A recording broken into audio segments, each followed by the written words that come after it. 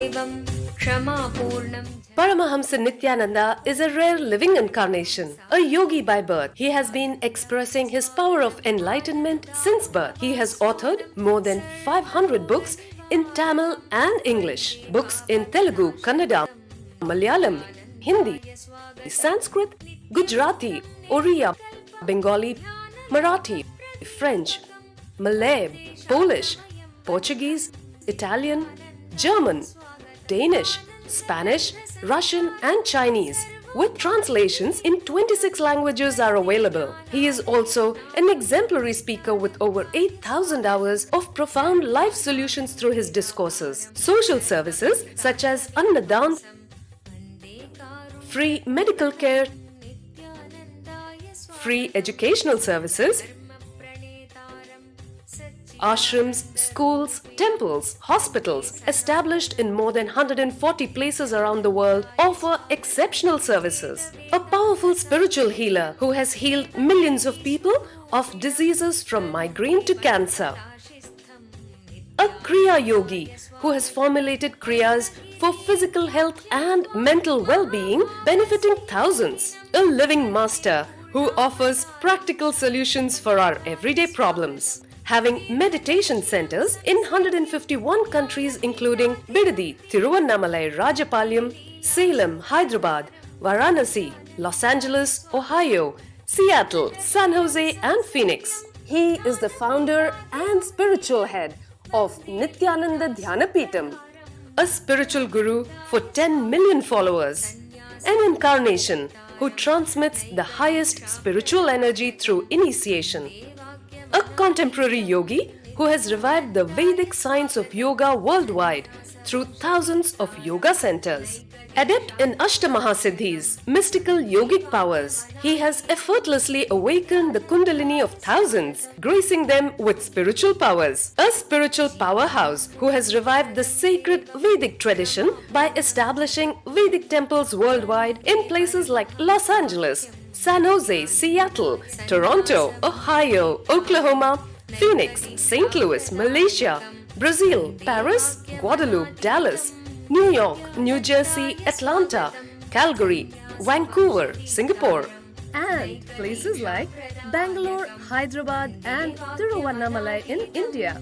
A dynamic young guru who is an inspiration to thousands of youngsters. India's most watched spiritual guru online. A beacon of spiritual light who has triumphed over the forces of religious terrorism and political persecution. Paramahamsa Nithyananda is an eternal Kalpataru, blessing the world with the boons of material abundance and spiritual enlightenment.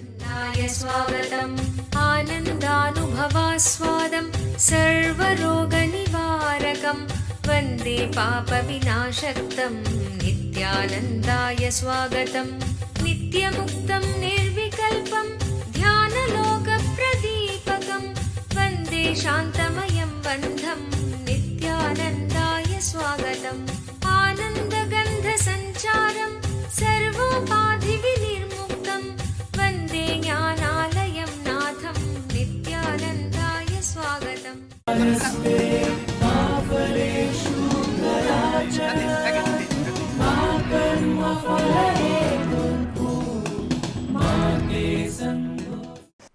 I tell you, all the political ideologies, democracy, communism, whatever name you may call it, ultimately, in the root form, I can give only one name, mobocracy. It is just mobocracy. It's a mob. Just because the whole mob does it, you do it, that's all. Anything which makes individual to think, it is very difficult to spread that. But for anything where you don't need to think and just flow with the mob, very easy to make that happen. Why do you think still, even the most intelligent media is not able to take spirituality to the common mass. I have seen some of the most intelligent people in the field of journalism, as reporters or cameramen or some way in media. But they say, no Swamiji, this cannot be told to the world, this will not sell, we will lose our TRP.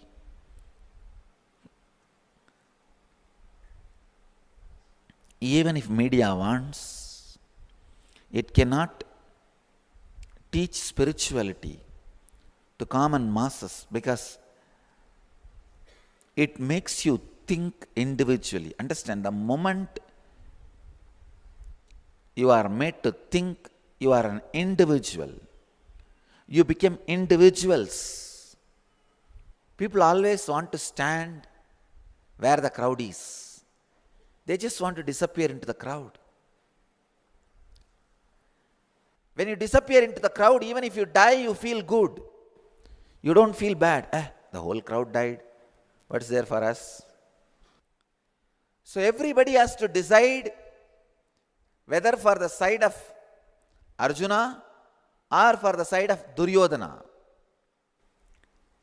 And everybody who is ready to fight, who is entering the fight, knows both sides are strong. Whichever side they choose, they are going to be killed. It is a mass suicide. And the whole group chose it knowingly. Then naturally, when they are given the choice, people thought, all right, at least for some time, I was under Duryodhana, I know him well, so I cannot say no to Duryodhana. Let me go with Duryodhana. Just because they decided to go with Duryodhana, they are not Pandava's enemies. See, only an intelligent person can see who are our enemies or who are our friends of our enemies. They are there in the opposite side because they are committed to the enemy in some other way. They do not have a direct enmity with you. Only if you know all these details, precise, clear understanding, you can catch it. You can catch the thread which is necessary for victory, the strategy planning.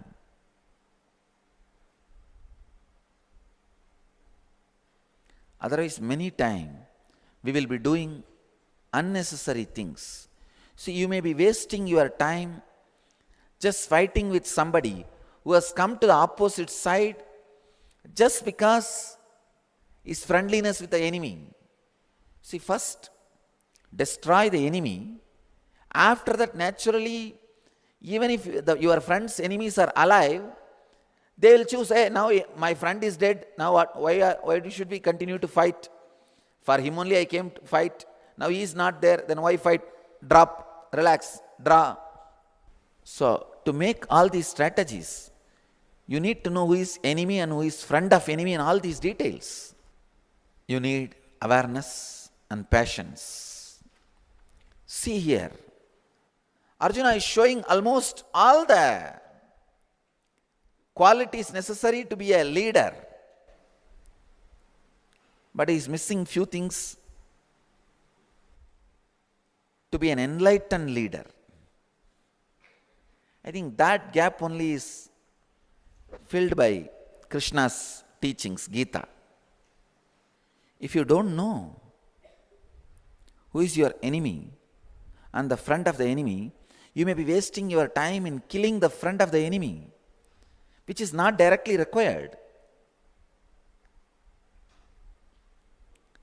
Doing unnecessary things wastes your time and energy. story for you guys. Discover the secrets of health and wealth in one package.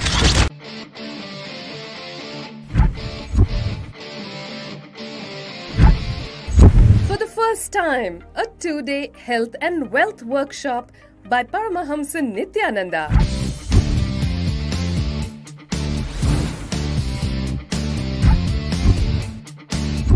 100% healing for a range of ailments. Wipe out illness from body, mind, and being.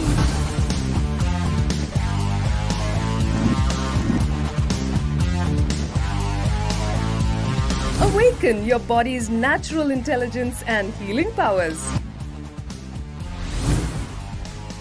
Overcome stress and powerfully resolve your wealth-related conflicts. Discover the secrets of creating and celebrating wealth. Let me tell you step by step how you build the patterns. First, the memory. Morning 7 o'clock, coffee is very nice. After 1 month, it becomes samskara, engram. Morning 7 o'clock, I should have coffee. After 1 year, it becomes muscle memory. Means morning 7 o'clock, if I don't get coffee, I will feel little low mood. I will feel low, feel little irritated. Dynamic interactive awareness sessions that reveal the secrets of a perfect health and having abundance in wealth. I will have headache. That is biomemory. After 6-7 years or 10 years, really one day you are caught somewhere, you are not able to get coffee and having headache, rolling on the ground. That is DNA level. Now understand how the memory becomes samskara, engram. Engram becomes pattern. Pattern becomes muscle memory. Muscle memory becomes biomemory. Biomemory becomes DNA level pattern. Intense meditations and kriyas that holistically instill a transformed health and wealth consciousness in you.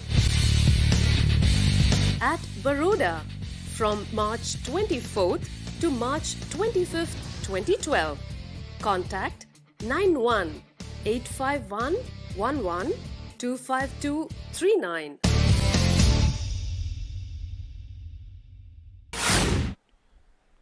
One guy walking in the road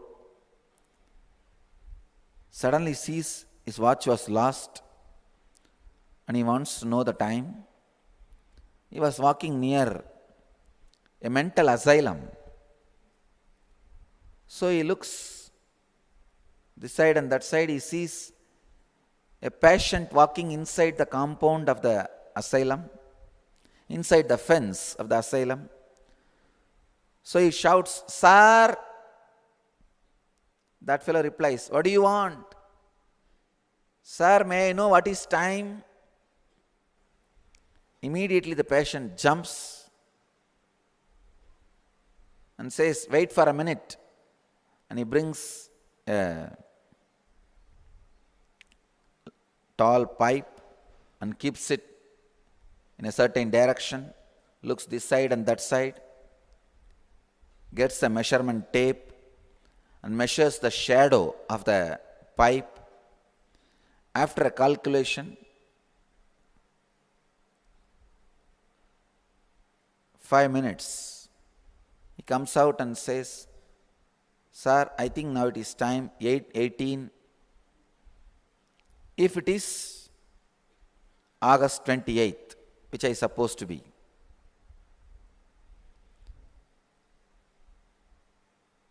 Anyhow, the man who was walking on the road was really pleased. And he says, "Brilliance. Thank you, sir. But only one thing I want to know.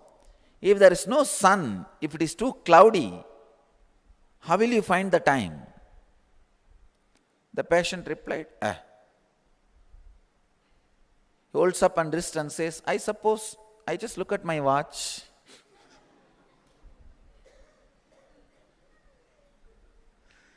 Sometime you are doing too many unnecessary things.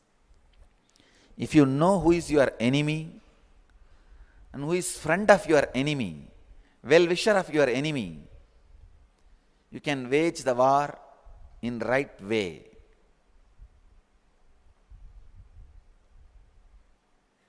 If you don't know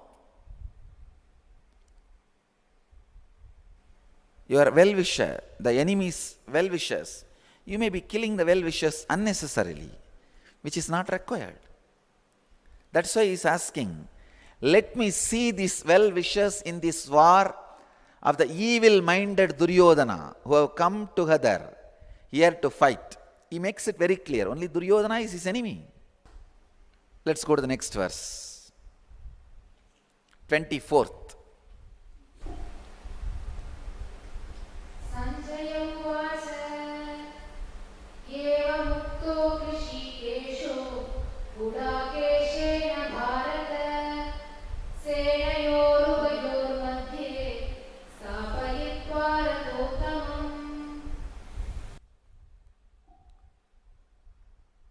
Sanjaya uvacha eva mukto ऋषिकेशो कुडाकेशेन Bharat सेनयोर उपयोर मध्ये रथं स्थापयमेच्युत सेनयोर उपयोर मध्ये स्थापयित्वा रथोत्तमम्. Sanjaya says, O descendant of Bharata, being thus addressed by Arjuna, Krishna then drew up the fine chariot to the middle of both the armies in front of Bhishma, Drona, and all the kings, and said, Arjuna, behold the Kauravas assembled here. I think these sutras, two verses are connected. Let's listen both the verses.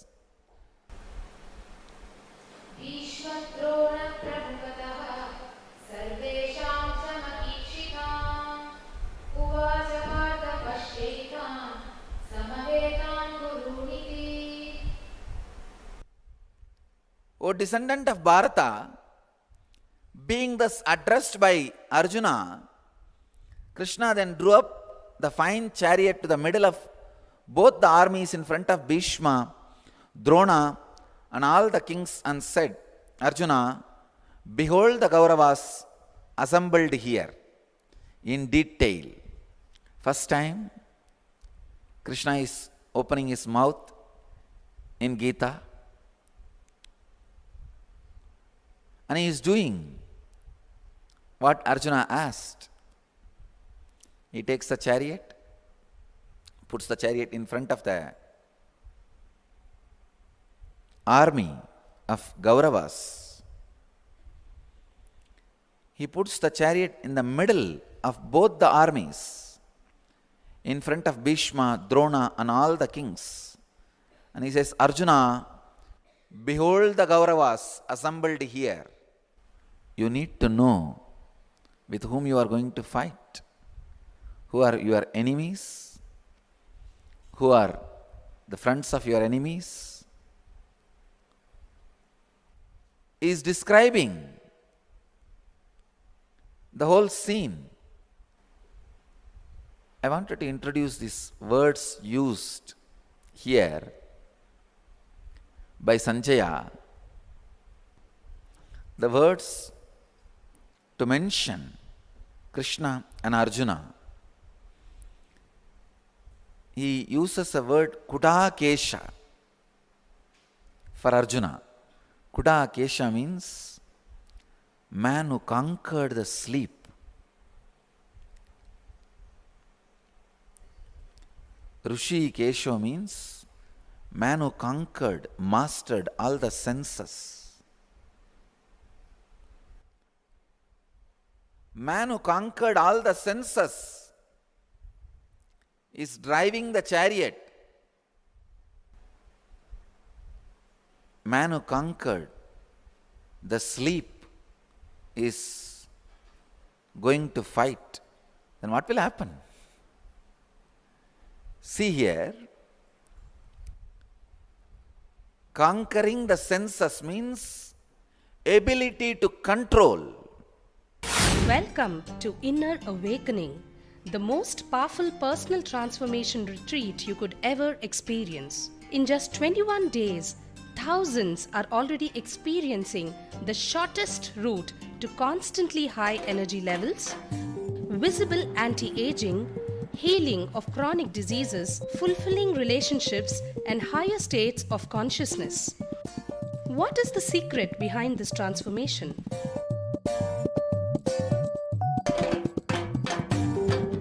Kundalini means the inner potential energy. Once it is awakened, opens the different doors for the conscious experience in you. I can say which is a master key for all extraordinary spiritual experiences.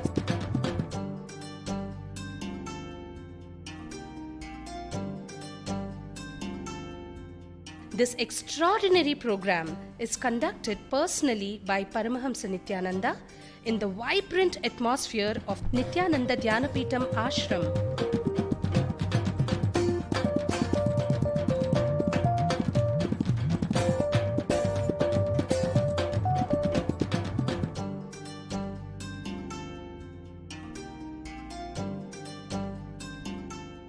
Open yourself to the benefits of Nitya Yoga and practical meditation. Experience physical and mental healing. Discover simple ways to handle life with success. Above all, enjoy individual darshan and blessings from Paramahamsa Nithyananda every day. Take 21 days for yourself and carry home the transformation of a lifetime.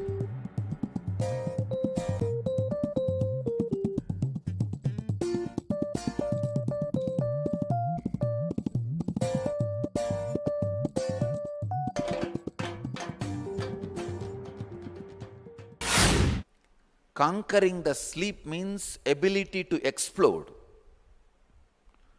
Two different dimensions of conquering. Conquering the sleep means no laziness, no tiredness, all the things related to sleep. Laziness, tiredness, the chronic fatigue, everything has only one route. Arjuna is a guy who has conquered that. See, Kuta Kesha is one of the great quality. Conquering the sleep. When you are able to conquer the sleep, something happens to your brain. Not just non-mechanical parts of your brain is awakened. An extraordinary creativity and the feeling to take responsibility. Please understand. Conquering sleep not only means that ability to live without sleeping or ability to sleep whenever you want, as long as you want. It also means ability to take the responsibility. Many times, people are afraid to accept new type of life. They don't want to take up new kind of life. They don't want to make new major big decisions. And they have a very nice word to cover up their laziness. We take life as it comes.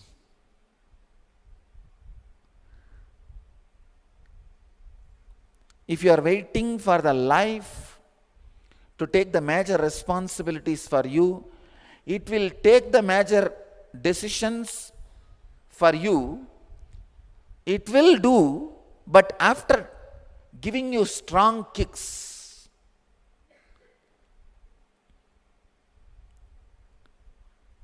Very beautifully, Vivekananda says, better you take the responsibility and make decisions. Otherwise, Maya will start doing. Maya means the nature, the world will start doing. But the difficulty is when Maya starts doing, you will be given such a strong message. Sometimes it permanently impairs some of your capabilities and freedom.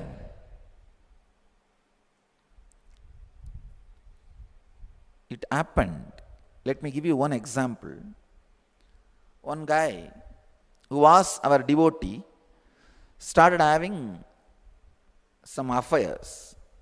Wife came and cried to me. I said, call that guy. I called him and said, what is this? Then he said, Swamiji, you should only stop me. He said, what do you mean? I can only advise, don't do. I asked him, what do you mean that I should only stop you? You want me to take your car keys and hide it or what? He said, no. You only should take care of me. You only should stop me. I said, don't you see it is such a nasty way of escaping from the responsibility? Anyhow, the fool went away, dodging me. He had some serious accident and a very powerful injury in the back. And Mooladhara top, fuse gone. Very difficult. See, if you have listened and taken the responsibility on your own, it would have been totally different. But when the life teaches, that becomes totally different. For more than last 1 year, from inside continuously I was feeling that I need to just silently rest for a month because some extraordinary things are waiting to come out. They were sitting inside my being and waiting to explode and express. But the other side, my compassion and reaching out to people has taken the priority. I did not give time for that something extraordinary which was waiting to come out.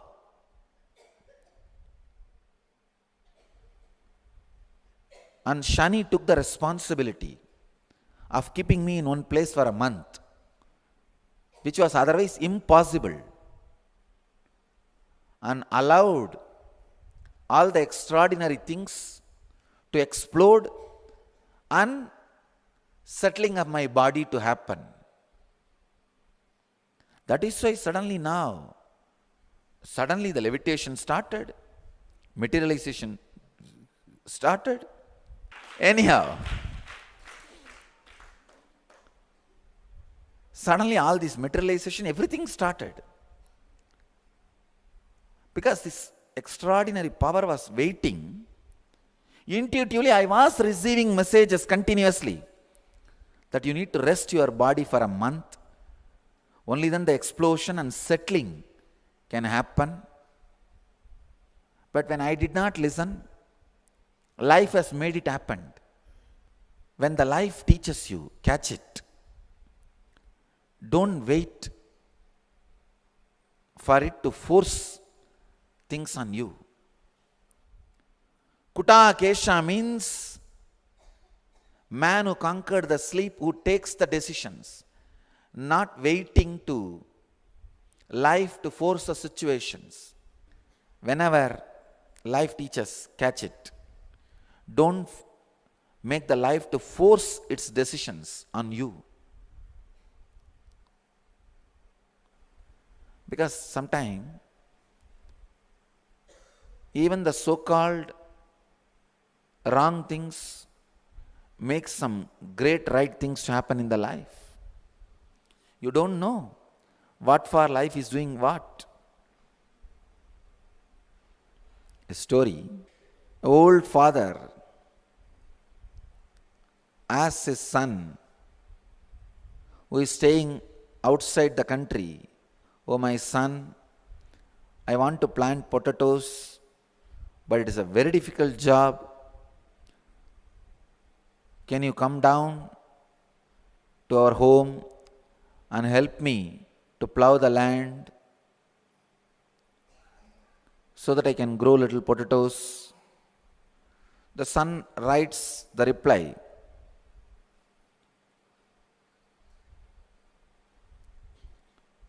"No, no, no, don't do anything in that land. All my weapons are hidden underground in that land only. It's all inside. I've covered it. Don't touch that land." Within 24 hours, the army people came and dug the whole earth. They could not find any weapon and they went away. Next day, the son replies, "Father, now plant your potatoes. This is the best I could do from here because I know all the letters are read by the army." Sometime life may dig your land, but I tell you, better dig it on your own.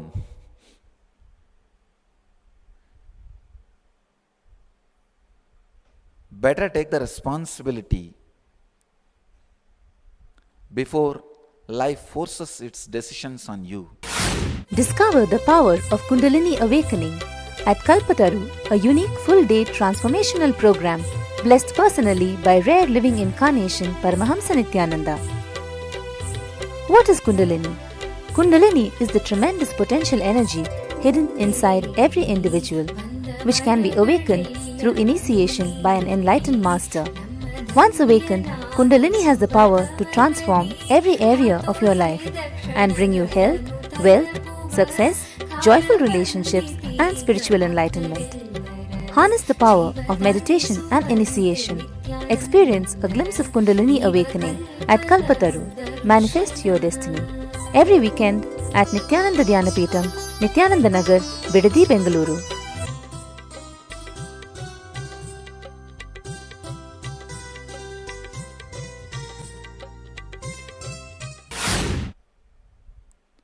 Kuta Kesha means the man who has conquered the sleep, who is taking the responsibility of his life continuously.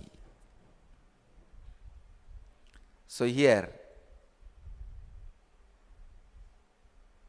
Krishna, who has conquered the senses, mastered the senses, is driving the chariot. See, to drive the chariot, you need controlling power. To fight, you need exploding power. Kutakesha, man who conquered the sleep, takes the responsibility to explode. Rishikesa, the man who conquered the senses, can control the horses. See, actually the whole Krishna's chariot, the Arjuna's chariot, is the human body. The horses are the senses.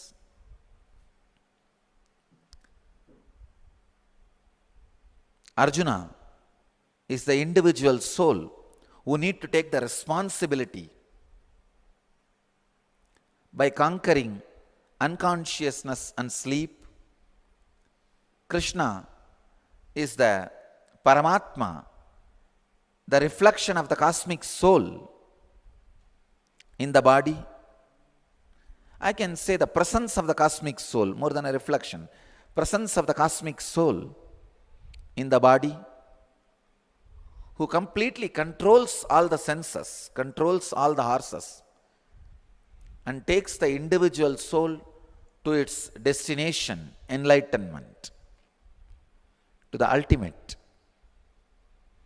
Whenever the individual soul is depressed, the cosmic soul, the presence of the cosmic soul, brings the individual soul out of depression and guides. That guidance is Gita. See, the guidance which comes inside, from inside, and lifts you out of depression every time is Gita. Many times Krishna is talking to you, only you miss it. Of course, you need to know who is talking to you. Sometime, in the name of Krishna, you talk for yourself and put the blame on Krishna. You better know with whom you are talking. On new trainee in a corporate company calls through the intercom to the kitchen and shouts,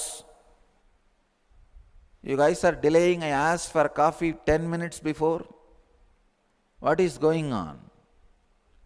What kind of job you are doing?" He was shouting. But suddenly he realized, based on the tone from the other side, he pressed the wrong number. Because the other side person was shouting, "Do you know with whom you are talking? I am the manager." This new trainee was shocked. And he says, "I understand. Do you know with whom you are talking?" The manager said, "No, I don't know. Tell me." This fellow says, "Thank God," and keeps the intercom. Understand, you need to know with whom you are talking or who is talking to you.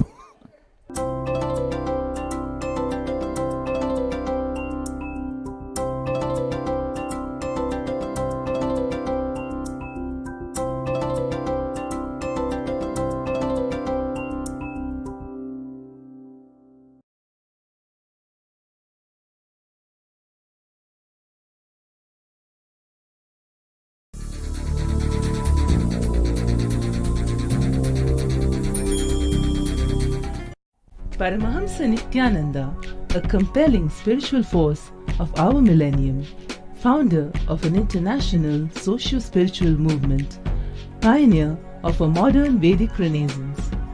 Born in the sacred town of Tiruvannamalai, a yogi by birth, fearless spiritual explorer, beacon of divine power, Paramahamsa Nithyananda is today an inspiration for millions on the path.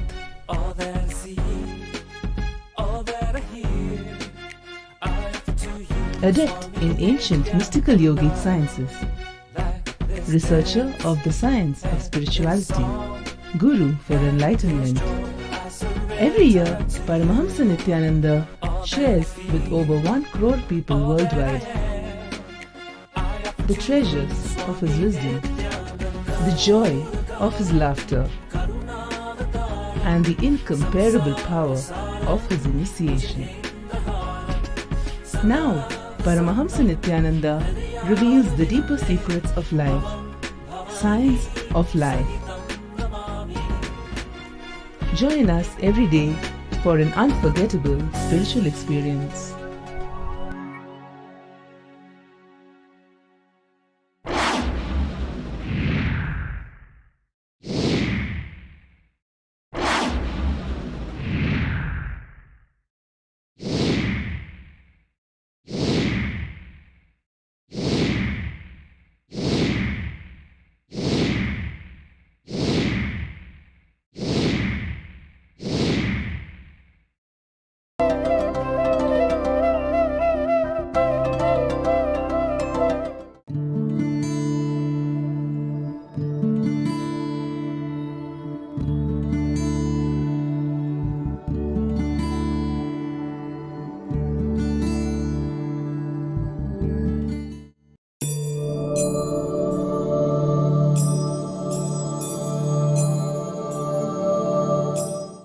This is a question, dear Swamiji.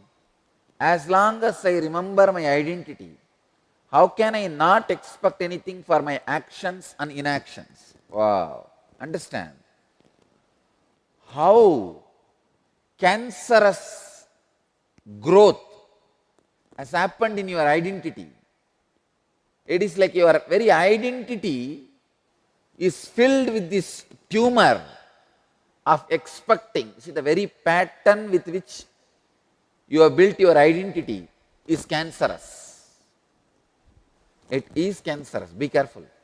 How many of you are having this problem? All of you be aware. It is cancerous. It's so unfortunate. The moment you start building your identity, you feel expecting something for your actions and inactions is the rule. No, it is not. I have a story. One guy is sitting with his friend and boasting, I have a perfect son. The friend is asking, does he smoke? He says, no.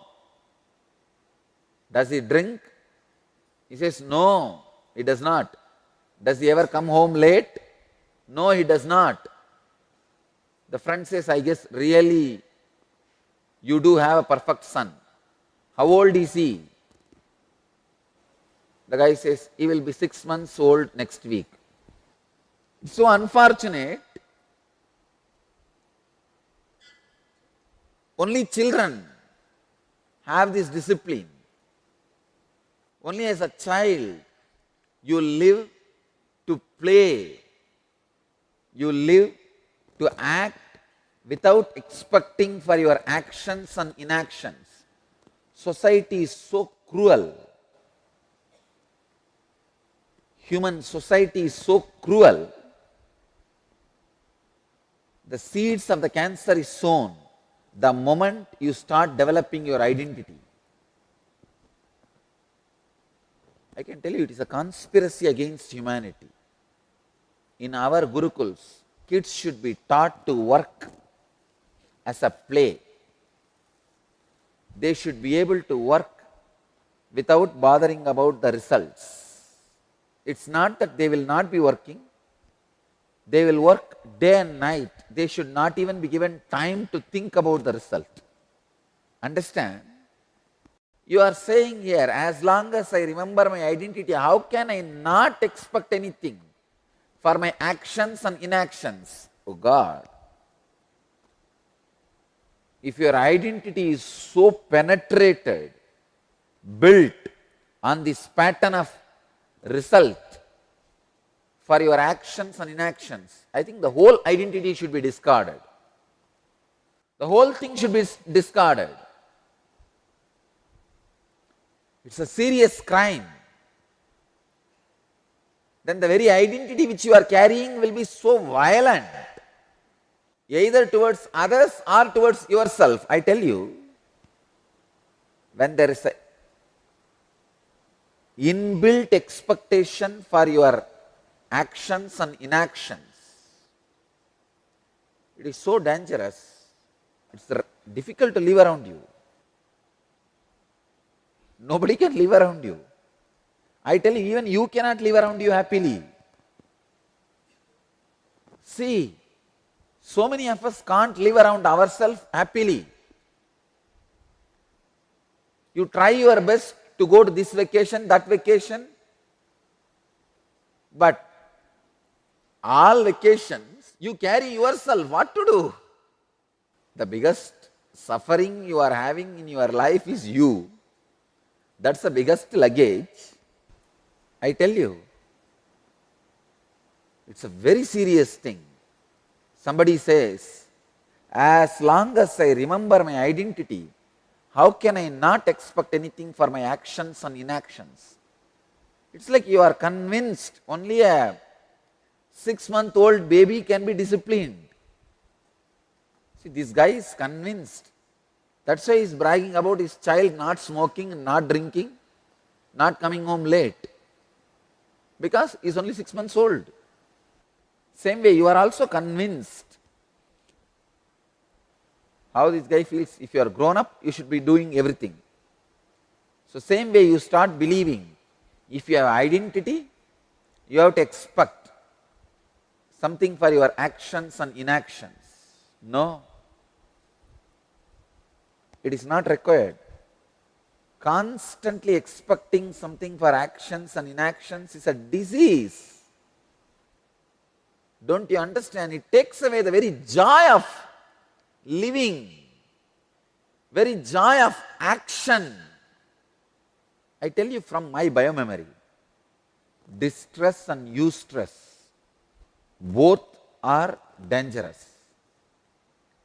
Your body cannot discriminate between distress or eustress. Means the stress you create by your failure is distress. The stress you go through by your success is eustress. Even if you achieve what you want, your body experiences certain stress. It is called eustress. It is so unfortunate. Your body cannot discriminate between distress and eustress. I tell you, both stress are not good for the system. Both stress create tremendous irritation, agitation, a resistance towards your existence. If you are feeling, by remembering your identity, you are not able to go beyond the expectation for your actions and inactions, just be unknown to yourself. That's a solution. I am giving you a straight technique. Sit with yourself, decide, all ideas I know about me are imperfect. Let me wait for the complete idea to happen in me. All ideas I carry about me is imperfect. Let me wait for the right idea to happen in me. Sit with yourself. At least for next few days, whenever you are able to sit, any thought coming, any disturbance happening in you is just extension of what you know as you. Visually throw that away and sit. Hey, whatever I know about me as me is imperfect. I tell you, you will learn the art of living without expecting anything for your actions and inactions. You see, I am not even saying by not expecting you are going to lose something, you are not going to receive your paycheck. No. I am saying don't reduce your capability of delivering. Don't reduce your capacity. Don't reduce your creativity. Don't reduce what you offer because you measure what you are getting is lower than what you are offering. Your mind is cunning. What you offer always looks higher than what you receive. By innate nature, you value your existence more than this whole world. Your existence is actually more than this whole world. But you can't expect that whole world will be legally registered to your name because of your existence. It is cosmically registered in your name. But unfortunately, you start suffering with a perversion only when it is legally registered in your name, it is yours. Please understand, by nature, your existence is more costly, more worthy than anything offered in the world, anything of the world. But when I make this statement, you make a misunderstanding, wrong understanding. Oh, then it means just because I exist, whole world should be written to me legally. It should obey me legally, which is not right understanding. That is why you go on feeling anything given to you is less than your existence, is not complete, is not enough. Be unknown to yourself. sit every day whenever you can. Sit with this clarity, be unknown to myself. Only when you are established in this cognizance, anything you do can be called as service.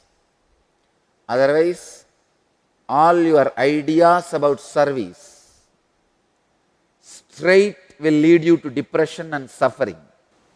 It's a simple, practical clarity.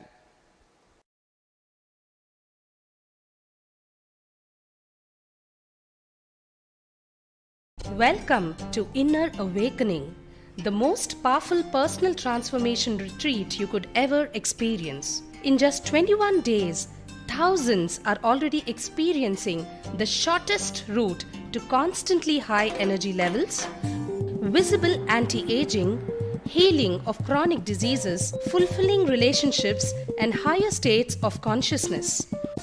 What is the secret behind this transformation?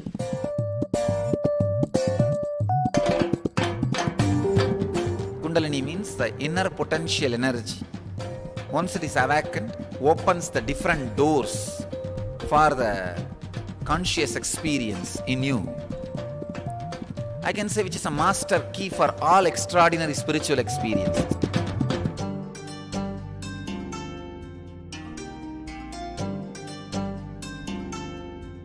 This extraordinary program is conducted personally by Paramahamsa Nithyananda in the vibrant atmosphere of Nithyananda Dhyanapeetham Ashram.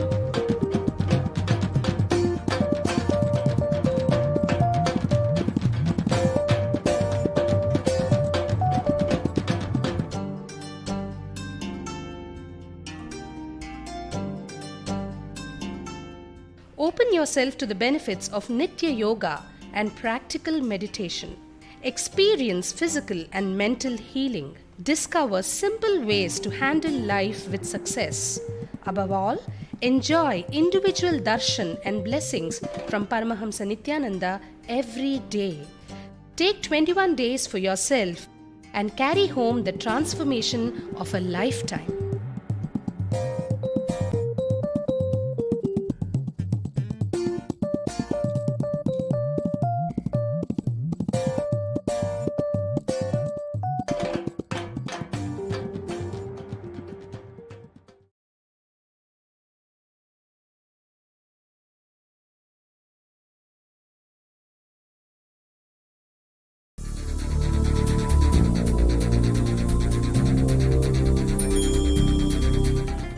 Paramahamsa Nithyananda, a compelling spiritual force of our millennium, founder of an international socio-spiritual movement, pioneer of a modern Vedic renaissance.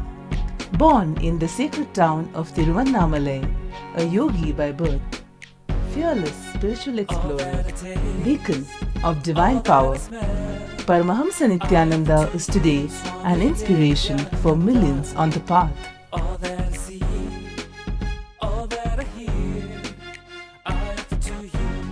Adept in ancient mystical yogic sciences, researcher of the science of spirituality, guru for enlightenment.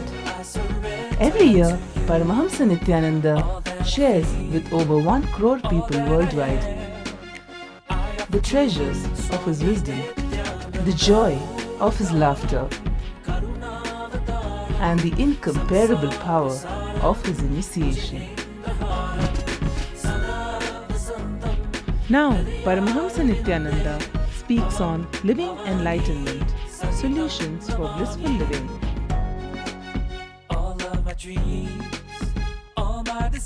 Join us for an unforgettable spiritual experience.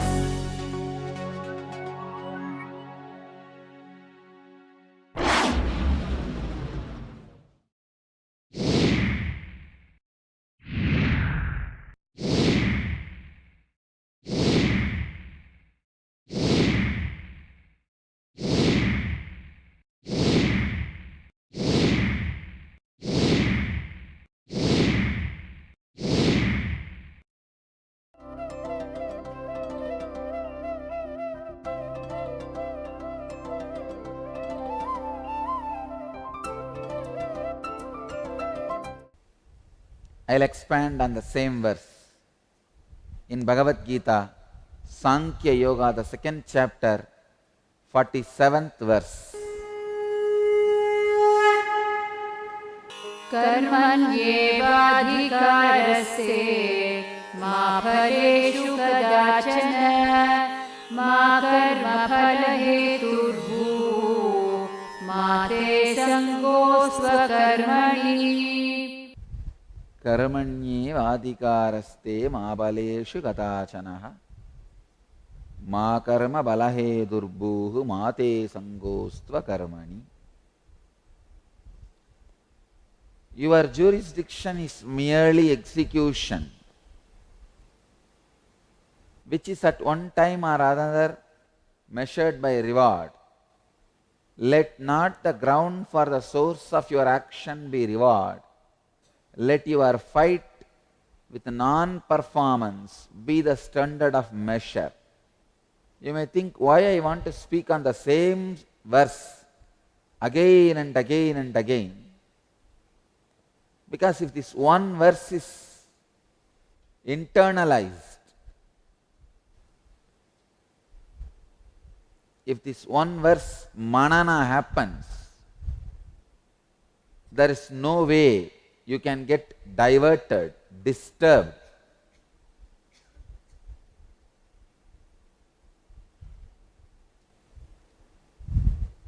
The extraordinary purity, extraordinary enlightenment.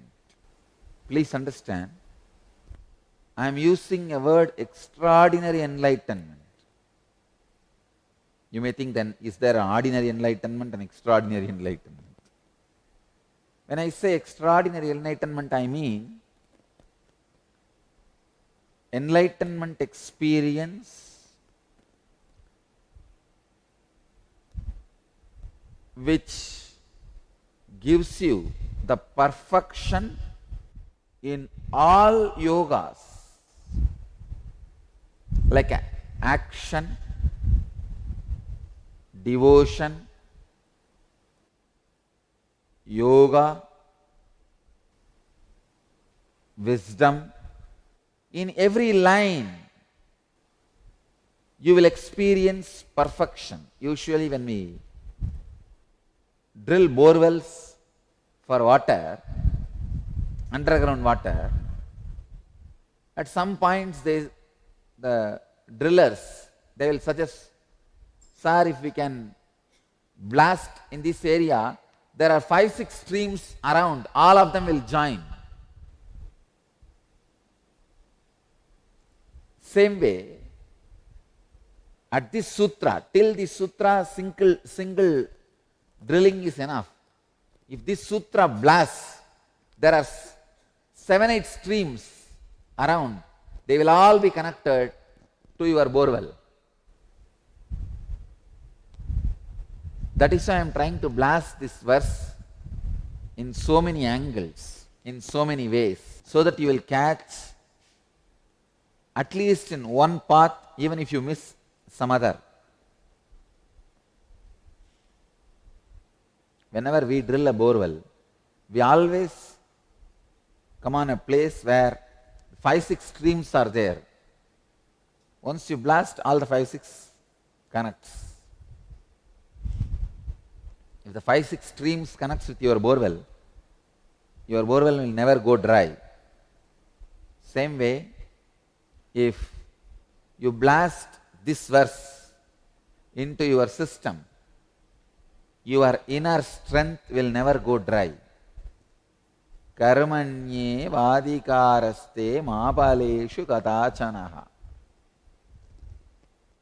See, even to intellectually grasp this verse, you need a tremendous maturity, because straight away he is saying, your jurisdiction is merely in the execution.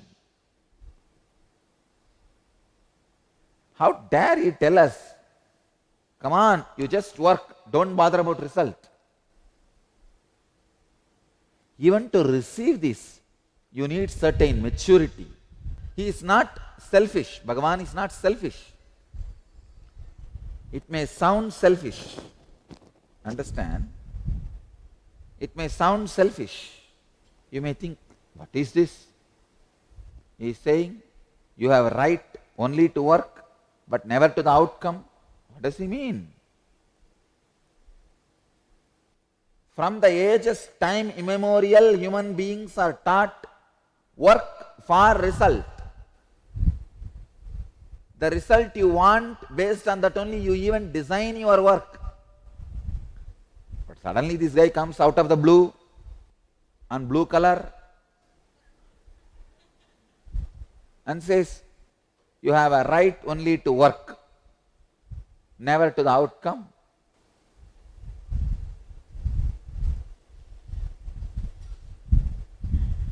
Even to understand, you need to be mature. He means 2-3 things. You are beyond any outcome, even if this whole universe is the outcome of your work, you are beyond that. See, this universe is the outcome of the work of God, but He is beyond that. He cannot be measured based on the outcome. He can be, see, you can assume His existence based on the outcome.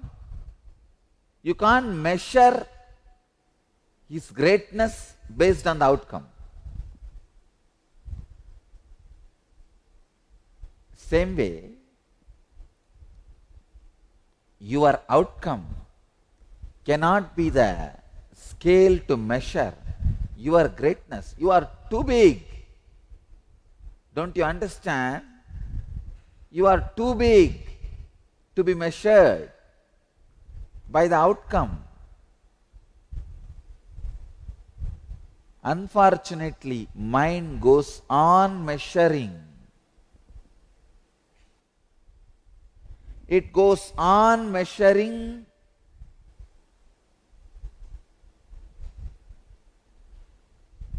your existence by the outcome.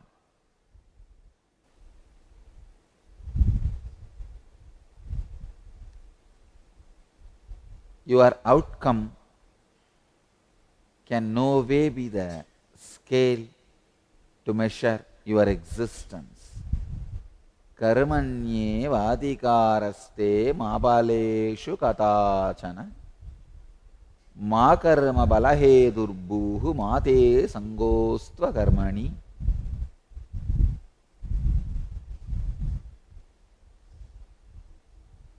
The moment you start measuring your greatness based on your output. Please understand, you always reduce you. It is disrespect to you. Your existence, your consciousness is beyond any of the outcome of you. So don't go on measuring your outcome and reduce the possibility of your conscious expression. For example, you start painting and somebody criticizes it or lower estimates. Then what you think? You think this will sell for 10,000 rupees. Somebody asks, 100 rupees is more than enough. That's all. Your very inspiration, creativity for painting will disappear. I have seen thousands and thousands of creators are destroyed just by this one misunderstanding. I have seen singers destroyed. So many people destroy themselves in such a foolish way. It's almost like your anger towards somebody is finally directed towards you. You are supposed to punish the fellow who underestimated your painting. What you are supposed to do? Paint in much better way and bring respect to it. Naturally, the fellow who underestimated will feel guilty or feel that he has done something wrong. It is by exploding you will teach a lesson to him, not by imploding. When you start shrinking your capabilities because your rewards are less, you are imploding, not exploding. Implosion is the punishment you are giving it to yourself. Instead of making the other person realize what he has done is wrong. Essence. Your jurisdiction is merely in the execution, which is at one time or another measured by the reward. Understand, if you are constantly expecting the reward, one day really you will feel the life is cheated. Life has cheated you. The fruit of the life should be life itself.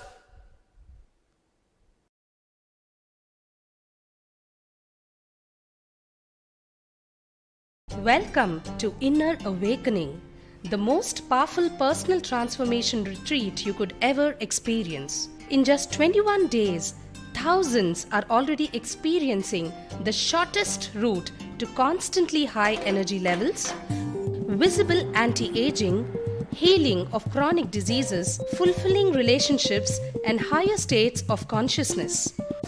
What is the secret behind this transformation?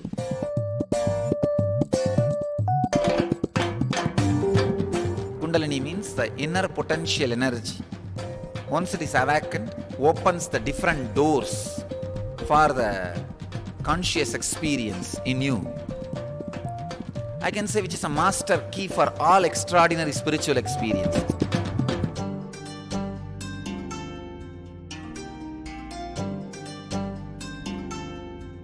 This extraordinary program is conducted personally by Paramahamsa Nithyananda in the vibrant atmosphere of Nithyananda Dhyanapitham Ashram.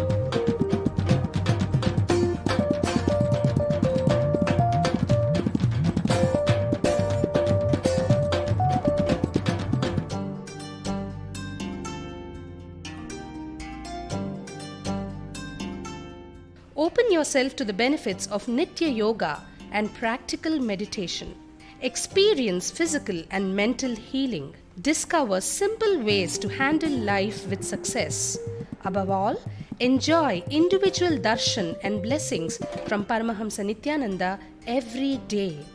Take 21 days for yourself and carry home the transformation of a lifetime.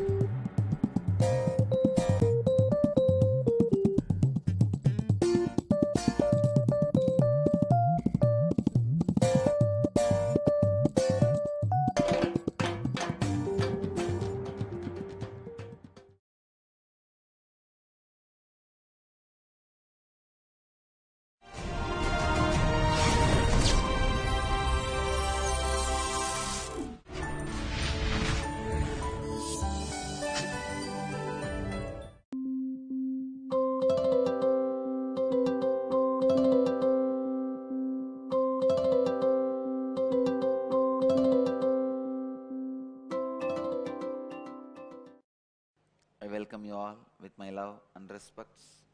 Today we will start the satsang in Bhagavad Gita, 5th chapter, Sannyasa Yoga, 8th and 9th verse.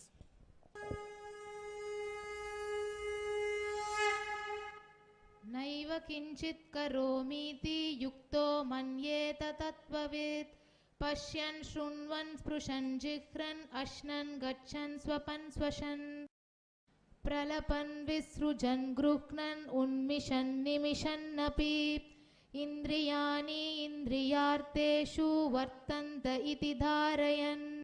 Beautiful verses. naiva kinchit karomiti yukto manyeta tattvavit pashryan shrunvan sprishan jikran ashnan gachan swapan swasan pralapan visrujan grinnan unmishan nimishan api indriyan indriyarteshu vartanta iditarayan. Even Bhagavan Sri Krishna is becoming philosophical.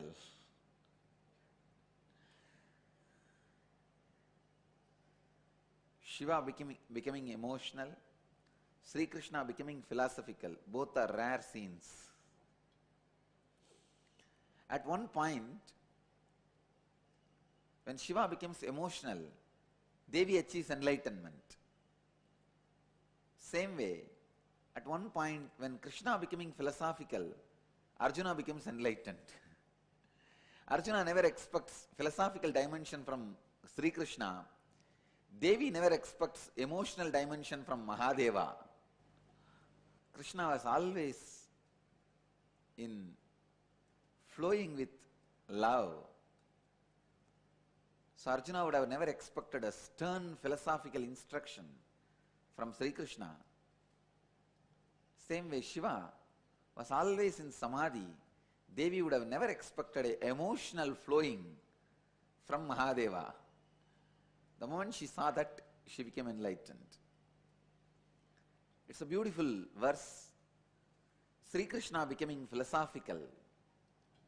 The translation, the one who has experienced the essential nature understands that even as he surveys, listens, obtains, perceives, consumes, moves, reclines, breathes, prattles, emits, ceases, opens or shuts the eyes, it is the sense organs that are supporting the senses and that he is not doing anything. Wow. I tell you, this one verse can liberate you. This one verse can lead to Jivan Mukti. Whatever position, space, karma level, understanding you are in, whatever may be your background, karma level, education, qualification, profession, whatever may be your background, you can be liberated just by this one verse, understanding this one verse. Naiva kinchit karomiti yukto manyate tattvavit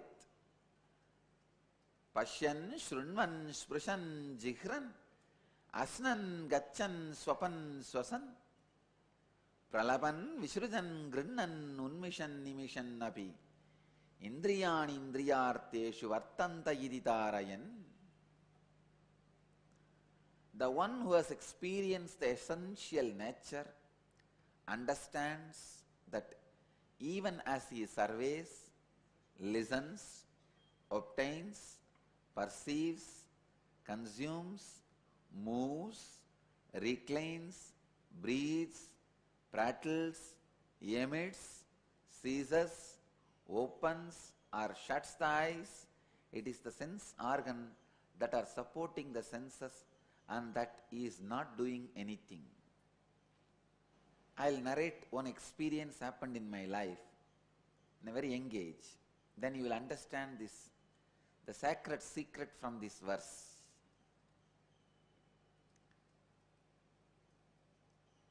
Maybe I was 7-8 years old. I was studying in the primary school. Studying means once in a while I will go to that school and bless that school. That school name is Kanyaka Parameshwari School. It is run by a Vaishya Community Trust. Just opposite to that school, there is a Vasavi Kanyaka Parameshwari Devi temple. It's a Devi temple. She is the chief deity for the Vaishyas. So one day from the school I went to that temple. Somebody in the temple was telling me the story of that deity, that Devi. She was a young girl and for some reason she just created the Yogagni, the fire of yoga from her own body and gave up the body, reduced her body into ashes, gave up the body after enlightenment. So with the power of enlightenment, she gave up the body. When I heard the story, I was suddenly highly inspired. I thought, how can somebody create fire from their own body and reduce the body into ashes? I was walking outside the temple slowly. Then my thought current went this way, that way, this way, that way. I thought, oh, that is the reason she became so popular and she is being worshipped. Even at that age, I had a clear idea, I am going to be worshipped by millions of people while I am alive and after I leave the body. I was very clear. I was thinking,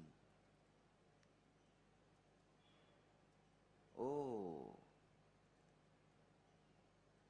is it factual or philosophical? I was just 7 or 8-year-old boy. I was thinking, did she really create the fire and leave the body? Or was it just a philosophical, she meditated on fire and became enlightened? Was it just philosophical or factual? While I was contemplating so deeply, I had a strong feeling connection with the deity, with the Devi.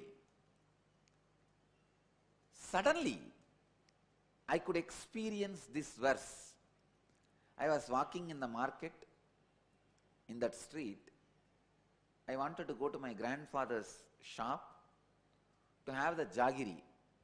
My grandfather had a wholesale shop for the jaggery and rice. So whenever we kids come out of school, we will straight go to the grandfather's shop and fill our mouth and the bag with the traditional jaggery, and that stock will be there for next 1 week. So I was going to my grandfather's shop to fill jaggery, to collect jaggery from my grandfather. On the street I had this strong experience. Even though my body is walking, I am breathing, I am seeing everything, I am planning to go to my grandfather's shop and get jaggery, I could see very clearly, I am not doing anything. Please understand? The power of that experience is still strongly inside my system. That is why the moment I read this verse, it came up. Wow, this is what exactly I realized at that time. Of course, the experience stayed only for 10 to 15 minutes. The moment I reached my grandfather's shop and got the jaggery, everything went away. My mouth was filled with jaggery, and after that the experience disappeared. But I tell you, at some point, every human being experiences the possibility that naiva kinchit karomiti yukto manyeta tattvavit. The one who has experienced the essential nature understands that even as he surveys, listens, obtains, perceives, consumes, moves, reclines, breathes, prattles, emits, seizes, opens or shuts the eyes, it is the sense organs that are supporting the senses, and that is not doing anything. Wow, this is too much. Even though your body functions, you understanding you are not doing anything. What a liberation. If your body is not allowed to do something and you also experience you are not doing anything, it is not liberation. It is called tuning to the truth. See, when your body is not doing anything, even though if you are feeling you are doing something, restlessness, it is restlessness. Your mind is wavering, continuous restlessness. If your body is not doing anything, mind is also not doing anything. It is like a settled. If your body is doing everything, but mind feels you are not doing anything, your consciousness feels you are not doing anything, I tell you, that is the ultimate liberation. I can say that is what is Jivan Mukti. That 5-10 minutes experience, even though it was not stable, it went away. It was such powerful glimpse. I know that moment what I experienced was truth. After that, what I was going through is not that ultimate truth. It may be comparative truth, comparative reality. But that few minutes, 5-10 minutes, what I was going through is the existential reality. Kanniga Parameshwari, the Devi, what she was experiencing in her life has become experience of me at that 5-10 minutes. I tell you. Now, especially with the Nirahara Samyama, if you meditate on this verse, surely it can become your existential reality. Nirahara Samyama is a time where so many wonderful spiritual experiences can happen in you. Nirahara Samyama is not just one pattern breaking, like breaking the pattern of food and patterns related to food. This Nirahara Samyama is so powerful and so beautiful, I tell you. This is the time so many possibilities can open in you. So many possibilities can happen in you. Naiva kinchit karomiti yukto manyeta tattvavit. Pashyan shrunvan sprushan jihran. Ashnan gachan swapan swasan. Pralapan visrujan grinnan unmishan. Nimishan api. Indriyani indriyarteshu vartanda iditarayan.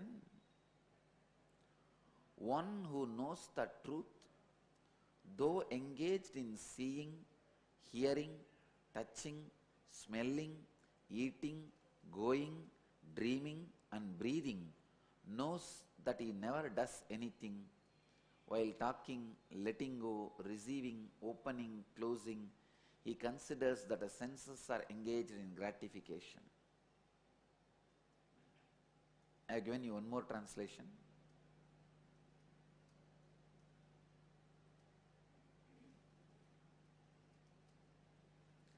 Let the senses function in its own way.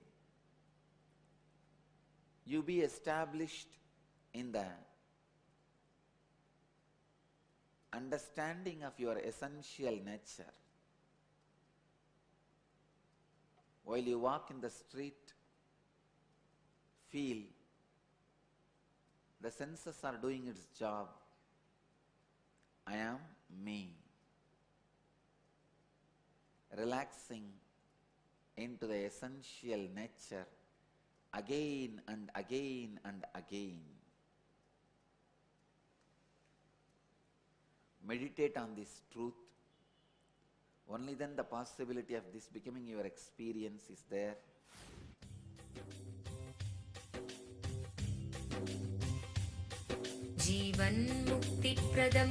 Paramahamsa Nithyananda, a rare living incarnation, is named among the world's 100 most spiritually influential personalities today. Paramahamsa Nithyananda has been placed alongside Dalai Lama, Nelson Mandela, Oprah Winfrey, Paulo Coelho and others by Mind, Body, Spirit, the world's top esoteric magazine from Watkins, London's oldest and largest bookstore. A yogi by birth, he has been expressing his power of enlightenment since birth. He has authored more than 500 books in Tamil and English. Translations of these books are available in 26 languages in Telugu, Kannada, Malayalam, Hindi, Sanskrit, Gujarati, Oriya, Bengali, Marathi, French, Malay, Polish, Portuguese, Italian, German, Danish, Spanish, Russian and Chinese. He is also an exemplary speaker with over 10,000 hours of profound life solutions through his discourses. Social services such as Annadan, free medical care, free educational services with ashrams, schools, temples, hospitals established in more than 140 places around the world, offering exceptional services. A powerful spiritual healer who has healed millions of people of diseases from migraine to cancer.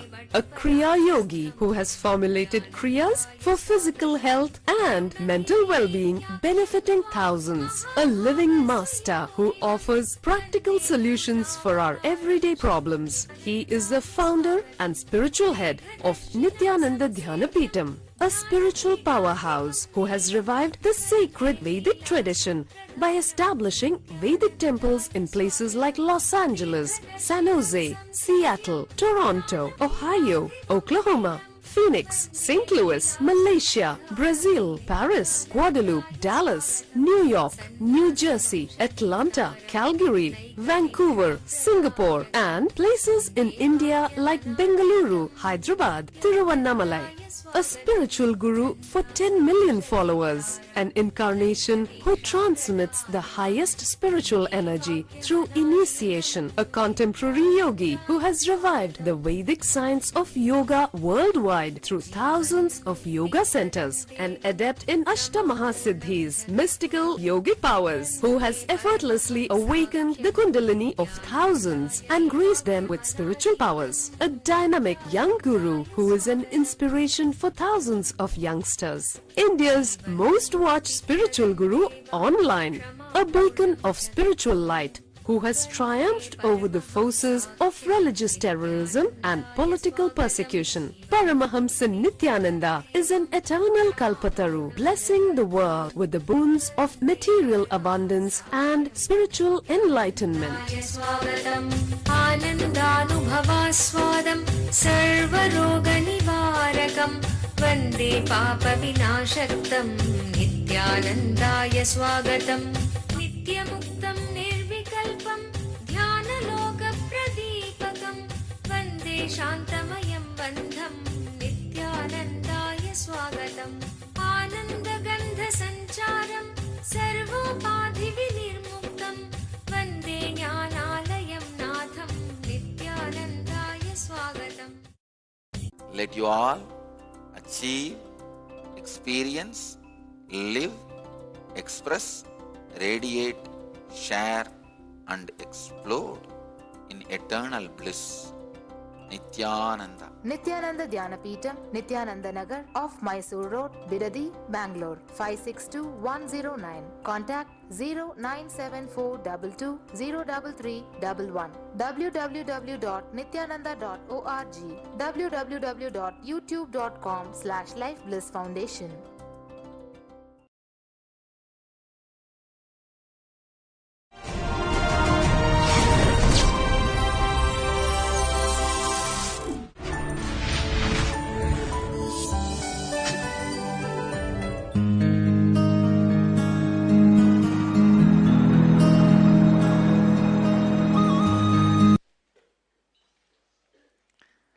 I welcome you all with my love and respects. Today, Nirahara Samyama, third level, fourth day, successfully. No rest, the body is not even asking for rest. Suddenly I see already I don't have sleep, I only put the body to rest. Actually, usually I sit and stretch my leg, that's all. I never lie down. Very rarely only I lie down. My sleeping style is sit and just stretch the leg, rest the body. Now I am seeing even that body is not asking. So successfully, Nirahara Samyama, 4th day.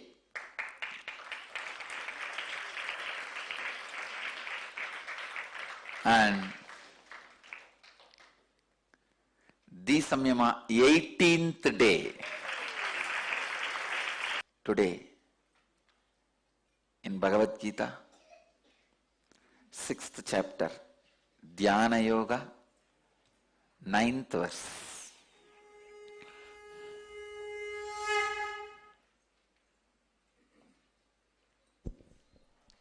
सुहृन्मित्रार्युदासीना मध्यस्तद्वेष्य बन्धुषु साधुष्वपि च पापेषु समबुद्धिर्विशिष्यते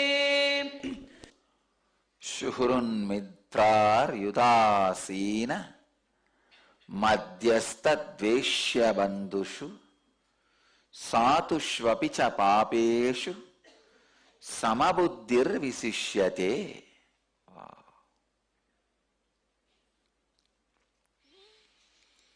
The translation: the one who feels the same towards an affectionate person, a friend, an enemy, the indifferent, the neutral, the hateful one, the unfriendly, the noble one, or a sinner, is said to be established in a superior state.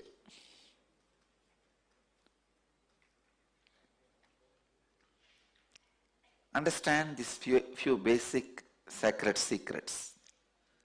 Meditation is not an action, it is a lifestyle.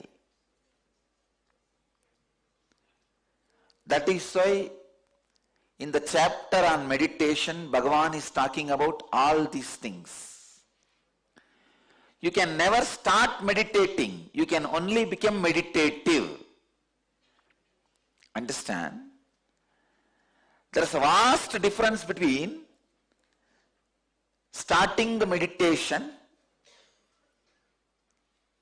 or becoming meditative. Meditation is not a anacin, metacin, antidepressant. No. Meditation is not anacin, metacin, antidepressant.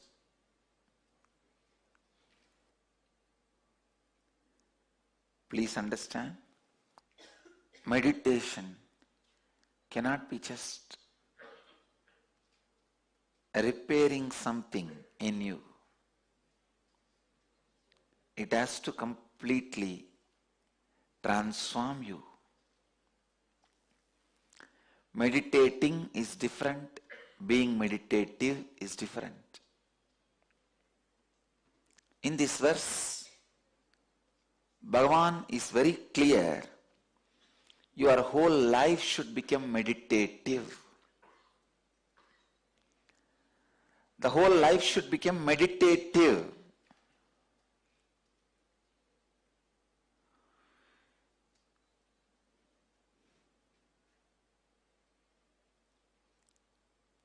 Yesterday he was addressing objects. Yesterday Bhagavan was saying, explaining in the last verse,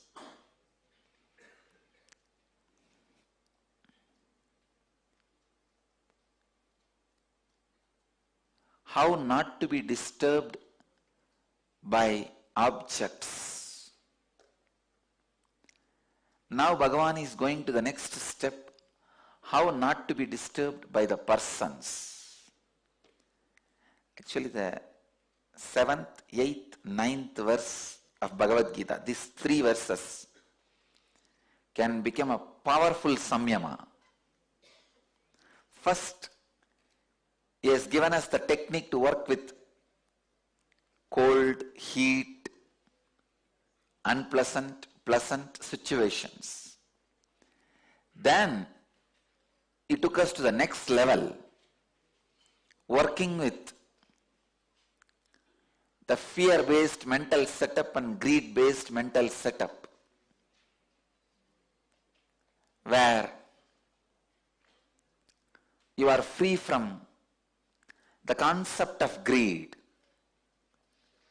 Now, he is taking us to the next level, where he is making us free from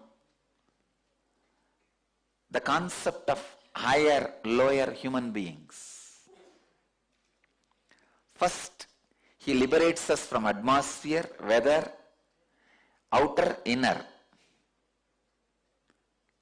Outer is heat and cold, inner is pleasant, unpleasant. Then he liberates us from the greed, objects. Samalushtashma kanchanaha, where you are free from gold, diamond or mud or a stone. He is making us free from the greed-based patterns, greed. Now he is liberating us from human beings, sufferings which can be caused by human beings. How when you drink more and more honey, only then you understand and enjoy it. Same way only I am enjoying this Bhagavad Gita. Understand, through this verse, Bhagavan is liberating us from fear-based system. Yesterday itself I spoke on fear-based, greed-based, both the systems. But yesterday's verse, Bhagavan's Bhagavad Gita verse, was talking only about the greed. Samaloshtashma kanchanaha. He was only talking about the having impartiality between mud, stone or gold. Today he talks about the power-based system. Human beings. Power-based systems, please understand. Power-based system is the product of human unconsciousness. Greed-based system is a product of human subconsciousness. Understand? Power-based system is product of collective human unconsciousness. Greed-based system is product of collective human subconsciousness. You may ask, what is the difference? Unconscious means completely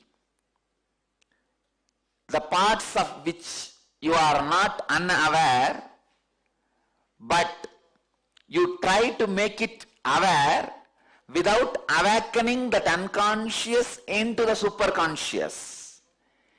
Everybody has the feeling to become Lord of the universe.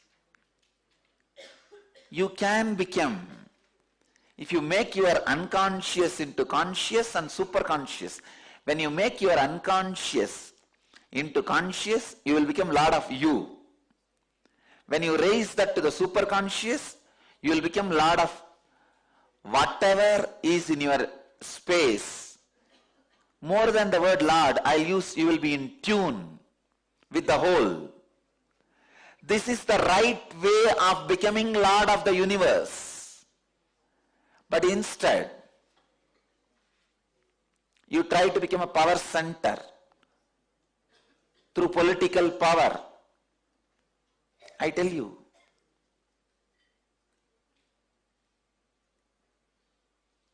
even in the school, the class leader, it is nothing but political power. Why even in the school we can't survive without a leader? Why should somebody aspire to be a class leader? First time I resisted this political structure is when I was appointed as a class leader. When I was in the 7th standard, I still remember the teacher. She was a Jain family teacher. Used to be a little tall. So usually that is the standard.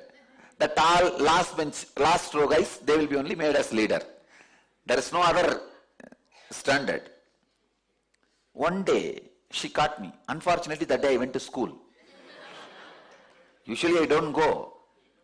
Somehow I went to the school, maybe first day of the school, like that. Those auspicious days I don't miss. She caught hold of me and she said, "You are the teacher. You are the leader of the class." I said, "What do you mean leader? I don't even come to the class regularly." She said, "That is why I am making you leader. If you are a leader, you have to come and regularly take the attendance. And you have to keep the class under the control." And I said, "Nothing doing. Leaders are the greatest followers. They lose their freedom. They become leader to have freedom. Finally, they lose their freedom." When I studied, actually, the school was not like this. It was only thatch. Now only it has become RCC building. It was just thatched hut. Then in Tamil Nadu, there was a law made that no thatch hut schools. So that's why they changed it to building. Anyhow, these politicians, even though they are heads of each constituency, members, they don't have freedom to go for 10 days vacation. See, if I want, the moment inner awakening is over, I can simply start. Go wherever I want. I have more freedom.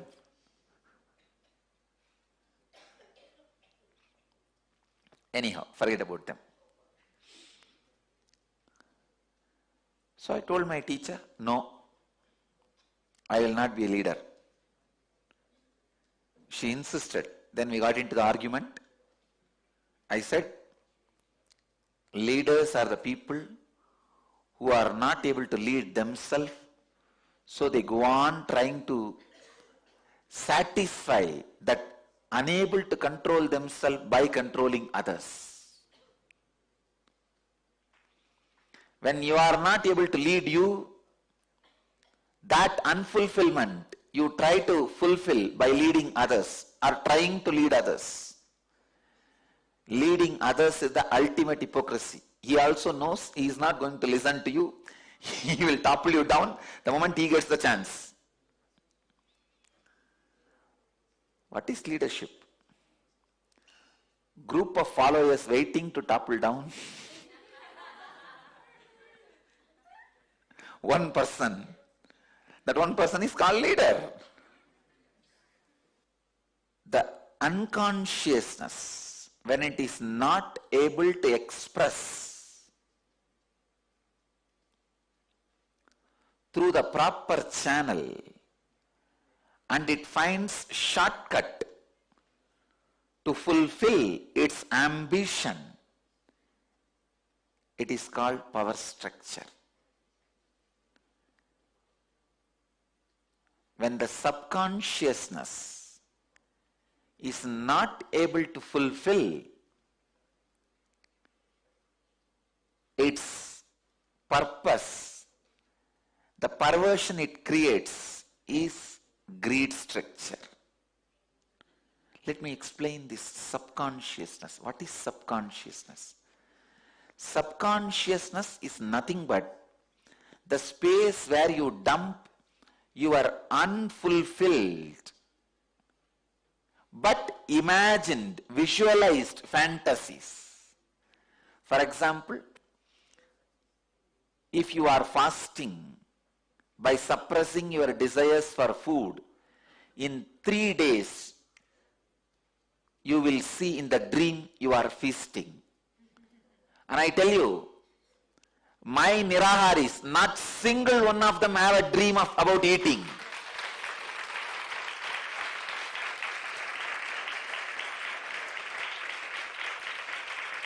That is the beauty. Only now when I said, you even remember. Understand? In usual fasting, it is a law. If you fast for 3 days, you will see that you are eating, having feast in the dream.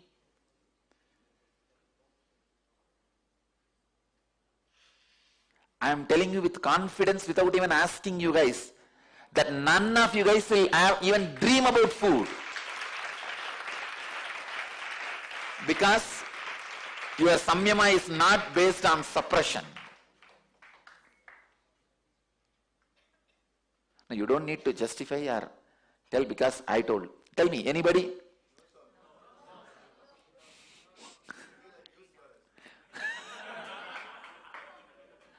But usually if you have fasted without doing this samyama as a regular fasting, talk to the people who fast. Go to internet, you will find. Anybody who fasts, it's a rule. Within 3 days, they will feast in the dream.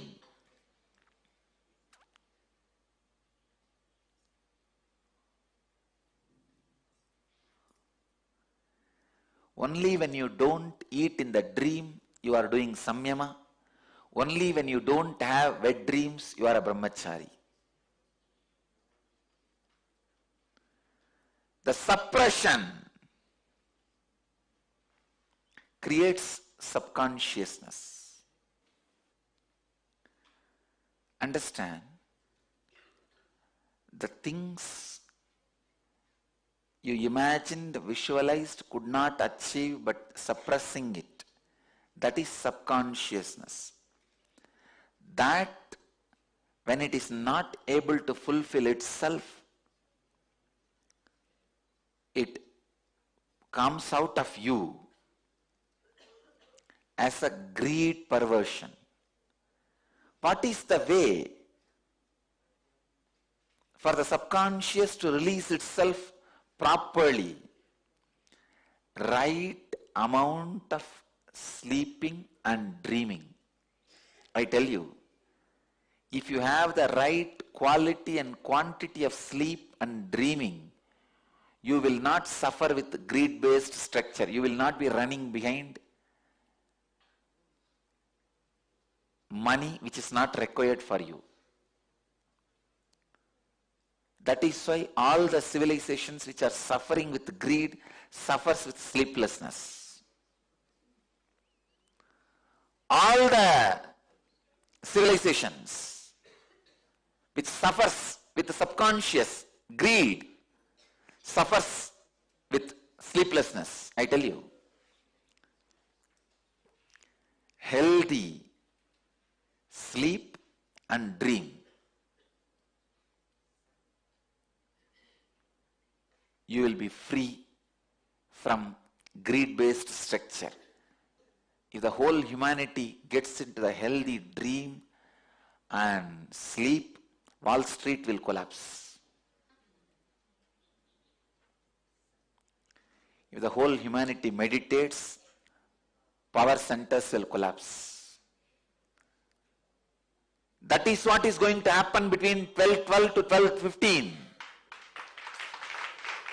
It is not that the ocean is going to come and eat the Wall Street. Ocean is going to come and eat the White House. No. Conscious ocean is going to come.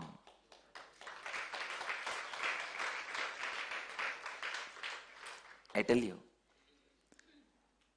if good quality sleep is allowed, then you have the dreaming time. The moment you dream, your greed, the suppressed imaginations are released from your system. You can see in your life, if you have a dream one night, at least for next 10 days, your body does not ask for physical intercourse. Same way, if you dream about having huge wealth or enjoying whatever you imagined and suppressed, like a huge house or car, suddenly the agitation to rush towards them disappears in your system. Understand? I am going to the roots of the human suffering. Greed-based system, the money-based lifestyle is rooted on your subconsciousness.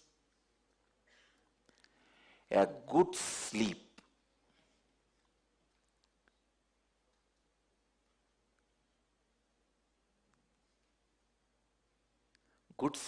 will naturally have the proper period of conscious dreaming. When I say conscious dreaming, even in the dream you will have a certain amount of self-awareness, and you will be able to even move some things in your dream. You yourself will know you are dreaming, and you can alter the things in the dream. That is what I call conscious dreaming. If you are having conscious dreams, please understand your subconscious is very thin layer. You don't need to worry at all about your subconsciousness. There are no much suppressions. All of you understand this concept of conscious dreaming means you will actually, if you are living in US, you just dream you are in South Africa, but you remember your identity and the house, car and all. You feel like you can change, you can decide.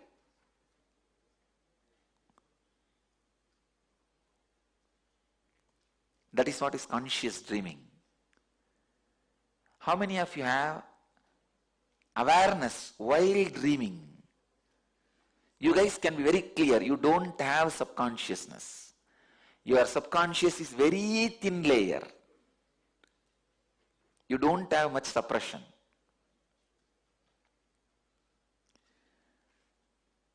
If human beings have good quality and quantity sleep, the greed which makes their nervous system agitated, which convinces their nervous system to do illegal, immoral activities to grab others' wealth, will disappear. Understand? For a vehicle to move on the ground, there is a road is required. For flight to land on the ground, runway is required.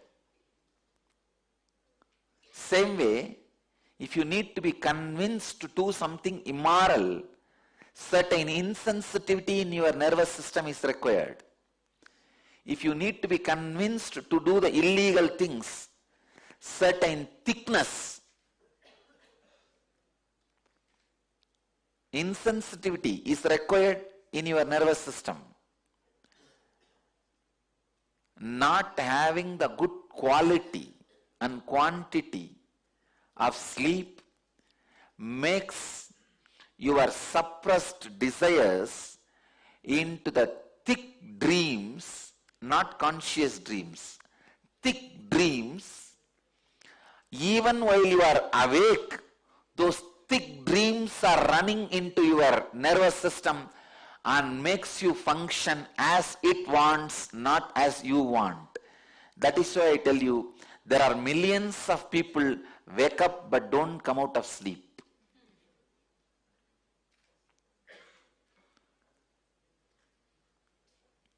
Just like sleepwalking, sleep living is a disease. But the cure is only spirituality. Only spirituality can cure this sleep living.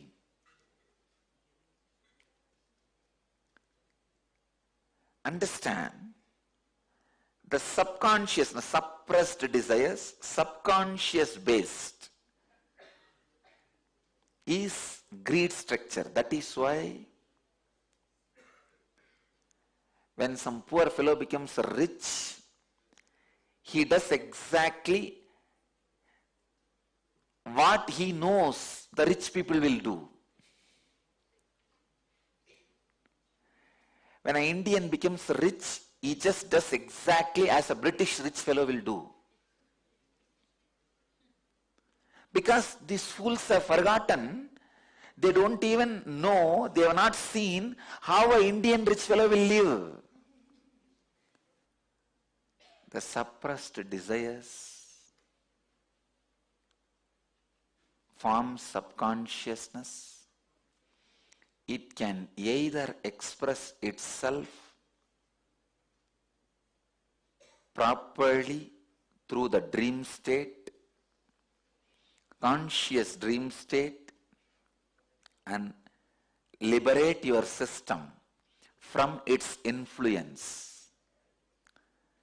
But when you don't allow that conscious dreaming and the good quality quantity sleep, it overtakes you, just overtakes you. And the system you create is greed-based money system. The collective suppressed subconscious is responsible for the collective belief, mass hysteric belief. That's the right word I'll use. Mass hysteric belief of money. Next,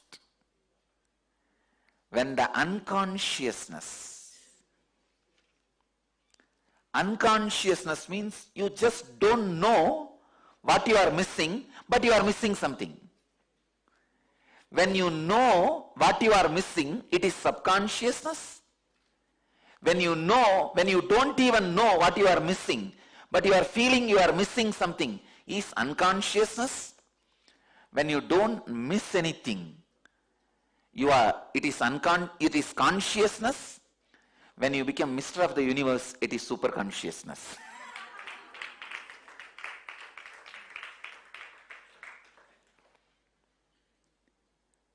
When you know you are missing something,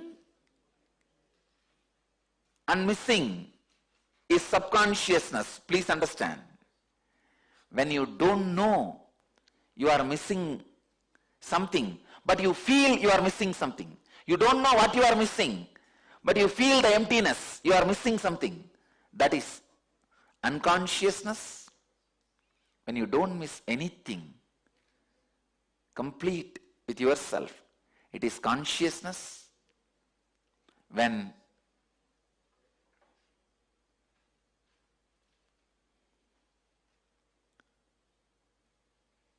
whole universe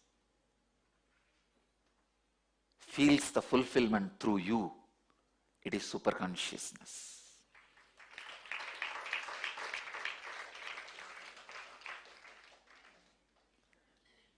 Understand this. I think the most perfect spiritual-psychological definition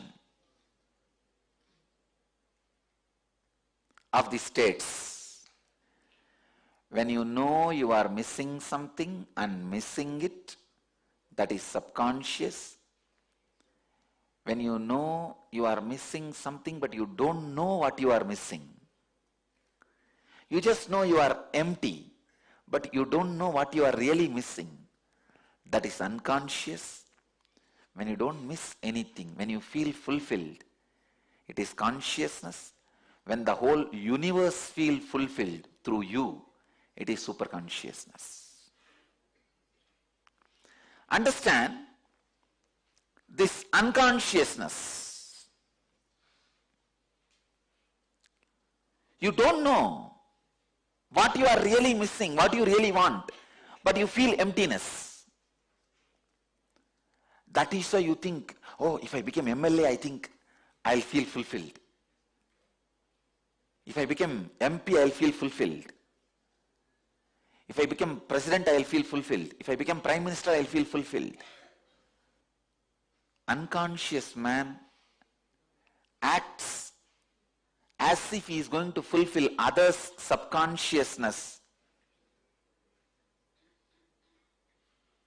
so that he can become leader.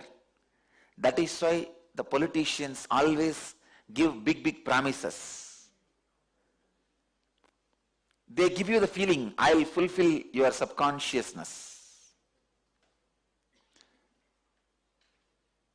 And the same way, subconscious fellows promise the politicians that we will fulfill your unconsciousness. It is subconsciousness scratching the back of unconsciousness and unconsciousness scratching the back of subconsciousness. This is what I call democracy.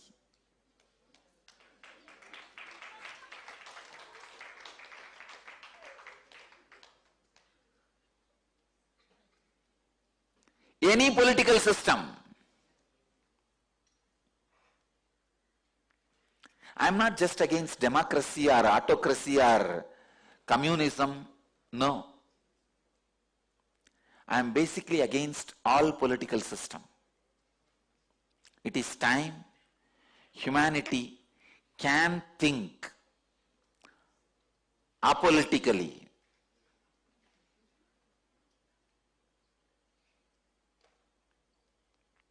It is time humanity can look into the system of awakening human consciousness. At least subconscious man, if he gets money or power, what he will do, you can predict. But you can never predict what an unconscious man will do if he gets power or influence. No one predicted Hitler will do that what he did. Unconsciousness is wild. At least subconsciousness is kind of a wilderness which can be imagined.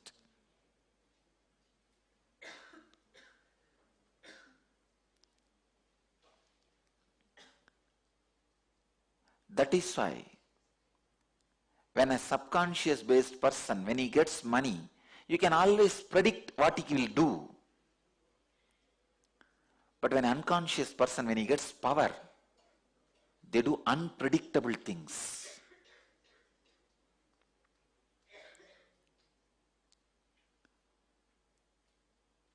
Subconsciousness forms the basis for money-based thinking, greed-based thinking. Unconsciousness forms the basis of fear-based thinking, power-based thinking, political thought trends.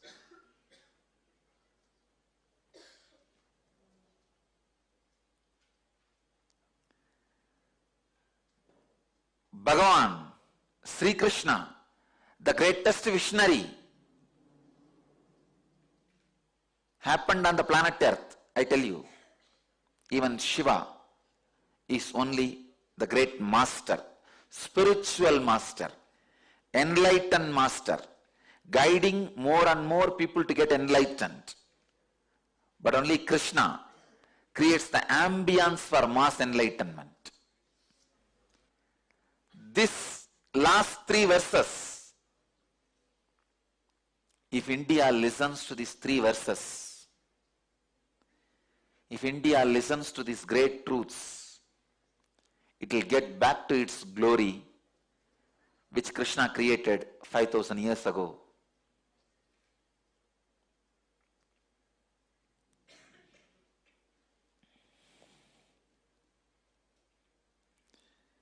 Neither West listened to Christ, nor East listened to Krishna.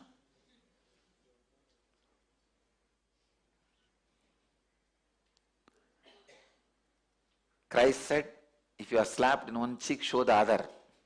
West did not listen to it. Krishna said, remember me and wage the war. I am with you.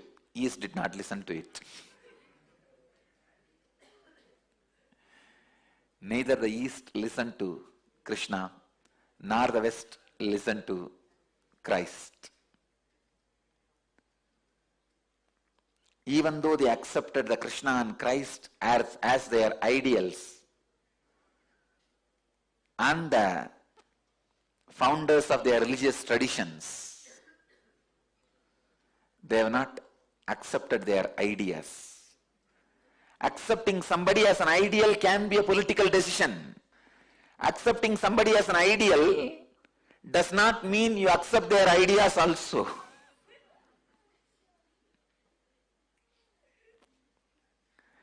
Neither East listened to the Krishna, nor West listened to Christ.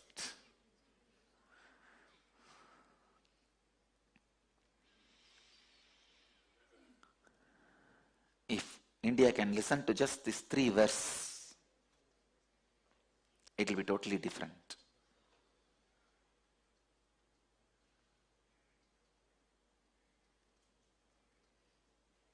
Otherwise, it is like Congress installing Gandhi statues. One of the worst things happened to Gandhi is his face being printed in the currencies of India. Because for every corruption, he is the witness. Insider witness.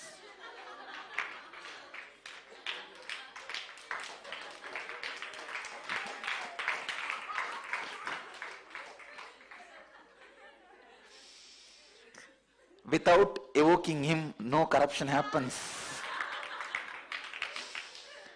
Without invoking his presence, no illegal activity happens. One of the worst punishment given to Gandhi is his face being printed in all Indian currencies. There is no murder without his photograph involvement. There is no corruption without he being invoked.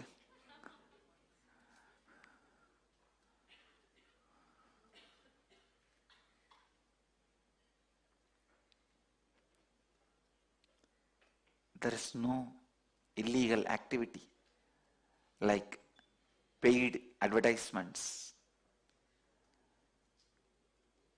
Paid advertisements, paid news is equivalent to buying judgments. Whole society cries so much about judgments being bought. Why nobody bothers about paid news? Paid news is much worse than judgments being bought. Whether you buy judgment or paid news, everything unfortunately happens invoking Gandhi's face. What to do? It's really unfortunate.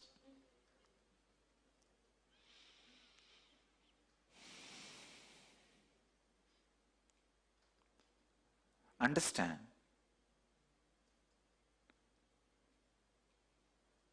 Subconscious fellow, even if he gets the power, you will know the trend in which he will flow. He is only equivalent to the dried river. Even if that river is dried, when the flood comes again, it will go only in that current, in that created channel. But unconscious fellow is like a tsunami. There is no trend set. It is like ocean coming out. So the conscious damage done to all human beings by the unconscious political system is too much than the subconscious greed-based money system. This verse, Suhrun Mitrar Yudasina Madhyastha Dveshya Bandhushu Satushva Vicha Papeshu Samabuddhir Visishyate. Samabuddhir Visishyate. Bhagavan is revealing powerful truth to all of us. to be in samabuddhi, equal mind, same towards affectionate person, a friend, an enemy, the indifferent, the neutral, the hateful, the unfriendly, the noble one, or the sinner. Means realizing the futility of the power structure. It is power structure which classifies somebody as a right, wrong, good, bad, neutral. It is your ambition towards the power structure and the ambition damaging you. Please understand, when the political thought trend damages your consciousness and mind, that makes you believe that somebody is good to you, somebody is bad to you, somebody is neutral with you, somebody is good to everybody, somebody is bad to everybody. See, if somebody is good to you, he is your friend. If he is bad to you, he is your enemy.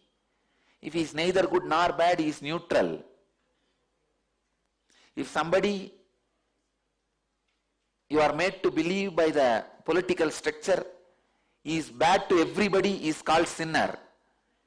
If you are made to believe by the political structure, he is good to everybody, he is sadhu.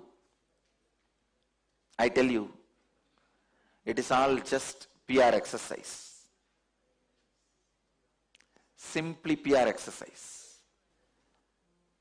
On the car, they do a Teflon coating for not to have scratches. Same way, some of the politicians having some medias in their hands and through the paid news make society believe they have a Teflon coating. They can never be scratched. Whatever allegations are put on them, they behave as if they have a Teflon coating. No.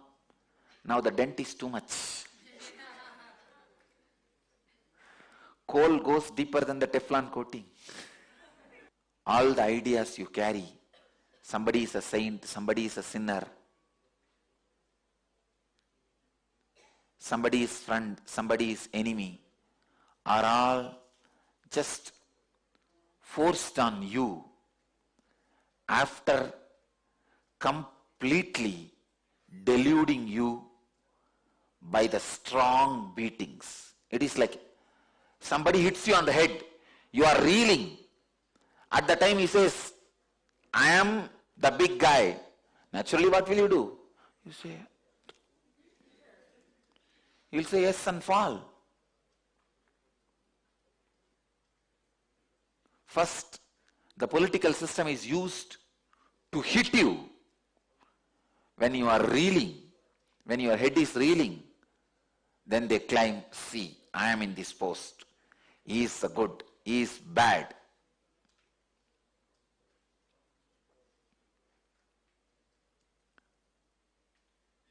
It is time we bring a human civilization where the money-based thought trend and political thought trend does not become part of our life.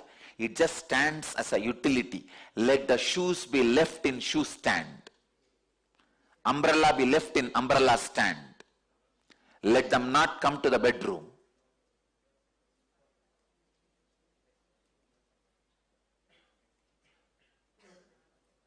Let the influence over the citizens by the political system be reduced.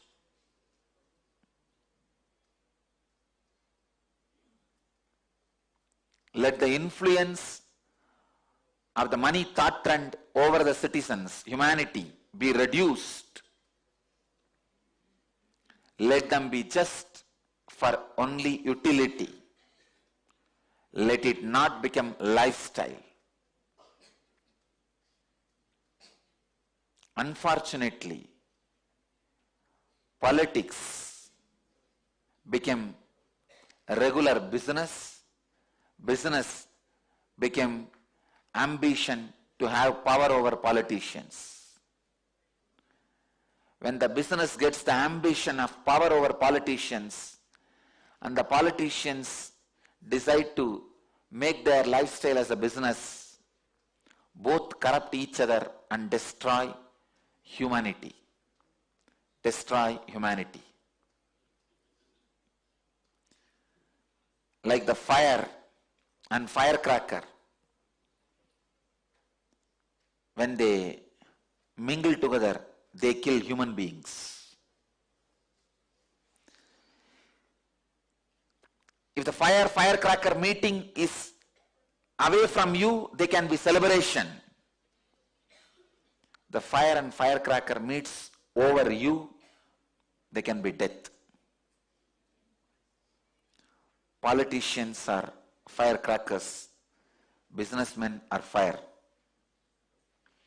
When these both thought trends combined hits at you, you are dead, at least severely injured. You are left to be alive after being severely injured so that they will have their followers.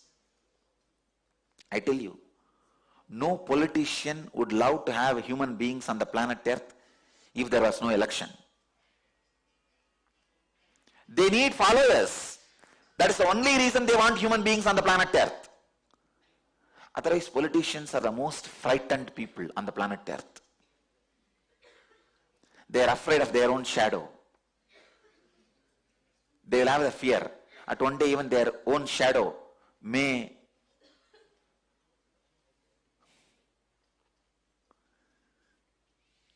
go against them, conspire against them. So the idea of saint or sinner. What is saint or sinner? If you are made to believe one person is doing good to one person, that one person is called your friend. If you are made to believe that one person is doing good to everyone, he is made to be believed as a saint.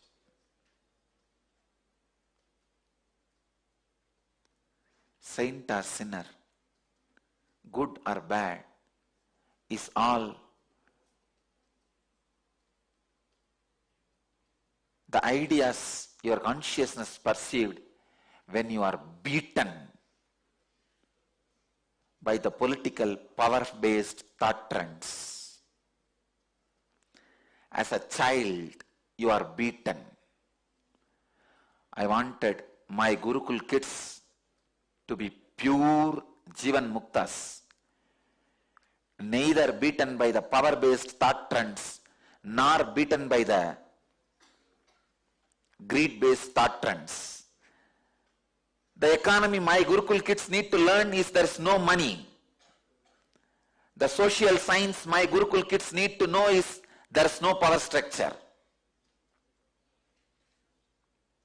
In the young age, we all learned who is MLA, who is MP, what is Rajya Sabha, what is Lok Sabha, what is Prime Minister, what is President.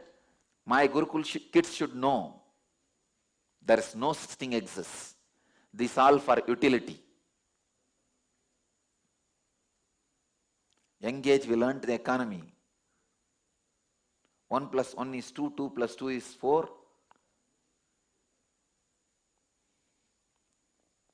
What is interest? What is compound interest? How the investment should be done?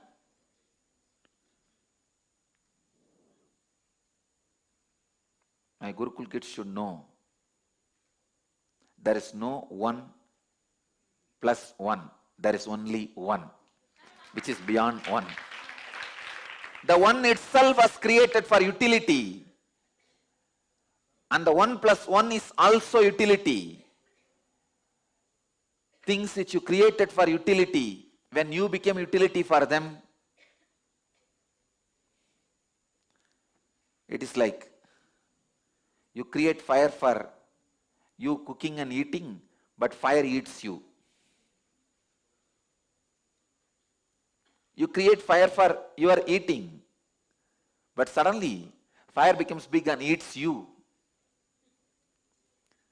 People who are eating from the fire are conscious beings. People who are eaten by the fire are unconscious and subconscious beings. Here Krishna says, wake up, be a conscious being. That is what I call inner awakening. Waking up to the facts of power-based political thought trends and protecting yourself is yen leadership. Waking up to the facts of greed-based money thought trends and protecting yourself is yen wealth. Let the wealth be enlightening wealth. Let the leadership consciousness be enlightening leadership consciousness in you. It is so unfortunate. Even some of the most intelligent people are caught in this thought trend and unable to come out of it. Understand the roots of why you feel somebody is friend, somebody is enemy, somebody is neutral, somebody is good, somebody is bad. Then you will understand all your ideas are just ideas. When you realize that, everybody will be graceful. The moment you feel everything and everybody is graceful, that is when you achieve what Bhagavan calls samabuddhir visishyate.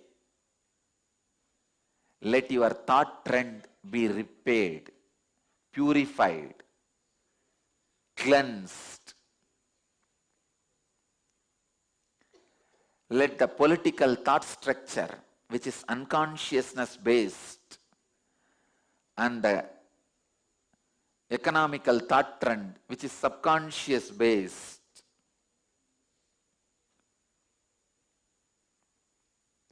not hit at your consciousness.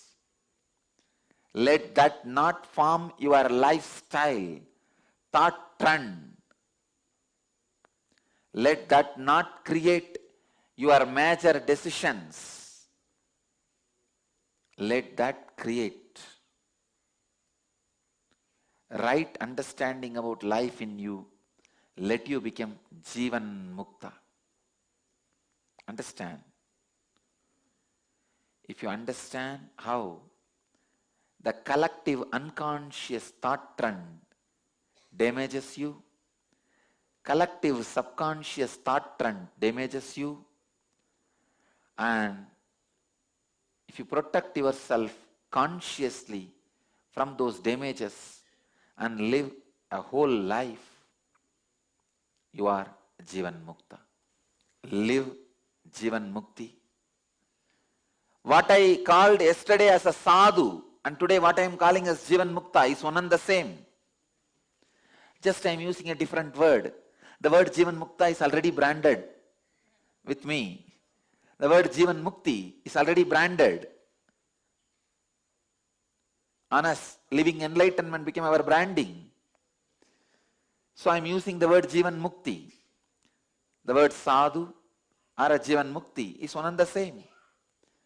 Liberated while you are living by the not just individual subconsciousness and individual unconsciousness. You should be free from collective unconsciousness and collective subconsciousness impact on you also. When you have the greed to wear a diamond rings, it is individual subconsciousness attacking. When you are having the greed to be appreciated by so many people due to these diamond rings, it is collective subconsciousness attacking you. When you feel to become your class leader, it is individual subconsciousness attacking you. When you feel the whole world should praise you, whole school should praise you, the whole society should praise you because you are a leader, it is collective unconsciousness attacking you.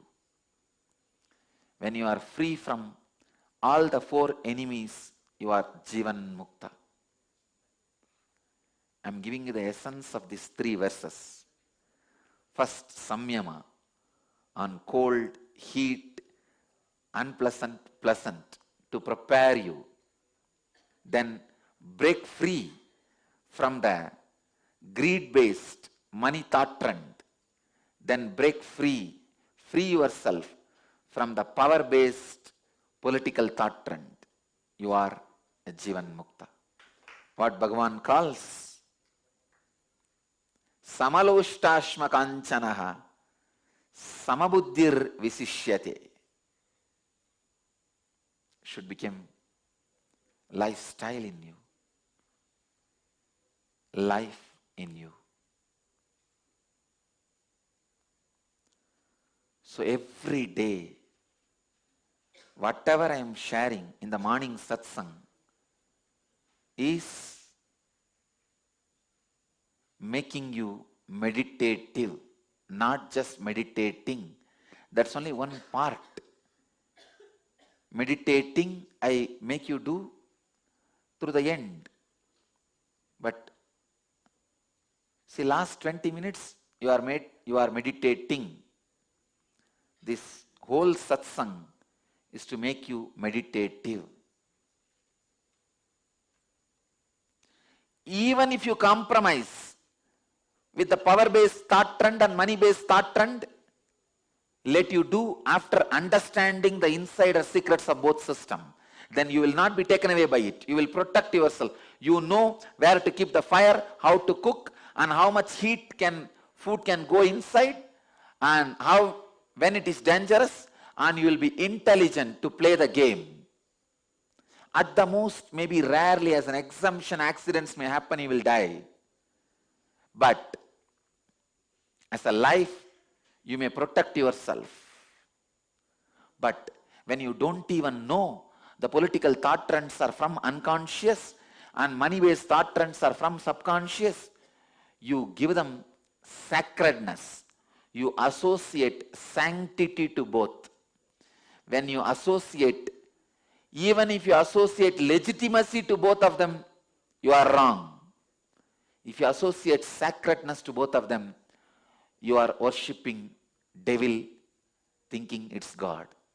Internally, do not give legitimacy to the money-based and power-based thought trends.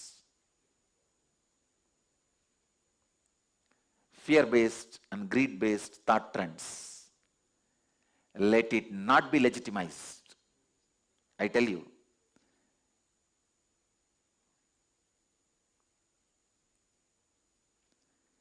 Whether it is a fear or greed, let me have both only from the enlightened source. It will give you the greed to destroy all other greeds. It will give you fear to destroy all other fears. It will not add more to what you are having. Understand? The fear you receive from the master is water on fire, not kerosene on fire. The greed you receive from the master is water on fire, not petrol on fire.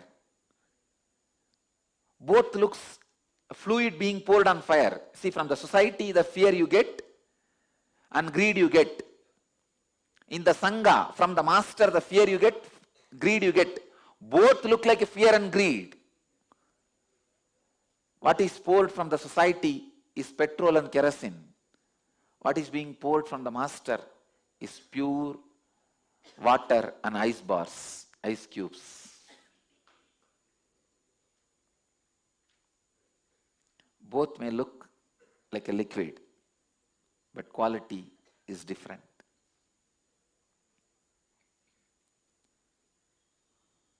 Even in my Sangha, I have certain fear or greed I create, which people think which is not necessary.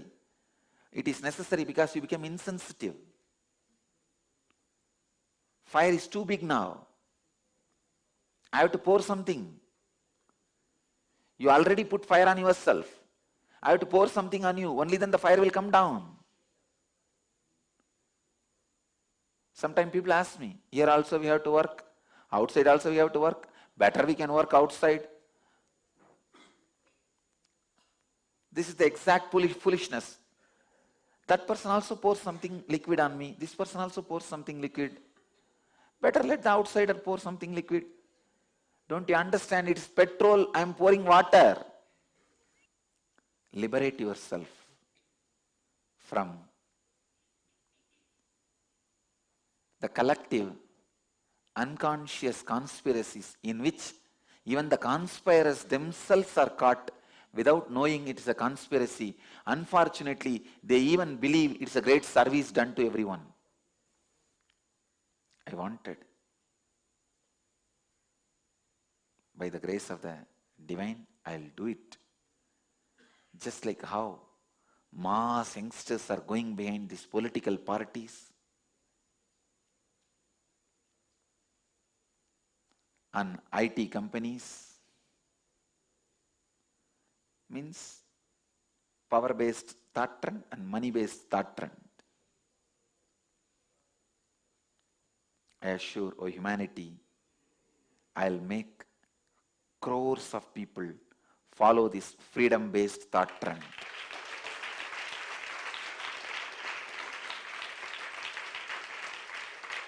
We will create humanity living enlightenment.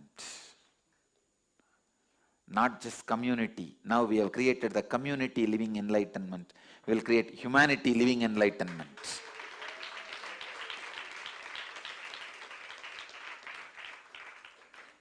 Anybody who understands and uses power-based thought trend and the greed-based thought trend, like anesthesia, you can neither use too much nor use less. If you know how to use only amount required on others, you become right leader, enlightened leader. The first question today is from Shivakumar from Goa, who has a question on Taj Mahal or Tejo Mahalaya temple. Swamiji, from recent discoveries and research by prominent scholars, it is being said that Taj Mahal was a Shiva temple which has been converted like thousands of other similar temples in the Muslim Mughal period of invasions and conquests. Taj Mahal is octagonal in shape. Next to the sacred Hindu river Yamuna, has Hindu design, has a lotus kalash cap on the dome, has a music chamber which is completely against Islamic buildings, trident and earthen lamps everywhere, and further the entire Taj complex comprises of 400 to 500 rooms. Residential accommodation on such a stupendous scale is unthinkable in a Muslim structure. Eminent historian P.N. Oak has written a research book with over 100 documentary evidences to prove the Vedic origins of Taj Mahal. Couple of evidences below. Shah Jahan's own court chronicle, the Badshahnama, admits, page 403, volume 1, that a grand mansion of unique splendor, capped with a dome,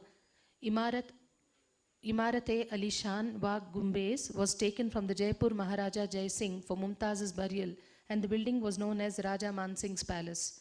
A wooden piece from the riverside doorway of the Taj, subjected to carbon-14 test by an American laboratory and initiated by professor at Pratt School of Architecture, New York, has revealed that the door is 300 years older than Shah Jahan. Reason being, since the doors of the Taj were broken by Muslim invaders repeatedly from the 11th century onwards, had to be replaced from time to time. The Taj edifice is much more older.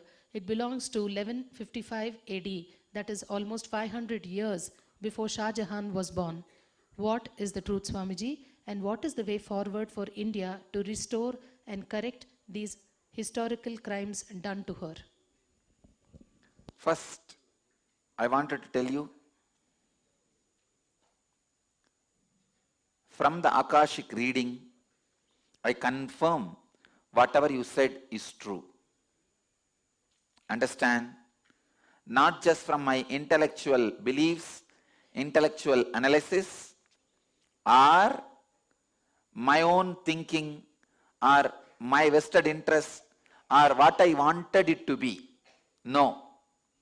Without any of that, straight from the Akashic readings. Please understand, Akashic reading is very sacred and I am responsible to answer to Kalabhairava, and Kalabhairava is, you know,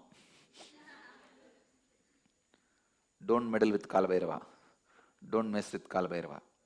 And I tell you, from the Akashic readings, I can tell you, it was Shiva temple and one part was used as a palace.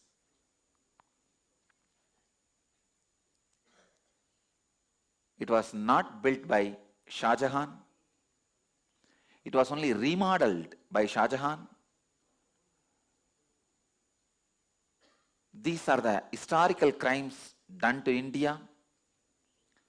The only way to restore is let there be more and more and more Jivan Muktas, penetrate the Indian political system through the Jivan Muktas, let them come out of vote bank politics to truth-based politics. Now it is all vote bank politics. They need to come to the truth-based politics. Let us work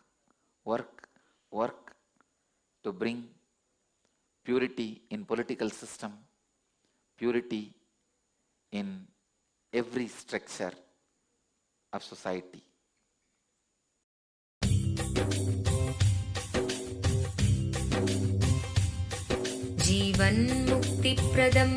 Paramahamsa Nithyananda, a rare living incarnation, is named among the world's 100 most spiritually influential personalities today.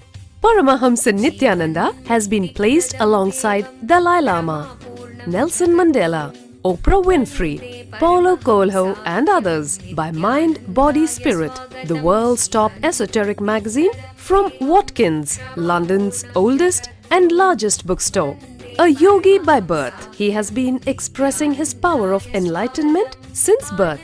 He has authored more than 500 books in Tamil and English. Translations of these books are available in 26 languages in Telugu, Kannada, Malayalam, Hindi, Sanskrit, Gujarati, Oriya, Bengali, Marathi, French, Malay, Polish, Portuguese, Italian, German, Danish, Spanish, Russian and Chinese. He is also an exemplary speaker with over 10,000 hours of profound life solutions through his discourses. Social services such as Annadan, free medical care, free educational services with ashrams, schools, temples, hospitals established in more than 140 places around the world, offering exceptional services. A powerful spiritual healer who has healed millions of people of diseases from migraine to cancer.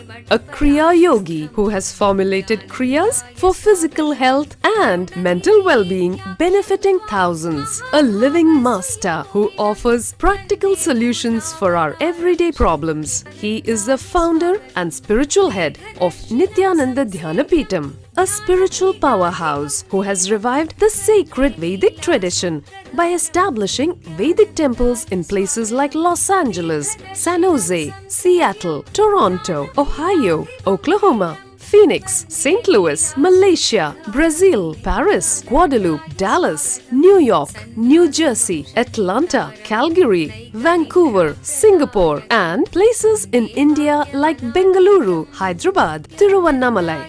A spiritual guru for 10 million followers, an incarnation who transmits the highest spiritual energy through initiation, a contemporary yogi who has revived the Vedic science of yoga worldwide through thousands of yoga centers, an adept in Ashtamahasiddhis, mystical yogic powers, who has effortlessly awakened the Kundalini of thousands and graced them with spiritual powers, a dynamic young guru who is an inspiration for for thousands of youngsters. India's most watched spiritual guru online, a beacon of spiritual light who has triumphed over the forces of religious terrorism and political persecution. Paramahamsa Nithyananda is an eternal Kalpataru, blessing the world with the boons of material abundance and spiritual enlightenment. He is the 293rd pontiff of the world's most ancient Hindu organization, Madurai Adinam. नित्यानन्दाय स्वागतम् आनन्दानुभवास्वादं सर्वरोगनिवारकं वन्दे पापविनाशक्तं नित्यानन्दाय स्वागतम् नित्यमुक्तं निर्विकल्पं ध्यानलोकप्रदीपकं वन्दे शान्तमयं बन्धं नित्यानन्दाय स्वागतम् आनन्दगन्धसञ्चारं सर्वोपाधिविनिर्मुक्तं वन्दे ज्ञानालयं नाथं नित्यानन्दाय स्वागतम्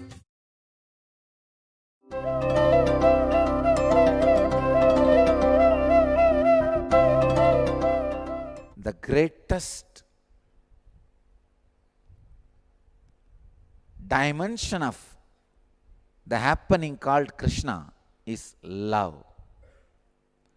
The ability to receive and give love. I can say the undercurrent of Krishna's life, whether he killed Kauravas or did politics with Saguni or destroyed Sisubala or killed Kamsa or played with Gopikas or revealed this great Gita to Arjuna, everything, every incident, every happening, every dimension he expressed, the undercurrent, the connecting thread of everything is love.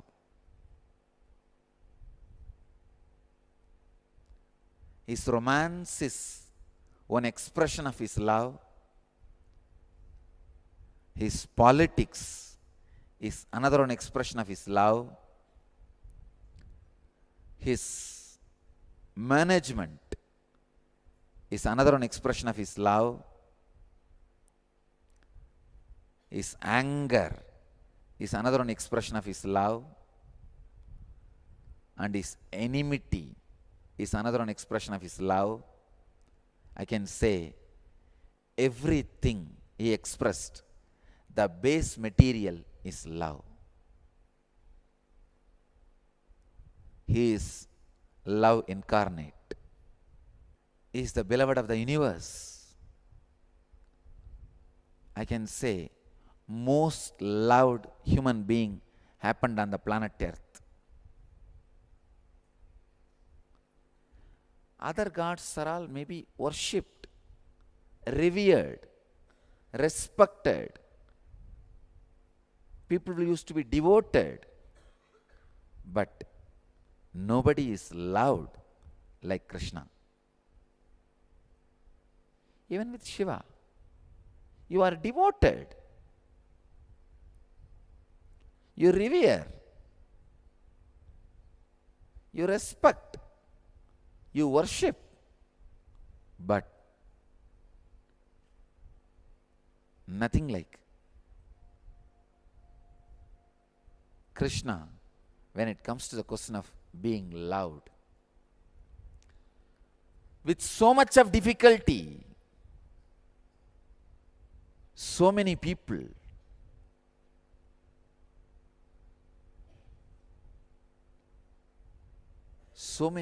sacrifice so many things for the love of Krishna. From the Gopikas and Gopas to my Gopikas and Gopas, the amount of sacrifice people have done for his love.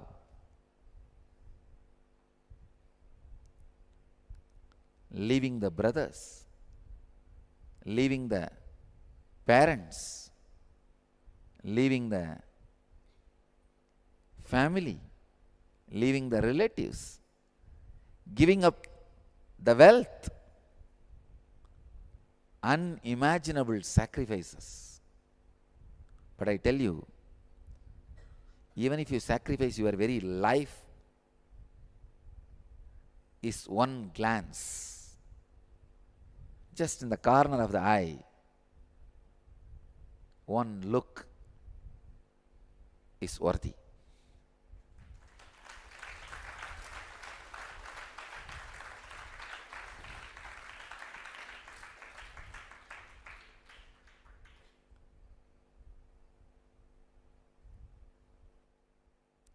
Like a thread connecting all the flowers and making the flower as garland. If I have to find the center thread of Krishna, I can say love.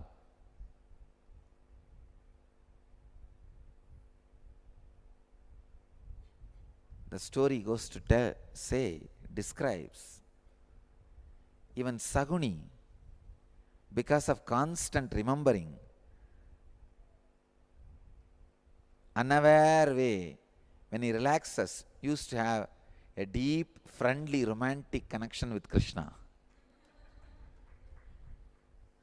When his logic is alive, active, no, I'll see to it what is done to this fellow. But when his logic is tired, because always the active logic is like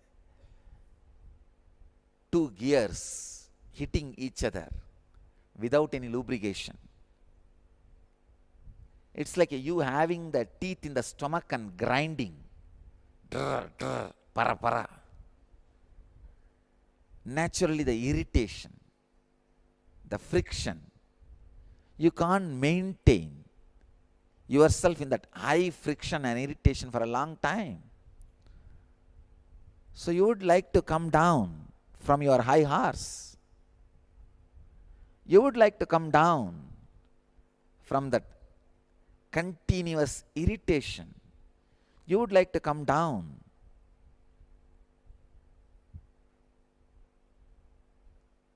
to that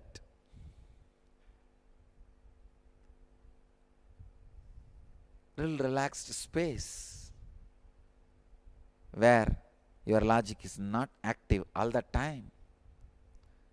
You may just want to rest. Even to sleep, you have to come down from that logic which works like a teeth in the stomach, eating your own intestine. So whenever Saguni comes down from his self-destructive logic, he used to feel a very deep, friendly, romantic connection with Krishna. What a personality! Wow! What a grace! But immediately, the moment he becomes aware, no, what are you thinking? You have to destroy him. You have to fight with him. So he's again back as a Saguni. Understand, Krishna was able to infuse love even in his enemies' hearts. You can't separate Krishna and love. You can't remember Krishna without remembering love. I tell you, if you have tasted the true love, you can't remember love without remembering Krishna. He is symbol of love. is the brand ambassador for love. Nobody is able to again sit in his place. The whole Indian psyche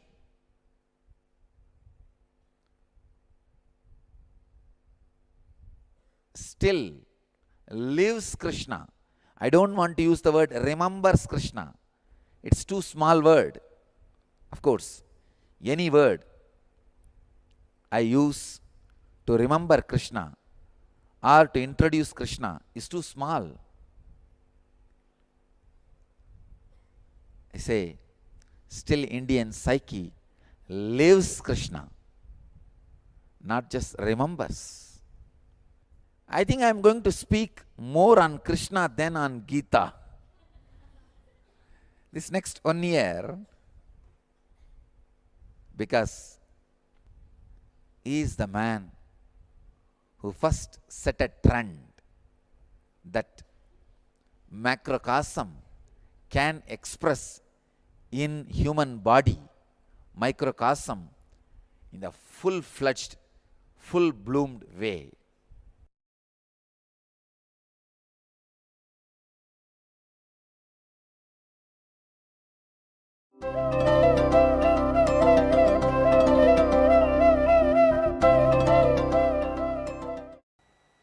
When a disciple experiences, he has a right to update, amend, alter his guru statements, his own guru statements.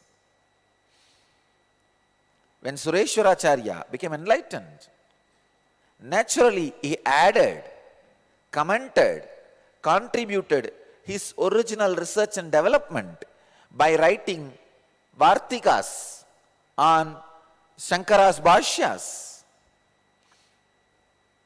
Whatever commentaries Shankara wrote on Upanishads, Gita, Brahma Sutra, many books, many of them Sureshwara wrote Vartika, means commentary on commentary, to express his own R&D. We allow updation and we encourage updation. We don't have a problem. But when the transfer of knowledge is happening, when the transmission of lamp is happening, when the initiation is happening, when you are ripening to a self-realization, enlightenment experience, not only you need to catch the conclusion of the Guru, you need to catch the very logical steps of the Guru to reach those conclusions. So personal research and development can be shared only to a friend. Only with tremendous friendliness you can share your struggles. I tell you, if I don't share my struggles, I will not be contributing to all of you my original inventions. Whatever I achieved without struggle are all somebody else's inventions, somebody else's R&D. When I read Upanishads, I did not have conflict with many of the concepts. It means what? All those concepts are their R&D, not my R&D. So if I share those things, I'll be giving you only Shastra Pramana, the truths revealed by the ancient masters, sometimes which may not be practical for you. You may not be able to directly apply it in your life. But only when I explain my struggles, only when I explain my conflicts, the concepts with which I had conflict, the concepts with which I fought, the concepts with which I need to work to convince myself, to awaken by my biomemory, to experience those truths, only those incidents, those conflicts, those contradictions, those struggles are my original contribution. Only they are my research and development. Understand, they will be directly practical to you in your life because I am carrying a body in the same spectrum you are carrying your body. In the same time frame. When Krishna says, Sambhavami yuke yuke, he only bothers about the time. He does not say, I will happen in same place again and again. He says, I will happen again and again based on time. See, he is only saying, at different times I will happen again and again. He is not saying, I will happen in different places again and again. Because he is more bothered about the change of time than the change of geography. He knows the future is going to run based on the time, not on geography. The moment the communication revolution has happened, geography has lost value. Borders have lost value. Still, some perverted politicians go on hold the concept of borders. I have a vision. A borderless planet Earth.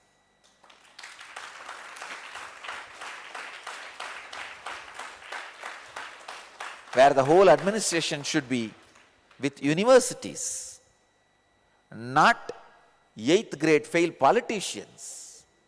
Most of them can't even think to run their family just because they learnt few ideas, tricks of the trade from somebody. Unfortunately, they get to rule. All intelligent people move out of this dirty fight. That's the worst thing happened to politics. All intelligent people doesn't want to fight. And the fellows who wants to fight naturally will not be intelligent. That's one of the worst thing happened. Even if you see in Gita, Arjuna's logic seems to be very intelligent. He does not want to fight. But Krishna emphasizes, intelligent people need to enter into the fight. Only to a close friend with whom you can open your heart, your struggles can be opened. Only when you are able to respect somebody more and more by knowing his struggles, the conflicts he went through, the success he achieved, you became friend to him. By knowing somebody's struggles and conflicts, if you start judging him, there is no friendliness. It is relationship waiting to vomit enmity. It's a seed sown with poison. Here, Krishna shares Gita to his close friend Arjuna, to whom he can really show Vishwarupa, with whom he has a freedom to say, do it, Kaunteya, son of Kundi, do it. Finally, he goes to the extreme of saying, Sarvadharman parityajya mamyekam saranam vraja. Give up all your concepts and ideas about right and wrong. Just surrender to me. I'll lead you. To say these words, what an intimate understanding and feeling connection should have been there between Krishna and Arjuna. He says, drop your life at my feet. I will not cheat you. I will think for you.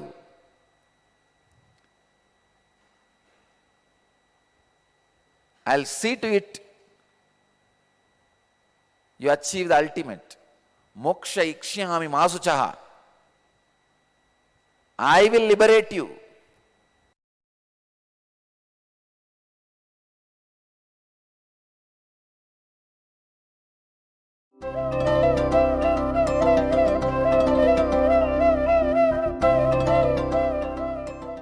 दृष्ट्वादु पांडवानीकं व्यूढं दुर्योधनस्तथा आचार्यमुपसंगम्य Raja वचनमब्रवीत्. What a Sanskrit! Only a Bhagavan can sing in this poetical trend in war field. I remember Vyasa, who is singing this whole thing, and Ganesha, who is penning down the whole thing. Wow, what a poetry. Duryodhana is depressed. Depression has two types. One, the depression supported by your ego, and the depression which makes you feel total inability. The depression which makes you feel total inability is good. You will understand you need help from outside. You will be ready to listen to Krishna's words, which Arjuna was going through.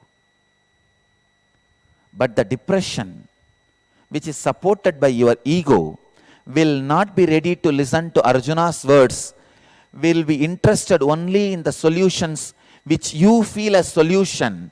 So you may expect some teacher who will support your solution which you are already having, which you are strongly believing even in depression.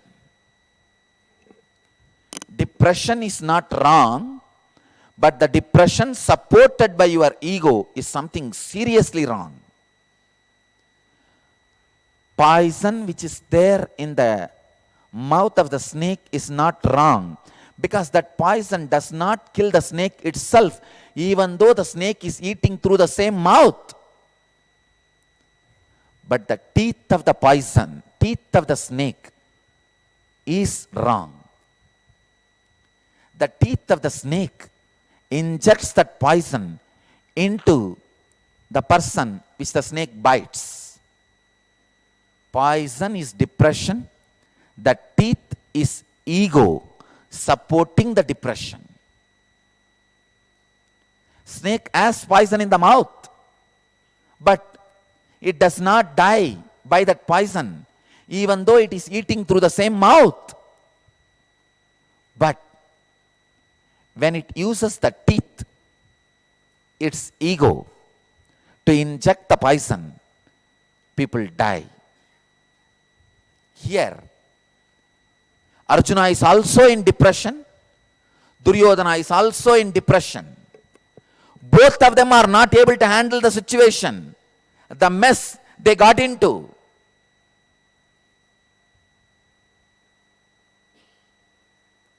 Individual souls will always get into mess and will fall into depression by the mess created by themselves.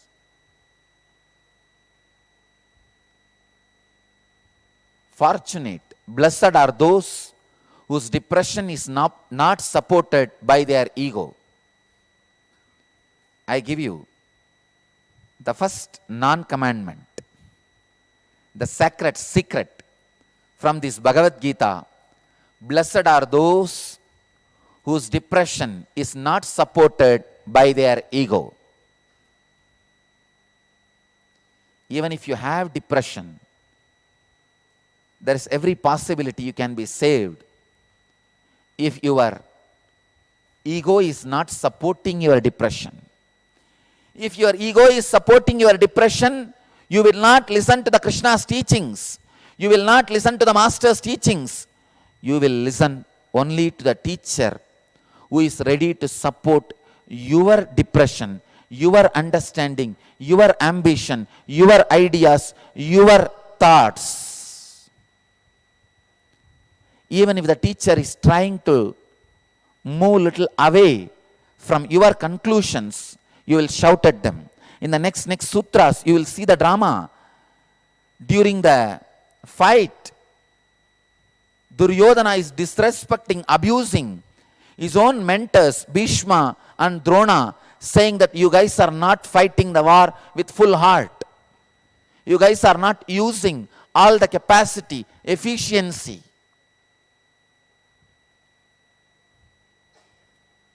Duryodhana is the depression supported by the ego. I tell you, the worst thing can happen to a jiva, soul. The worst mess he can create for himself is supporting his depression by his ego. Depression itself is not wrong. But while you expect your own solution and expect me to support your solution, you are in a big soup. You can't be saved. Naturally, you will start searching for a Drona, for a teacher who will support your ego, who will fulfill your ego. By fulfilling ego, you can never walk out of depression.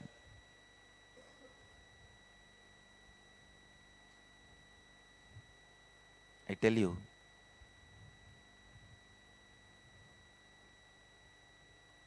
depression itself takes away the capacity to think, takes away the logic which functions,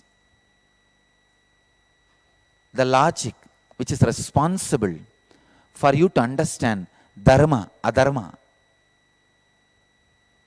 When the balance is lost, when the tool which makes you discriminate between the dharma and dharma is lost, naturally you will perish because you are standing in dharma kshetra. You are standing in dharma kshetra. When your logic to discriminate dharma, adharma perishes by your depression, and you do not go to a master who will crack your depression, you go to a teacher who will support your ego, which is supporting your depression, how do you expect you will win? Only when you stand with the master who knows about moksha, only when a master who knows about moksha stands by you, you can even understand dharma. Depression supported by ego is poison injected through the teeth. If the teeth is removed, the teeth is not there, even if the poison is there, it neither kills the snake nor kills somebody else.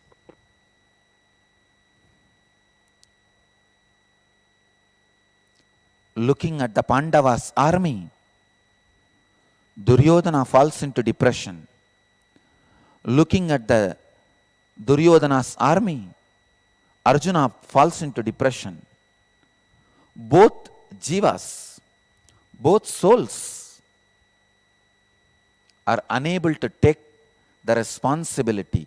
I tell you, everybody who enters into the war at one point feels that they are not able to take the responsibility for the decisions they made. In this sutra, the secret for individual peace and global peace is there. Sanjaya says, Drushvadu Pandavanikam Vyudam Duryodhanastata Acharyam Upasangamya Raja Vachanam Apravit.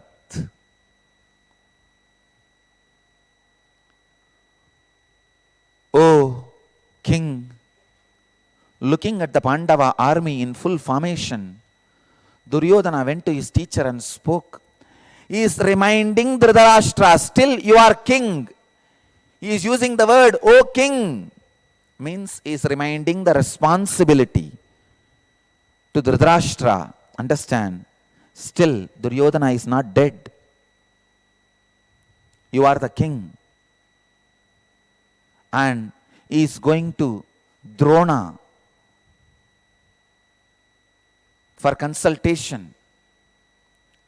First thing he says, O king, means you are responsible. Second thing he says, Duryodhana is alive. Third thing he says, he is in depression. Fourth statement he makes is, in depression, he is going to Drona, his mentor, for advice, for consultation. The line which he want to say but could not say because the viewer is biased is, O Dhritarashtra, call Duryodhana now and tell him to talk to Krishna. Go to the master.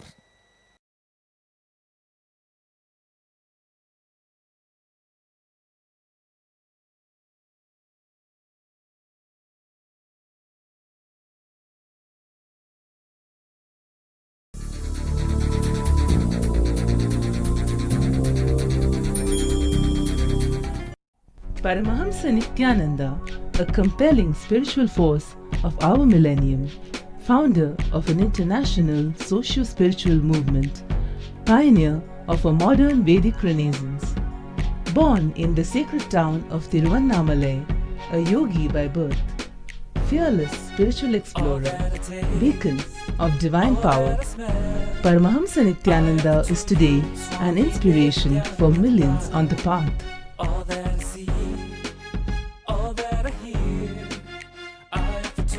Adept in ancient mystical yogic sciences, researcher of the science of spirituality, guru for enlightenment.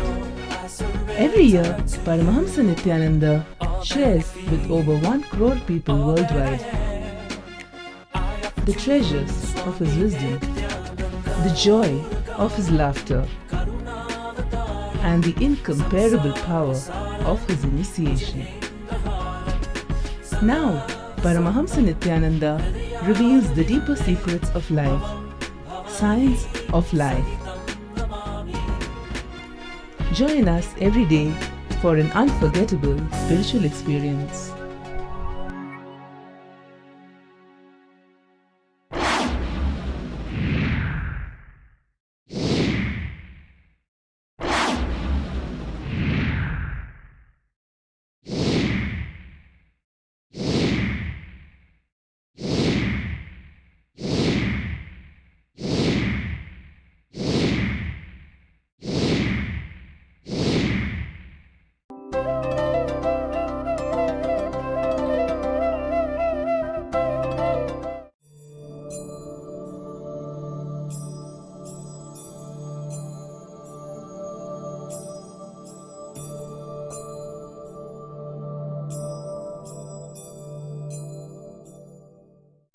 Human being is a great potential bound by distracting, deluding kind of a net, prison, like a seed covered by the polythene wrapper, plastic paper, plastic sheet, cannot grow even if you put it in the mud. Same way, the human being who is covered by the delusion cannot explode, expand even if he wants. When your wisdom takes you beyond delusion, you shall be indifferent to what has been heard. Understand? Going beyond the delusion. Yadate moha kalilam. That is the key word in this verse. Man is only potential, not actual.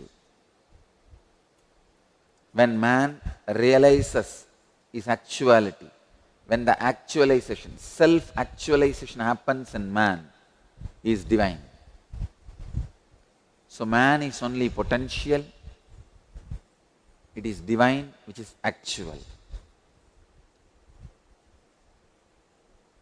Man is not actual as he is. He is only potential as he is.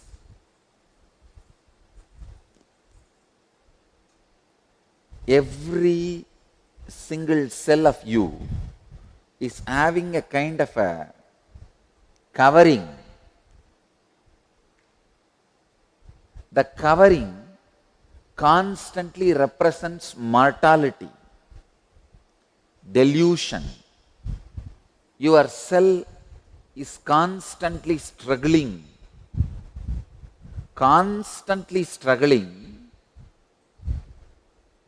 to experience immortality. Understand? Every single cell you are having in your body, I can say body is a too small word, in you. When I say cell, the smallest unit. In the physical body it is cell. In the mental body, thought. In your conscious body, the pure light. These are all the smallest unit. All the smallest unit put together I call a cell.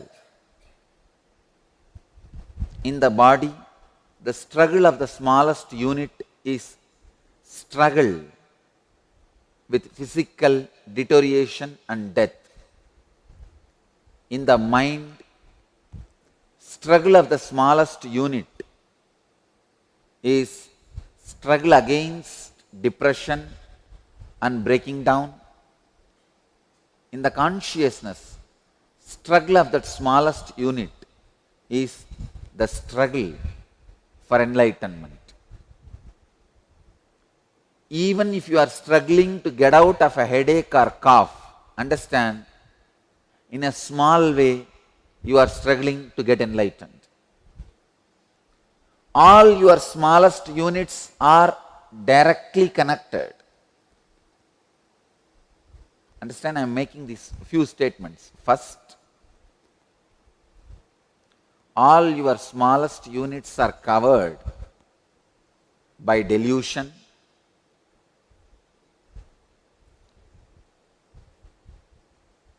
In each level, your smallest unit is struggling to break from the delusion. In body level, that struggle is to get rid of disease and death. In the mental level, that struggle is to get rid of depression and disorders. In the conscious level, that struggle is to get rid of the delusion and achieve enlightenment. That is why I am saying, the effort you are making to get out of a cough or a small headache is directly or indirectly is your effort to achieve enlightenment, to achieve liberation. If you understand this, you will understand all your struggles, efforts, whether to get out of your headache or get out of your depression or get out of the person who is creating this headache and depression for you, it is all directly or indirectly, straight away, you struggling to get out of this delusion, to achieve enlightenment, liberation. So understand, all your struggle is struggle to achieve enlightenment. Start struggling directly. You will not waste your time and energy in deluded, diverted attention or direction or decisions. When you think without achieving enlightenment, you can get out of depression. You always feel, then first let me do getting out of depression, then later on let me think about enlightenment. But you don't understand. Your struggle to get out of depression is rooted in the same unit where your struggle for enlightenment also happens. I can say, in a way, your struggle to get out of depression is vibrating in the same field where the struggle to achieve enlightenment is happening. I can even put it in this way, much better way.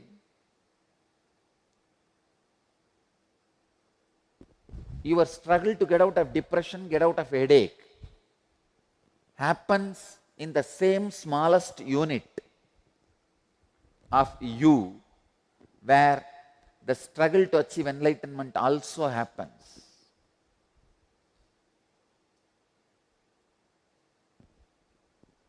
Struggle to achieve enlightenment is far more easier, far more achievable, just if you can understand, than your struggle to achieve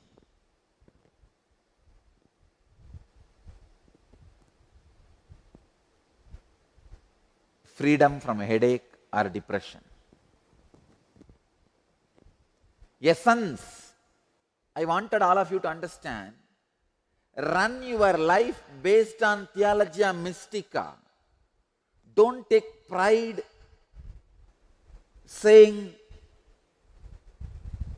you are a very practical person and you like this light spiritual ideas. No. Take pride in you are a person with depth. You are a personality with depth. Every struggle you go through straight to the ultimate purpose. Make your struggle to get out of a disease or depression as a struggle to achieve enlightenment.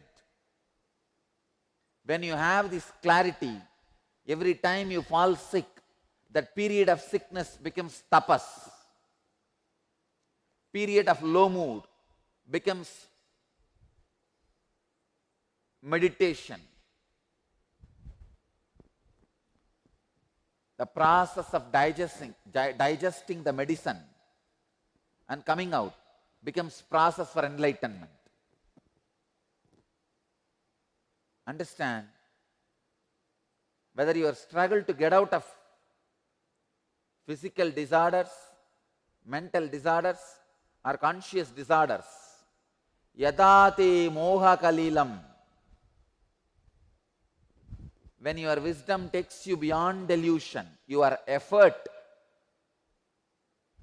to take yourself beyond delusion is direct effort to achieve enlightenment. I have seen these hi-fi people, especially modern day youngsters, they take pride in saying, I go to this guru and understand a little bit about depression and anxiety, fear. I manage my life.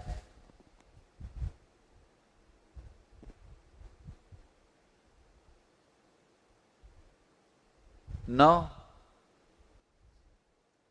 Take pride in saying, I understand the depths of Spandakarika, depths of Bhagavad Gita, depths of Yoga Sutra, depths of Hatha Yoga.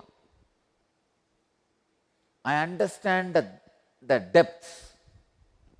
Understand the depth. Be a personality of Theologia Mystica, not theology light. Theology light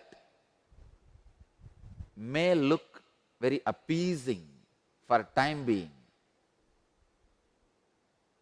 but I tell you, it diverts you, destroys your energy, attention, finally your whole life. Here Bhagavan is making a statement. You shall be indifferent to what has been heard and what is yet to be heard. You go beyond the sacred knowledge that has been ascertained and has to be ascertained. A person of Theologia Mystica, the depth. Understand? Every time you are inhaling, you are struggling to keep yourself alive. When you finished exhaling, you are empty. Every time you inhale, you are struggling to keep yourself alive. Let each moment's struggle be not wasted in the understanding of theology light. Let you catch the truth. Let you understand the truth. Let Theologia Mystica become part of you. Understand, every time when you are struggling to inhale, you are struggling to get enlightened. You are struggling to go beyond delusion. You are struggling to achieve the ultimate. Delusion. Yada te moha kalilam buddhir vyatitarishyati tata gantasi nirvedam shrotavyasya srutasya cha. Every moment you are struggling to experience the ultimate. If you understand this and look into your life and align all your struggles, whether it's a struggle to convince your team member or a struggle to convince some part of your body, struggle to convince some part of your mind. See, struggle to convince some part of your body is struggling for health. Struggle to convince some part of your mind is struggling for mental health. Struggle to convince some part of your team is struggle for good relationships. Struggle to convince a man who is having wealth to share it with you is the struggle for wealth. Struggle to convince the ultimate, make yourself part of it, is struggle for enlightenment. All these struggles are one and the same. By uttering this word, I am not reducing the struggle for enlightenment into a struggle for curing your anas headache. I am not reducing enlightenment to anas in metasin. No. I am raising anas in metasin to the level of enlightenment. All I am saying, even when you have the small struggles, look in to the smallest unit where that struggle is happening, that cell where that struggle is happening. Whenever all the struggles in you are aligned, immediately you are out of delusion. Let me tell you, delusion is nothing but thinking or believing all these struggles are independent of each other. That's all. You believing your struggle to get out of headache, struggle to get out of depression, struggle to achieve enlightenment are different. You believing that is delusion.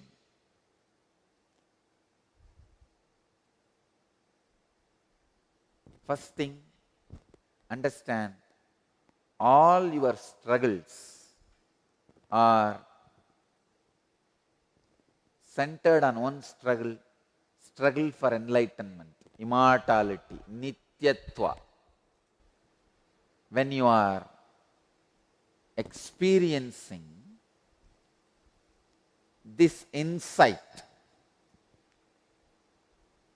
when you are out of infatuation to the small struggles, see, your infatuation to the struggle to get out of headache makes you forget your struggle to achieve enlightenment is same. You start getting infatuated to the smaller parts of your struggle. Small story. Two elderly couples were enjoying a friendly conversation when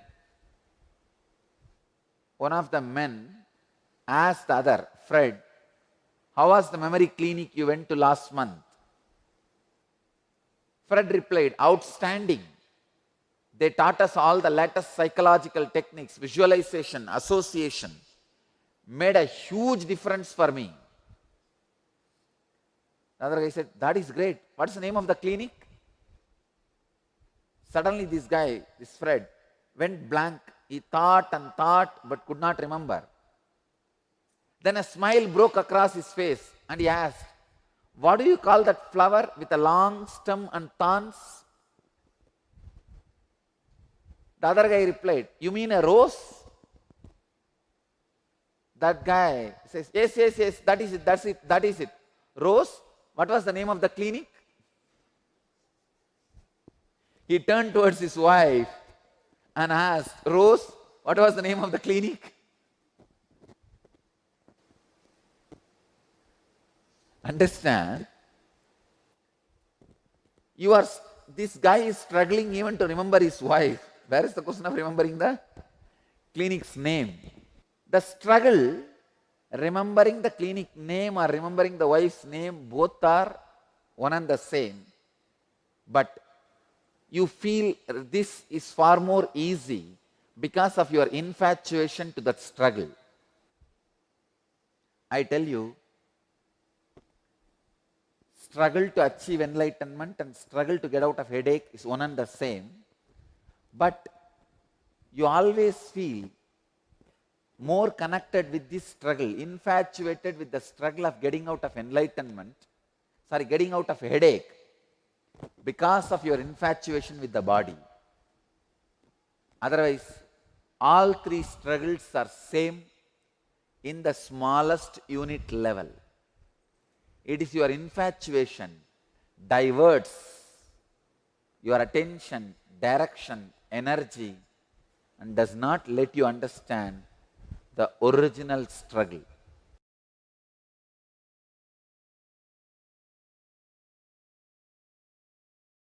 Welcome to Inner Awakening, the most powerful personal transformation retreat you could ever experience. In just 21 days, thousands are already experiencing the shortest route to constantly high energy levels, visible anti-aging, healing of chronic diseases, fulfilling relationships, and higher states of consciousness. What is the secret behind this transformation?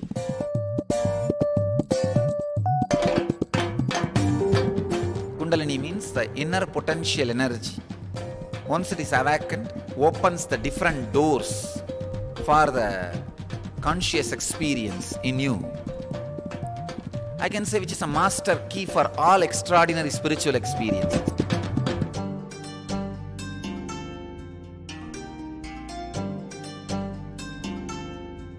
This extraordinary program is conducted personally by Paramahamsa Nithyananda in the vibrant atmosphere of Nithyananda Dhyanapitham Ashram.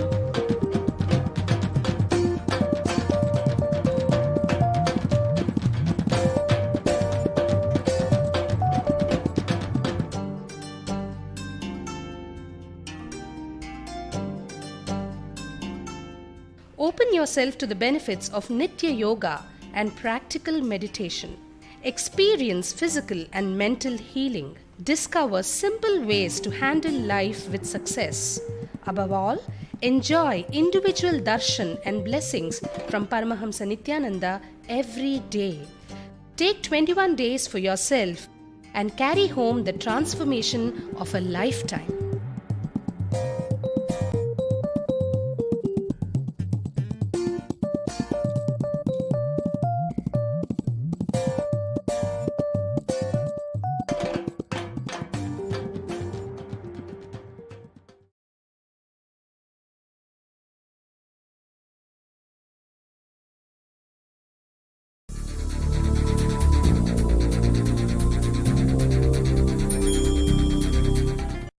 Paramahamsa Nithyananda, a compelling spiritual force of our millennium, founder of an international socio-spiritual movement, pioneer of a modern Vedic renaissance. Born in the sacred town of Tiruvannamalai, a yogi by birth, fearless spiritual explorer, beacon of divine power, Paramahamsa Nithyananda is today an inspiration for millions on the path.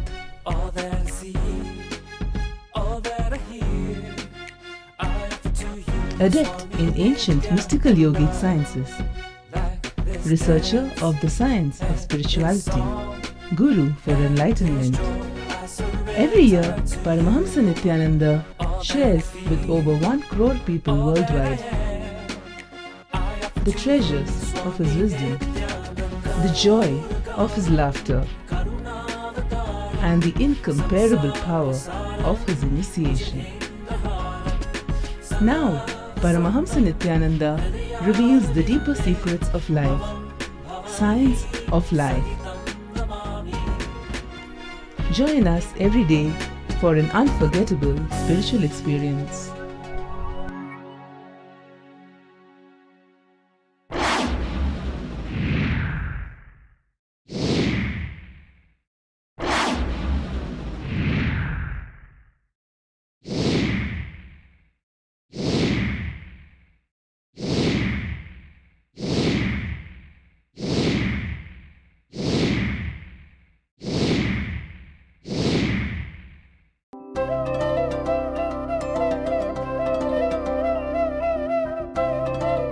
जीवन्मुक्तिप्रदं देवं क्षमापूर्णं जगद्गुरुं वन्दे परमहंसाख्यं नित्यानन्दाय स्वागतं। जीवन्मुक्तिप्रदं देवं क्षमापूर्णं जगद्गुरुं वन्दे परमहंसाख्यं नित्यानन्दाय स्वागतम्।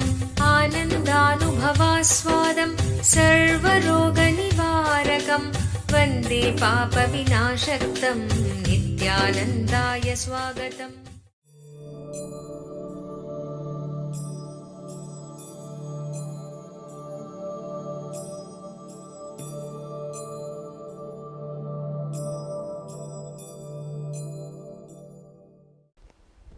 Importance of feeling connection. How the feeling connection to something which is higher than you nullifies all the constant harassment you go through from your body and mind. Please understand. Just before the satsang, I was reading a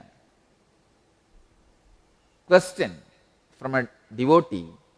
The person is telling, Swamiji, after all, a physical pain is so solid, it constantly reminds itself, it is so strong. How to unclutch from it? It constantly reminds itself to us. Understand? There are problems which may not be solved by unclutching, will be solved by feeling connection. That is why I always warn you, people with whom you feel connected, you should be very careful. If you are friendly with a person depressed, I tell you, knowingly or unknowingly, that person will vomit the depression on you. If somebody is depressed, boycott that person. No, I am giving you as a spiritual instruction. Don't ever think you will show and shower your compassion on that person, shower your love on that person, get that person out of depression. Try, you will only become dirty and come back. You are not that strong. If you are that strong, then you don't even need to talk to the person. Your presence will get that person out of depression. No, I am telling you really, because a lot of this effort of getting the other person out of depression goes on all over. I wanted all of you to know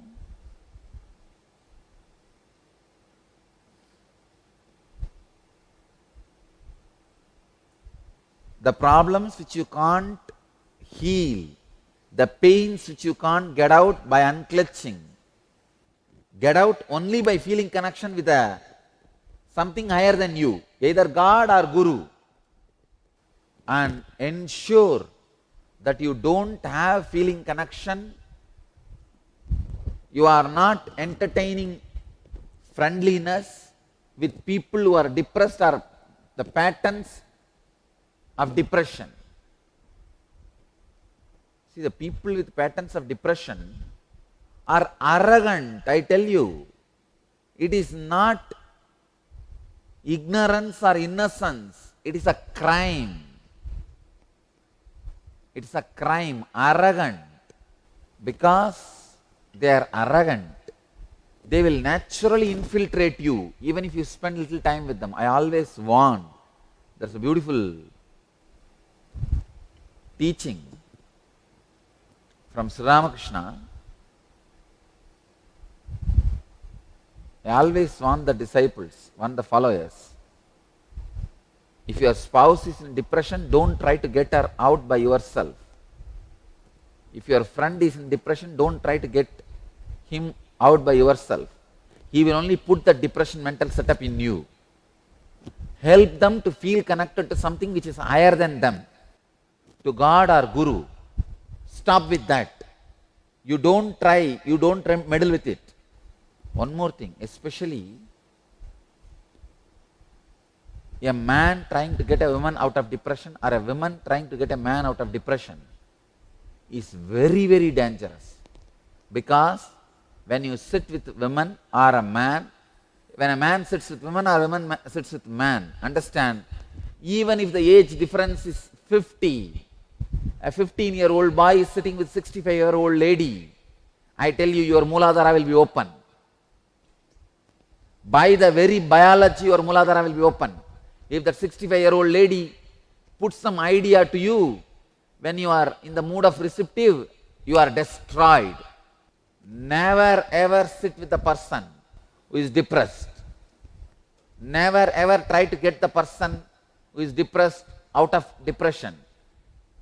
All you can do is connect that person with a higher source, Guru or God, and move out. If you try to clean the drainage, you will become dirty by getting into it. The only way to clean the drainage is put the pipe and put the motor.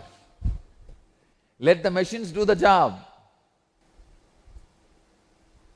I have seen so many fellows.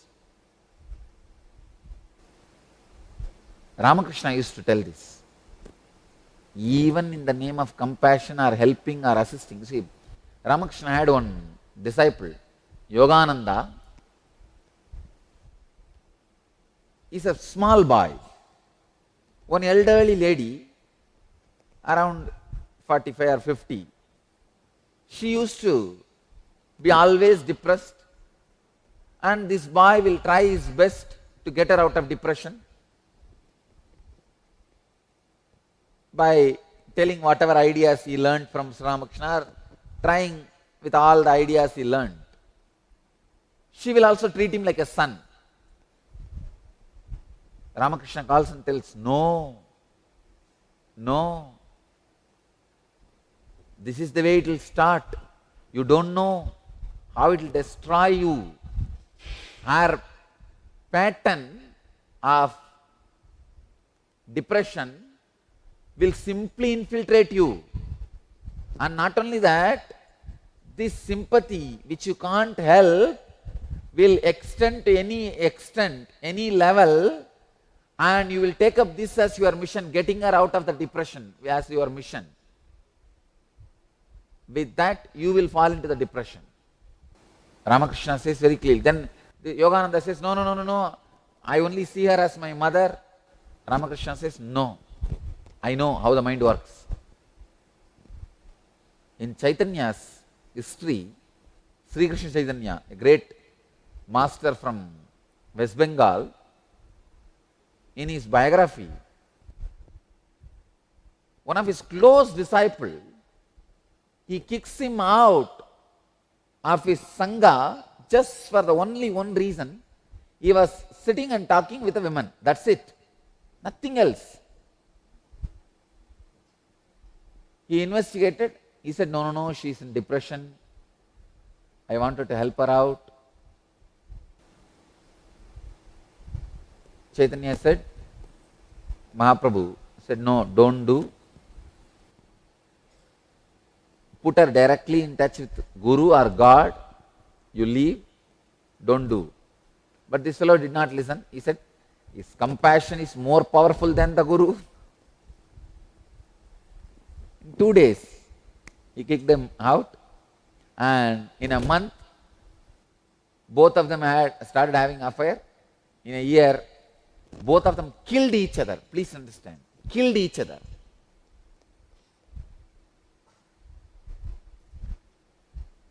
She gave poison to him, and without knowing he has taken the poisoned food, he has murdered her.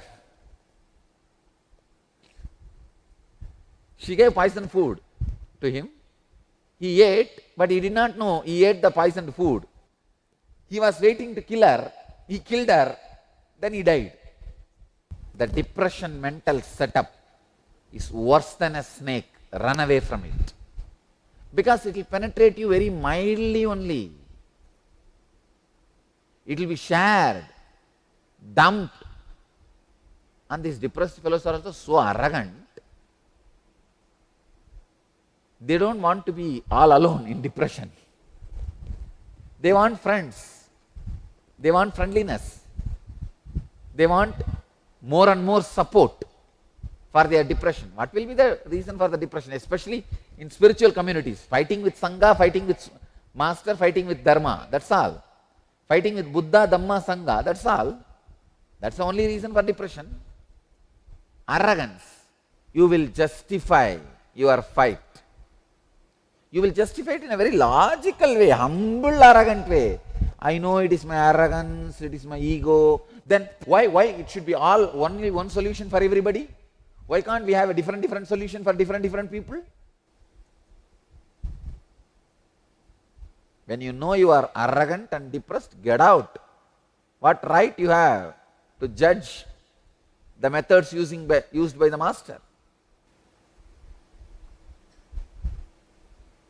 Understand, depressed fellow is not just sick fellow, is a sin fellow. The only way for that extraordinary pains, the pains you can't handle by unclenching, can be healed by this beautiful word, matparaha.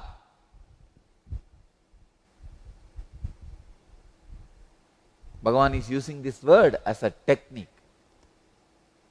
He spoke about unclenching in last few verses. Now he is telling whatever can't be healed by the unclenching, the only way is matparaha. Tani sarvani samyamya yukta asida matparaha vashehi yasyendriyani tasya prajna pratishtita. Whether you believe it or not, whether you want to understand or not, you are a person, you are an individual soul reflecting pure consciousness. And you have to get up, that's all. You have to wake up, that's all. let you all achieve, experience, live, express, radiate and share the eternal bliss. Nithyananda. Thank you. गुरुर्वे शरणं शरणं नित्यगुरुवे शरणं शरणं गुरुर्वे शरणं शरणं.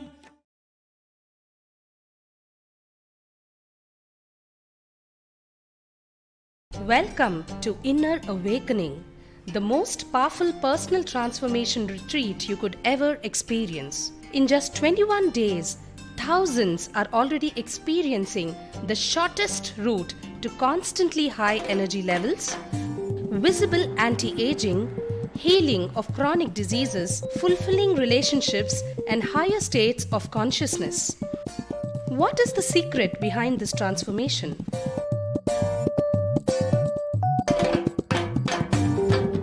Kundalini means the inner potential energy. Once it is awakened, opens the different doors for the conscious experience in you. I can say which is a master key for all extraordinary spiritual experiences.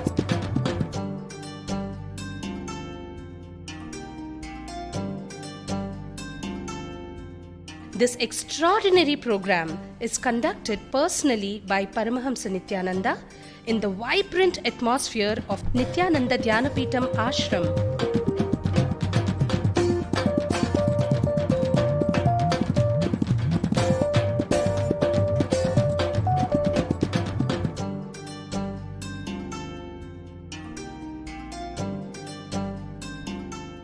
Open yourself to the benefits of Nitya Yoga and practical meditation. Experience physical and mental healing. Discover simple ways to handle life with success. Above all, enjoy individual darshan and blessings from Paramahamsa Nithyananda every day. Take 21 days for yourself and carry home the transformation of a lifetime.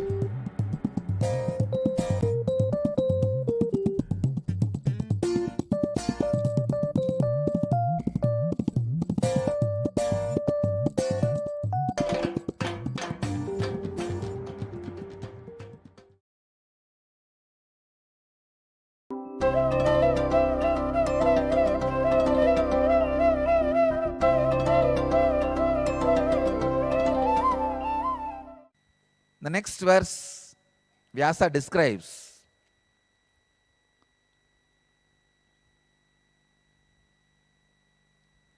Ata vyavastitan drishtva dartarashtran kapitvajaha pravritte shastra sampate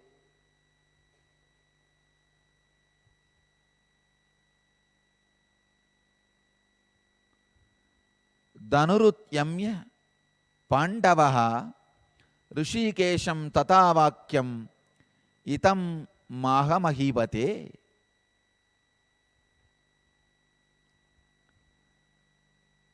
Seeing the sons of Dhritarashtra arrayed in the battlefield, Arjuna, the son of Pandu, who was seated in his chariot, bearing the flag marked with Hanuman, took up his bow. Now the character Arjuna is introduced first time in Bhagavad Gita.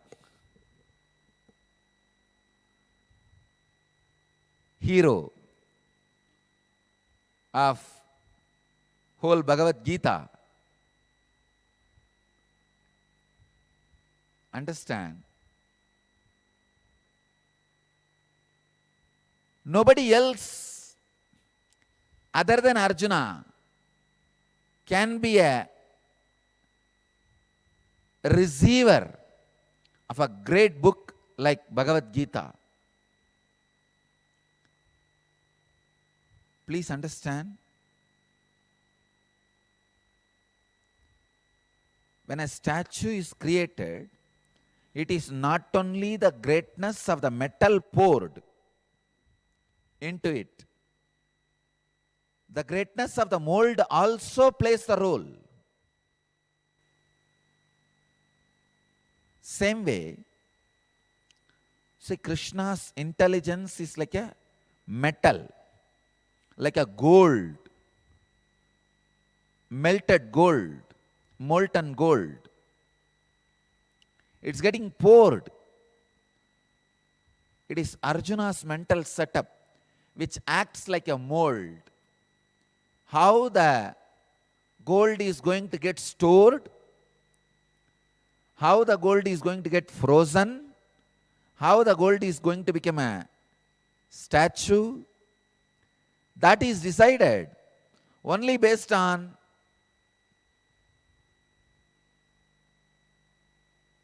the Arjuna's mental setup. All the great things this book expresses, Arjuna is also responsible for it. Please understand. Arjuna is also responsible.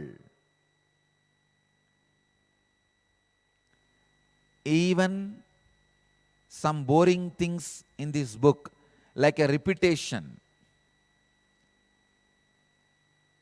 Please understand. When you read Bhagavad Gita first time, you will feel there are a lot of repetition. Even I used to feel, God, what kind of passions Krishna is having? What a way he is teaching Arjuna. Unique character.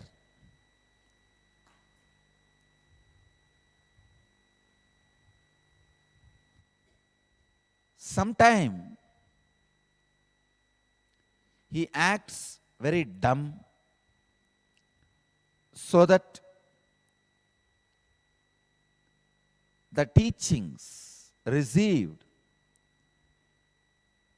is helped, is useful even to the dumbest people on the planet Earth.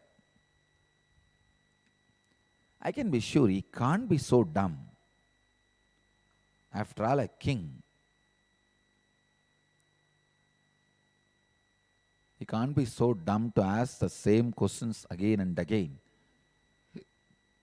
Maybe he is asking so that even ordinary people can understand the truths of Bhagavad Gita. The glorious expression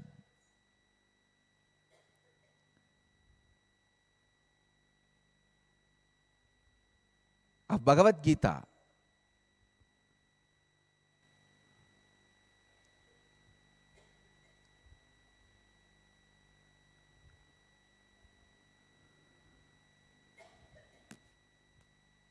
not only Krishna is responsible, Arjuna also is responsible. Because the man who receives his intelligence plays a main role in the way in which the teachings are given. One side, Arjuna has to be highly intelligent. Only then the ultimate teaching, the Raja Vidya, can be given. Krishna gives Raja Vidya here, supreme knowledge, and Raja Guhya, the most secret. Please understand. He gives the supreme knowledge, which is a supreme secret. So for that, Arjuna has to be highly intelligent and trustworthy. Same way, he has to act dumb to make Krishna repeat the truth again and again. I think Arjuna tests Krishna. If he puts the same question again and again, what kind of answers Krishna is giving? If Krishna is giving the same kind of answers, then the answer is true. If you tell a lie once, you won't be able to remember that again and again and repeat the same lie. So Arjuna is recording for posterity, for eternity, all the solutions in a proper way, in an unmistakable way, in all possible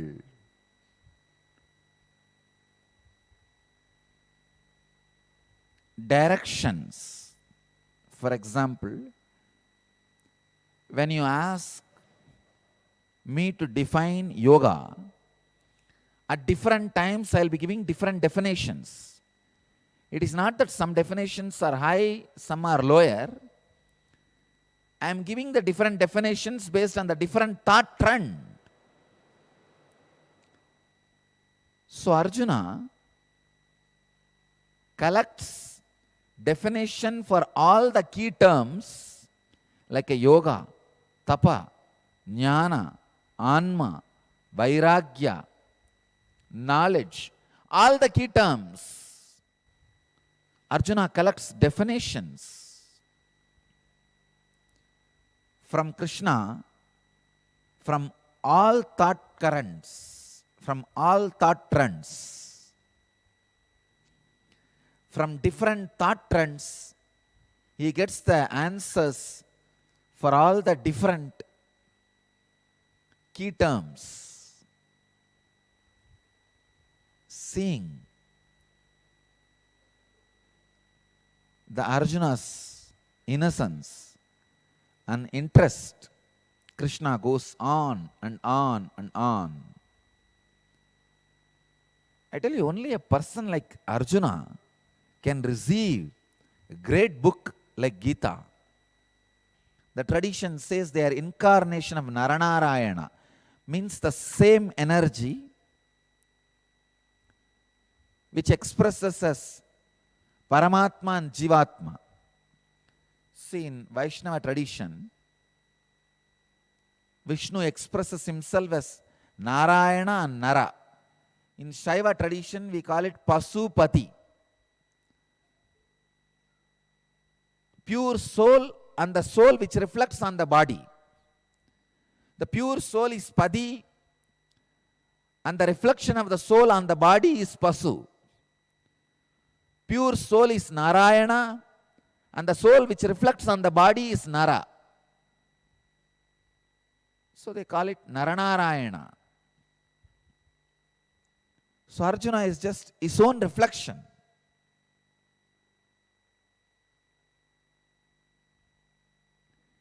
Unless I describe all the details of Krishna-Arjuna relationship, you won't understand the whole Bhagavad Gita. Because what a deep love and concern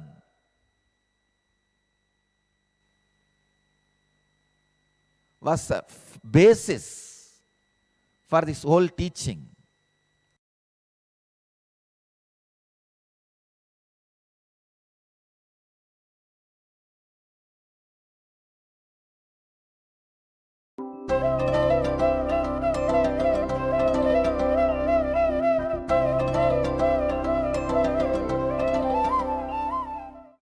I wanted to introduce these words used here by Sanjaya. The words to mention Krishna and Arjuna. He uses a word Kudakesha for Arjuna. Kudakesha means man who conquered the sleep.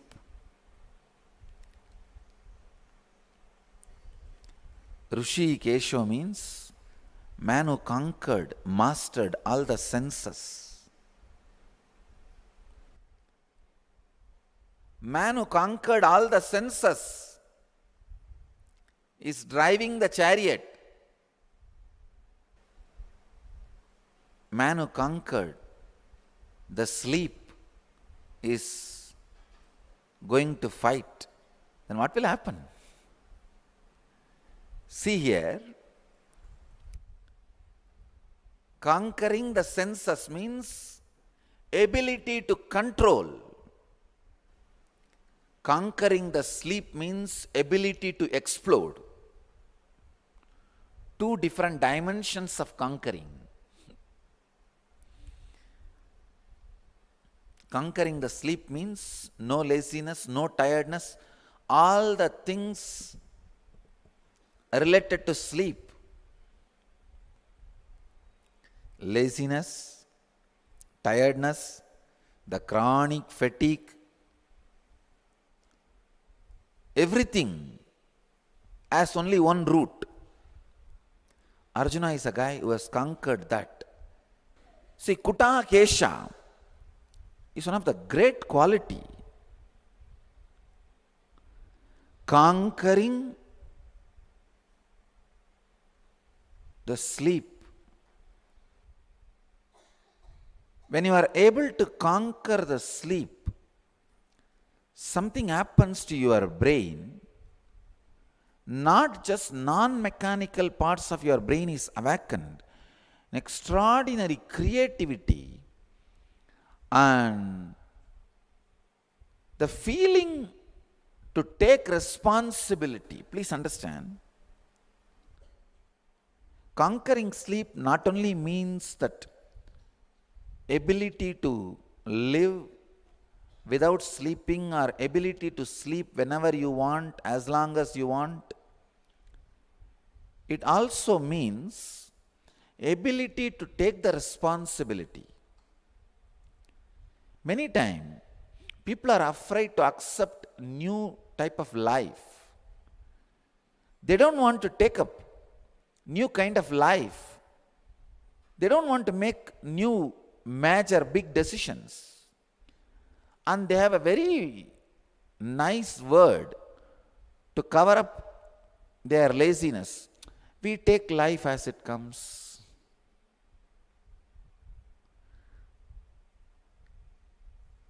If you are waiting for the life to take the major responsibilities for you, it will take the major decisions for you. It will do, but after giving you strong kicks.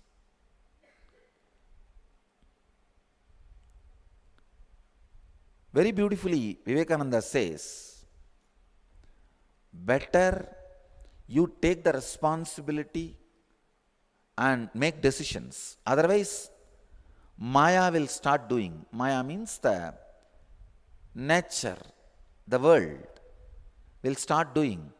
But the difficulty is when Maya starts doing, you will be given such a strong message. Sometimes it permanently impairs some of your capabilities and freedom.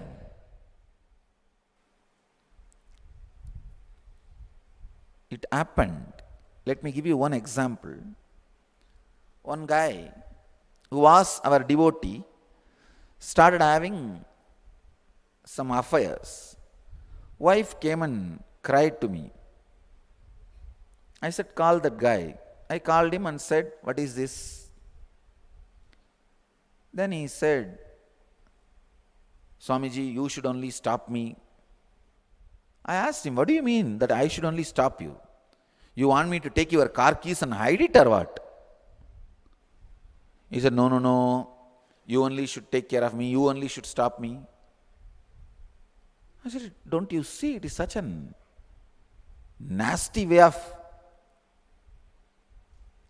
escaping from the responsibility? Anyhow, the fool went away, dodging me. He had some serious accident and a very powerful injury in the back. And Mooladhara top, fuse gone.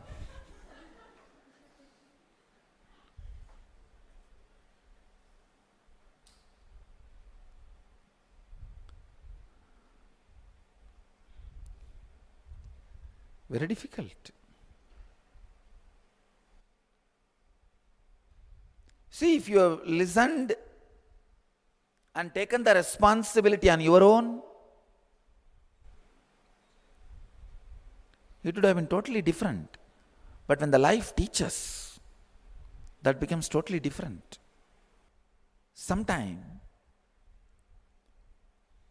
your life may connect, your motives may go parallelly with the motives of the cosmos.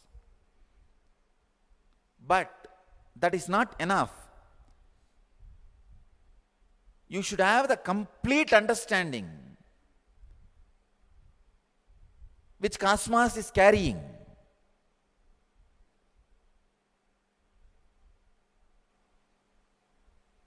Please understand.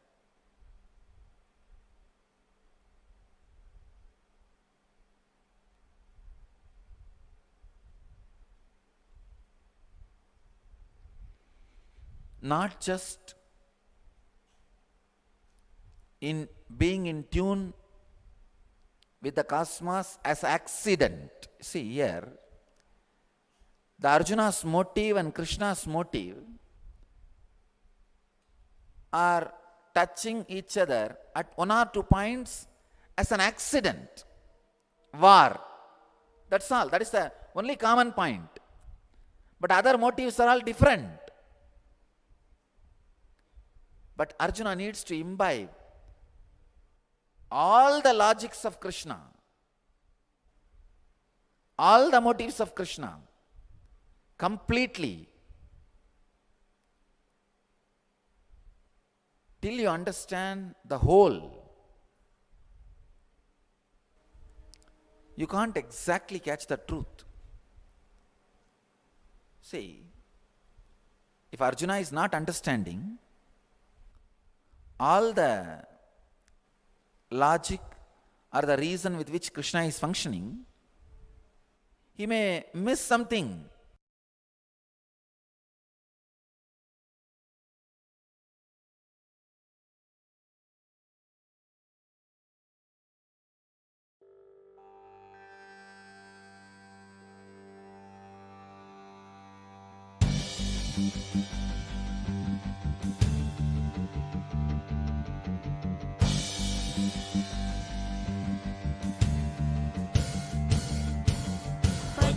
पुष्पं फलं तोयं यो मे भक्त्या प्रयच्छति तदहं भक्त्युपकृतम् अश्नामि प्रयतात्मनः पत्रं पुष्पं फलं तोयं यो मे भक्त्या प्रयच्छति तदहं भक्त्युपकृतम् अश्नामि प्रयतात्मनः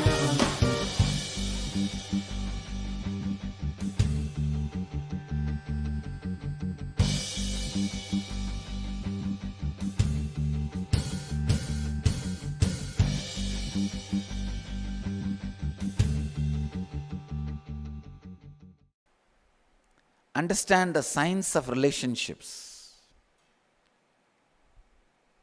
It is not just the phenomena of the mind, it's a phenomena of the body.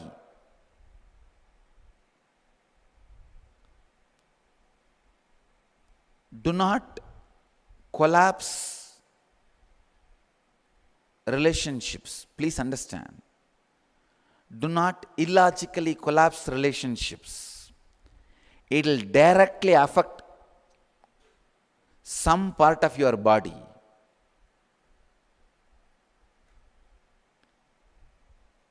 Unless you are logically completely convinced that this relationship can't be maintained, this is going to be abusive, it is going to be disturbing and disrupting your life, don't collapse any relationship. That is why I always insist when people come to me asking they want to break their family, they want to go for divorce, I tell them wait for some more time. They say, no, Swamiji, anyhow I have decided I can't live with her, I can't live with him, Better let me break now. Why torture? I tell them no. If you are tortured, your muscle memory and biomemory will strongly start believing this is more disruptive, this is not the way you want to live. Then if you break, you will not have any physical diseases. But before your biomemory or muscle memory is convinced, only when your head, the mind is convinced, if you break, the collapsing will simply turn into a disease inside you. That is why I insist, wait for some more time. Whether your muscle memory or biomemory changes your decision or it is going to support your decision. Let's see. Let us see how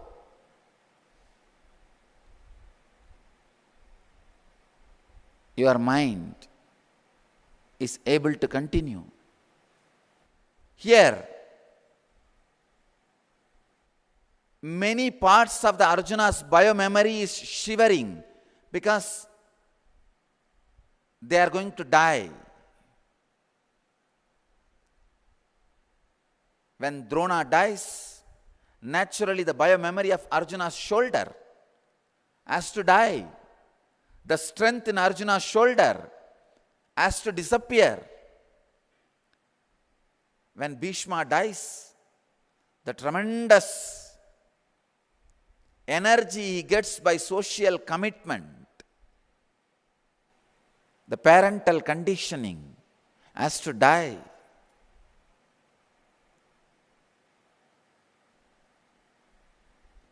When Saguni dies, when Karna dies, the tremendous energy he gets by the anger and violence has to die. Understand, when your enemy is dead, there is nobody to invoke energy in you.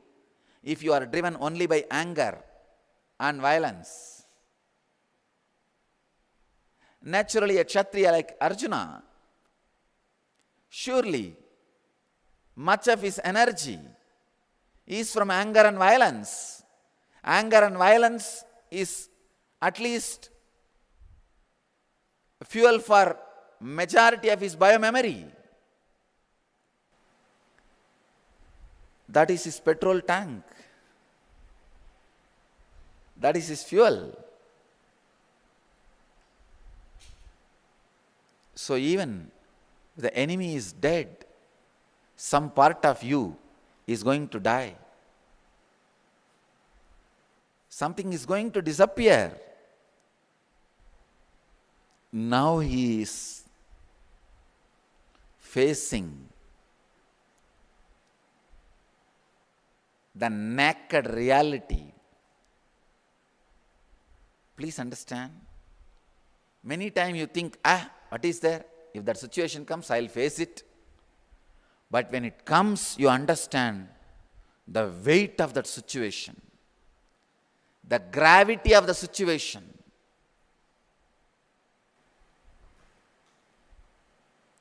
All courage, valor, power of Arjuna is suddenly disappearing.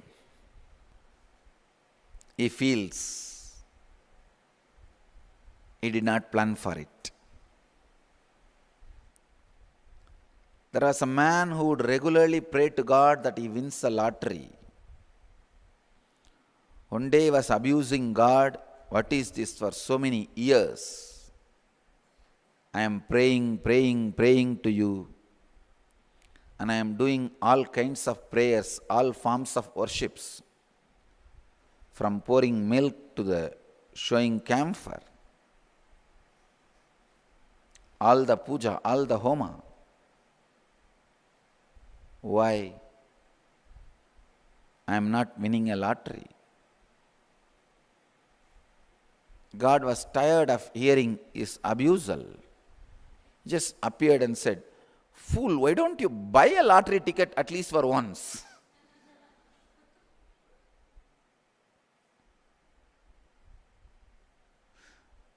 He was running his life without even planning. Arjuna is not able to face the situation he has invoked upon himself. The power of relationships are so strong. Arjuna is not able to handle it. I tell you,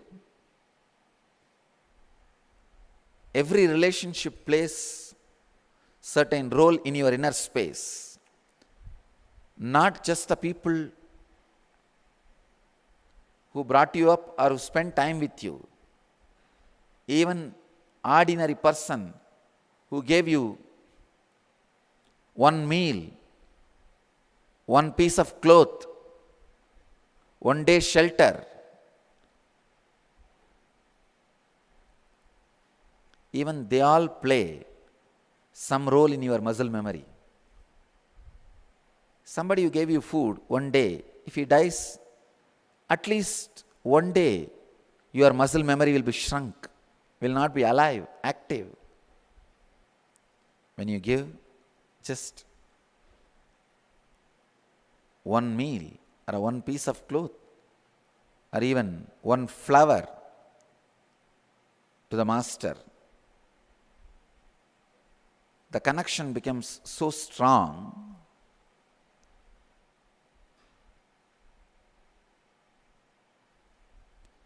Especially if a lot of feelings, emotions, sacred sentiments associated with that offering. Krishna says in the Gita, Patram Pushpam Palam Toyam. Just one fruit, one flower, or one leaf.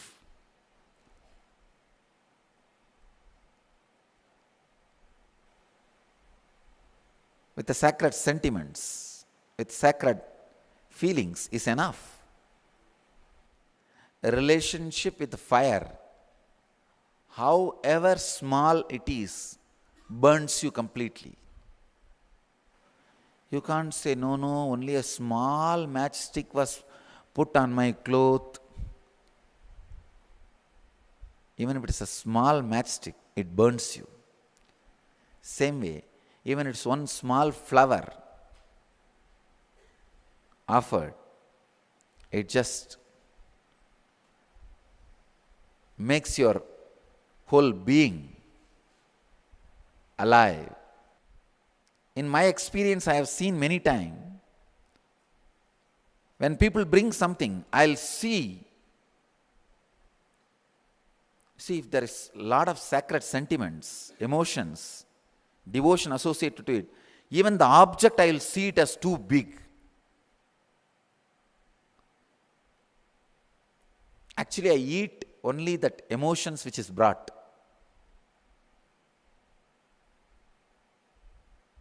I may not eat that, whatever they brought physically, but when I touch, I swallow their sacred sentiments. I enjoy the devotion with which they brought. Whether it is some sweet or a flower or a cloth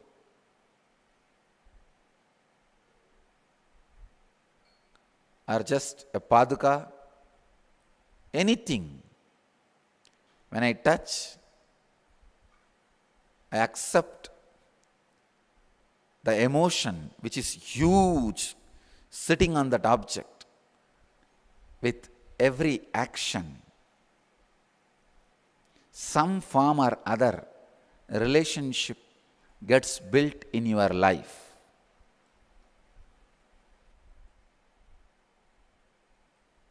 If that relationship is with a normal man, it kills you even while you are alive. If it is with enlightened being, it keeps you alive even when you are dead.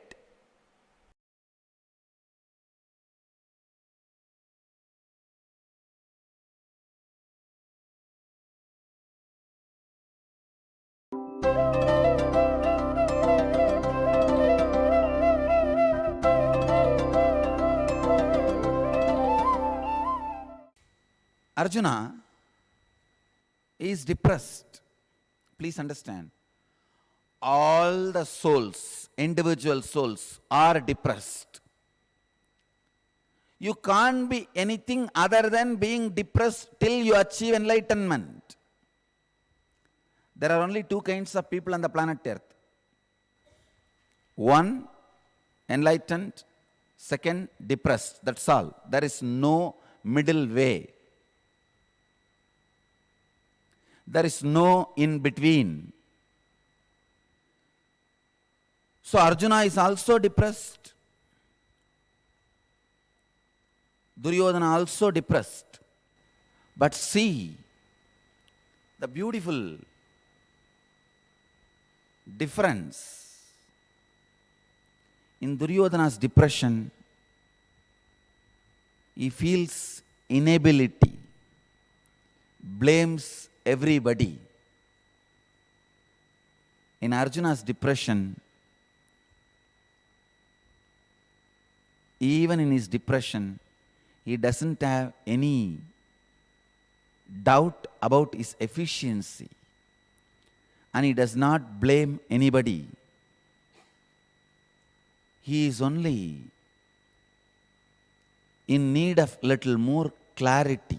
Please understand. Duryodhana's depression is depression out of inertness and supported by ego. Arjuna's depression is a depression from restlessness, needs only clarity and intelligence. Arjuna's depression leads the individual soul towards the fulfillment. Duryodhana's depression leads the individual soul into more and more deeper and deeper bondages. That is why, even though both of them are depressed, each one of them are given different solutions, or each one of them go towards different solutions. There is no Duryodhana Vishada Yoga. No. There is only Arjuna Vishada Yoga. I tell you, if you are depressed, it is not sin. Don't worry. But analyze your depression. Is it out of inertness or restlessness? Is the depression asking only clarity and intelligence, or your very life? Arjuna's depression is only hungry for clarity, knowledge, truth. Duryodhana's depression is hungry for life. Duryodhana's depression swallowed Duryodhana's life itself. But Arjuna's depression asked only just little clarity and intelligence and understanding.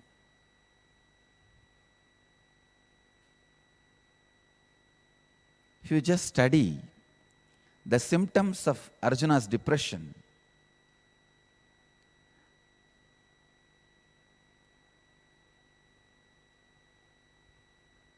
limbs giving way, mouth parched, skin burning, hair standing on end, the bow and arrow slipping from the hands, unable to stand.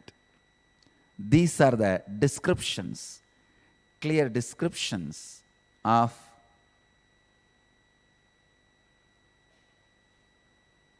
the Arjuna's depression. If you see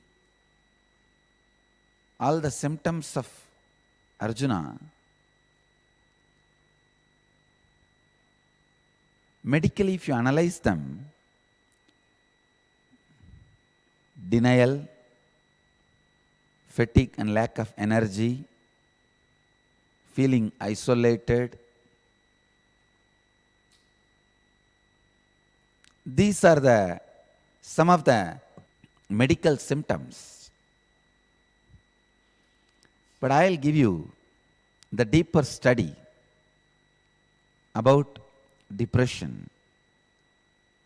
Basically, depression is conflict between your social conditioning and brain. Please understand. Your brain, because it happened from the nature, the body, it has its own rhythm, flow,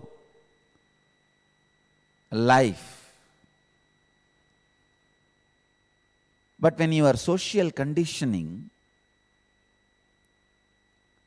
opposes the flow of your nature beyond certain limit, the conflict which starts results in guilt and which leads to frustration and finally depression. Please understand. If the social conditioning and your brain flow has only a small conflicts, there won't be much problem. If both of them literally fight, wage war, encounter each other, then starts the depression.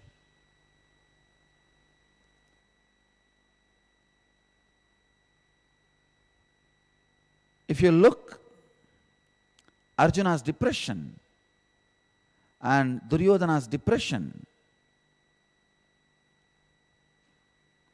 both of them are confused. Both of them are not able to handle the naked reality. Both of them are not able to handle the side effect and after effect of the decisions they made.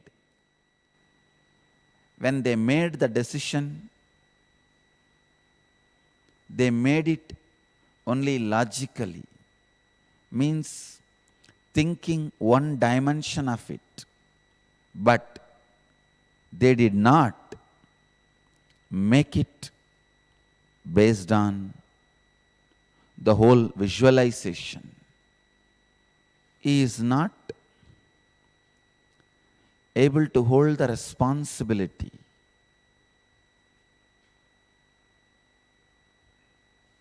Let me give you one example how people make decisions very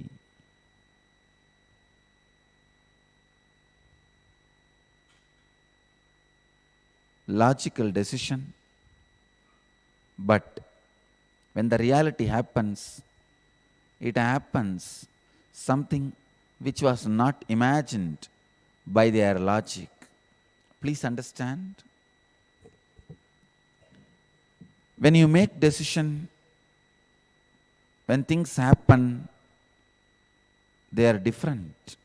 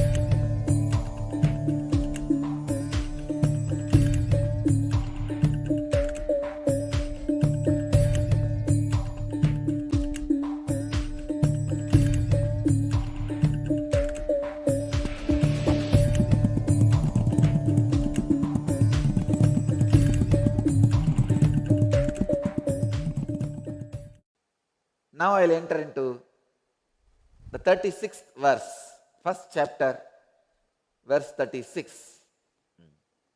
निहत्य दार्धराष्ट्रान्नः का प्रीतिः स्यात् जनार्दन पापमेवाश्रयेत् अस्मान् हत्वैतानाततायिनः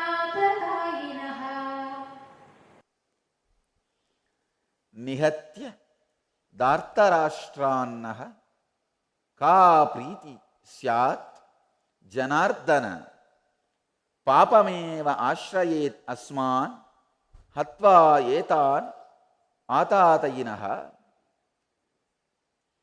The translation says, what pleasure will we get by destroying the sons of Dhritarashtra, Janardana? Only sin will overcome us if we slay these wrongdoers. I am seeing the black box of Arjuna.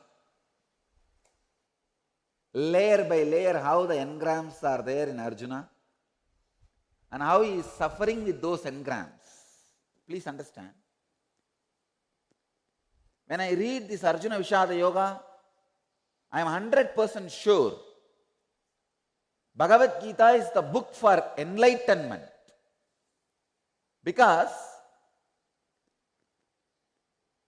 whatever he is talking, the Arjuna's problem, each verse is one strong engram. Arjuna is caught with so many of these engrams. Krishna is here to destroy those engrams and liberate him and make him express the life in a liberated way. See, I am seeing very clearly. First, he says, Swajanam, Swajanam, Swajanam. My people, my people, my people. Almost see these old widows sitting in village and crying, oh, my son, my daughter, my father, my brother. The same mood. Arjuna is saying Swajanam, Swajanam means that parental conditioning, the first layer of engram. Then he comes. All the teachings he learned from the Drona, the conditioning of the Acharya, means ordinary do's and don'ts. Please understand, sometimes ordinary do's and don'ts create so much of conditionings. When you see the layer by layer conditioning of Arjuna coming out in this first chapter, I can tell you very clearly, this book is book for enlightenment. It is not written just to make Arjuna fight or just for Krishna to fulfill his goal of removing the load on the planet Earth, Bhubara. No. It is straight technique, process, method for enlightenment. First layer of conditioning, Swajanam.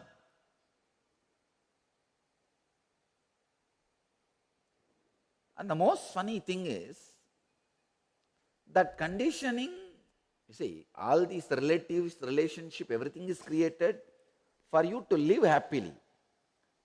But see the funny thing, those people are actually going to kill him. Even then, the conditioning has become so strong, it is ready to go against the purpose for which it is created.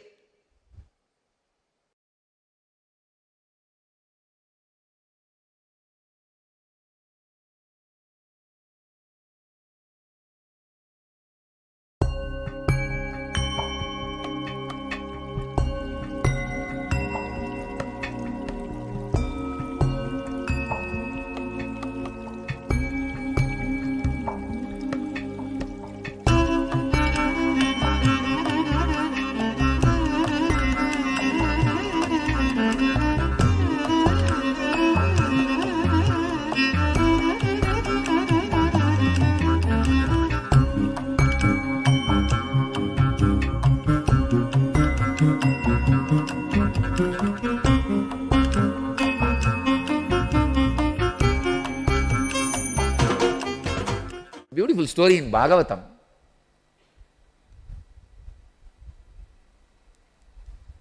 One rich man who does the Ekadasi Vrata, means he will fast on Ekadasi, and Dwadasi he will call all the devotees and give them all good food, and it's a great good act, punya. So Krishna appears one day in front of him and asks, "My son, what do you want? You are doing so many wonderful work." Then that guy says, "If you give me more and more wealth, I will be happy to do this service in a big scale." Krishna blesses him, and lot of diamonds, everything showers. And now you guys don't even need to visualize how the gems shower and how the treasure showers. Anyhow, he showered. And next day, another one devotee, one old lady who used to do small prayers, but 24 hours she will be thinking and meditating on Krishna, living with Krishna practically. She had only one cow. So one day, she finishes her Ekadasi Vrata, and whatever milk she gets, she will make butter and call few devotees, Krishna's devotees, and share little with all of them, and she will also eat. Krishna appears next day in front of her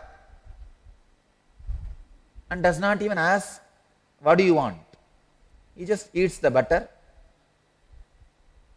then disappears. That day the only cow she had died. The only cow which she had died. Then naturally all the gopikas living around Krishna, they asked, "What is this? That guy is already rich and you went and showered more wealth on him, and this lady has only one cow and you went and killed that cow and came back. What is this?" Then he says, "See, that guy wants to live and he is ready to live with a lot of engrams, no problem. So he asked for wealth, I gave wealth, and let him do good work and enjoy and finally exhaust all the engram. When he comes, let him come to me for enlightenment. But this lady, except this cow, she doesn't have any other engram. This cow is the only engram stopping her becoming enlightened, reaching me completely. So when I went and saw, I saw this only engram. So I took away that engram. Now she will reach me completely. She will achieve the Paramapada, the moksha or Jivan Mukti, the eternal abode of my feet." So sometime he gives, sometime he takes it away. But you can't judge it from outside. Arjuna goes on to teach right and wrong to Krishna. See, if you see from outside, you will feel, what is this? For somebody is showering, for somebody, he killed the cow, only cow, which she was having. So different reason. Krishna puts exactly in his hand on the engram. You see, this guy did not ask for enlightenment, but she is waiting for that only. So whatever you ask, for that he works. Here, Arjuna naturally asks for enlightenment. So whatever engram he is having, Krishna is for studying, so that he can start working on it, removing it.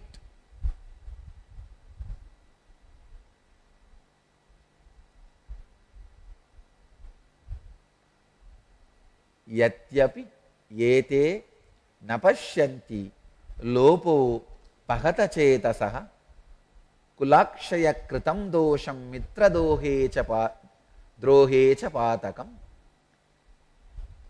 He is almost like a child. Arjuna is behaving like a child. How can he talk about right and wrong to Krishna?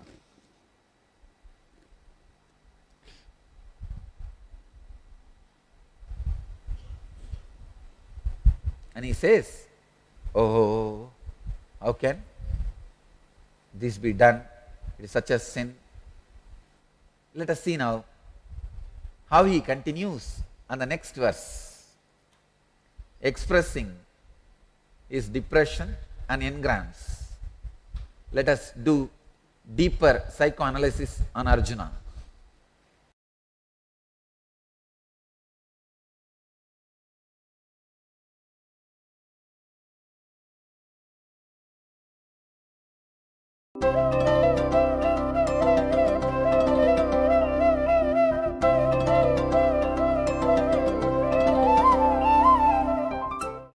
Today I will share some of the deeper insights on community system.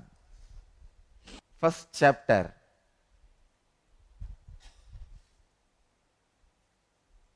41st verse, Arjuna Vishada Yoga. When non-righteous practices become common, O Krishna, the women of the family become corrupt, and with the degradation of womanhood, O descendant of Vrishni, ensues intermixture of castes. Whether you accept or not, whether you understand or not, this is the oldest living civilization. How much ever the some section of the Western perverted historians try to suppress the fact remains as fact and truth. We are the oldest living, continuously living civilization with thousands of invaders. They come like a Dravidian movements. Sometime from outside, sometime from inside. They come like a wave, but they disappear.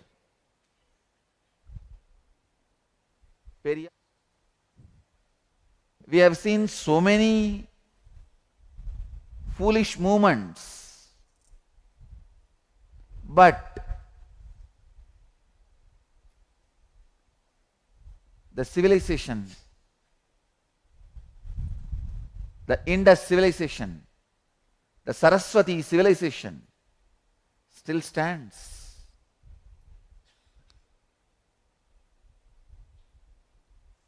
It's a beautiful description.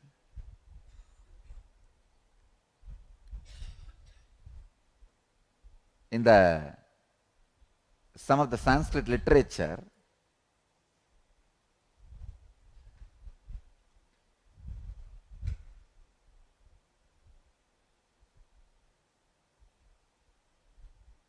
when few kings attacked the Saraswati civilization in a very organized way with some extraordinary powers to dry the whole Saraswati so that the whole civilization dies. The story says Saraswati entered inside the earth and started appearing in different places,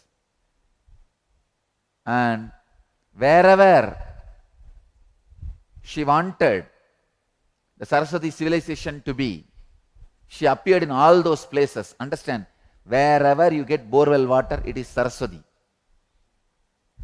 All the civilizations which happened based on underground water are Saraswati civilization.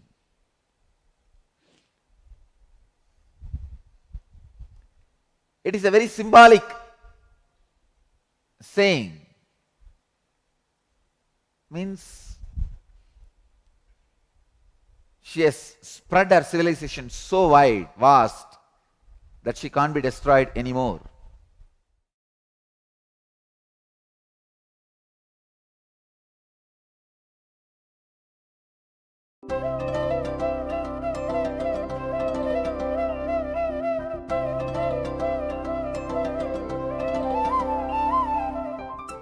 story for you guys.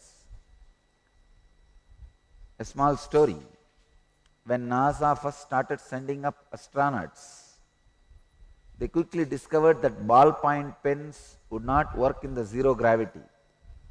To combat the problem, NASA scientists spent a decade and 12 billion to develop a pen that writes in zero gravity, upside down, underwater, on almost any surface including glass, and at temperatures ranging from below freezing 300 degrees Celsius.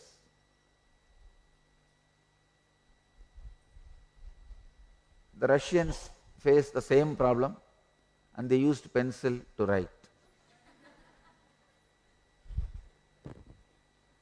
Your great grandparents would have discovered pencil, who knows?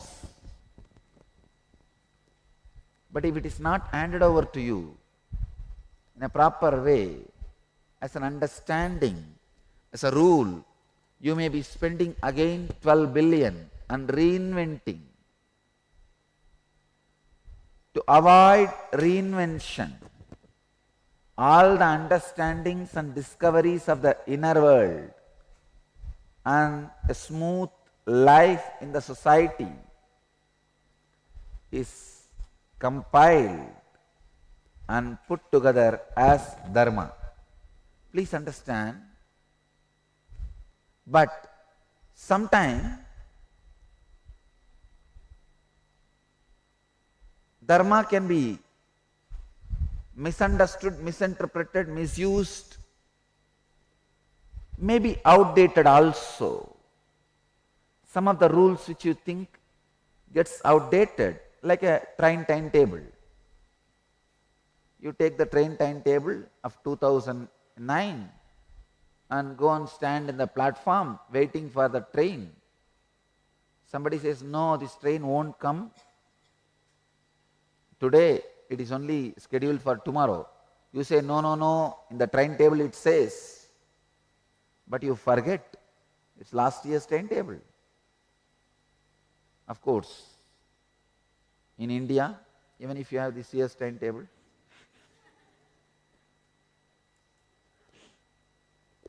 you may not get the train. That is different, okay.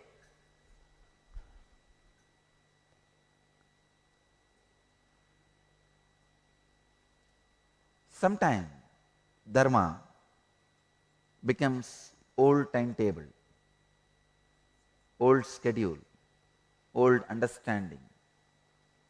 That is the reason incarnations land to upgrade the timetable newly, to write new updated principles, to remove the interpolations and remove unnecessary things from whatever you understand as dharma. Krishna is a smritikara, incarnation, came down to create new smriti, new way of living. He came down to create new understanding about dharma, new energy and new experience. Life is for eternal expansion. That is why you are programmed with the basic instinct of expansion. The basic instinct you carry is of expansion.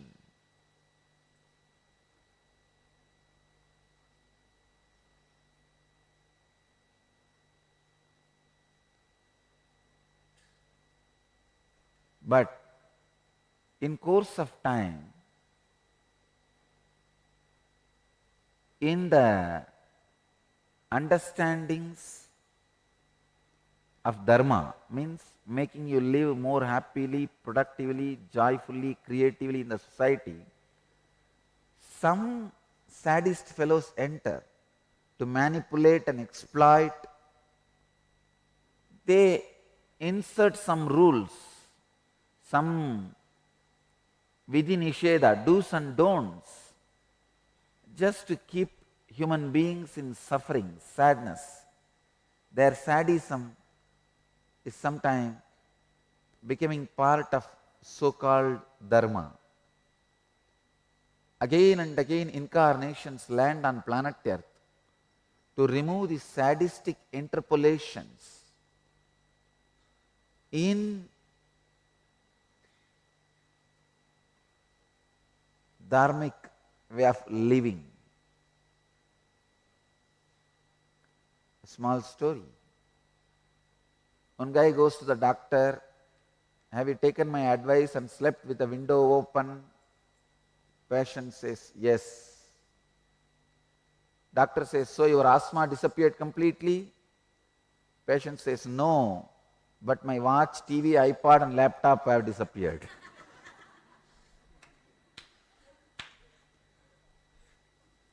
Not asthma. Understand? Sometimes some rules do completely opposite of what is expected to happen.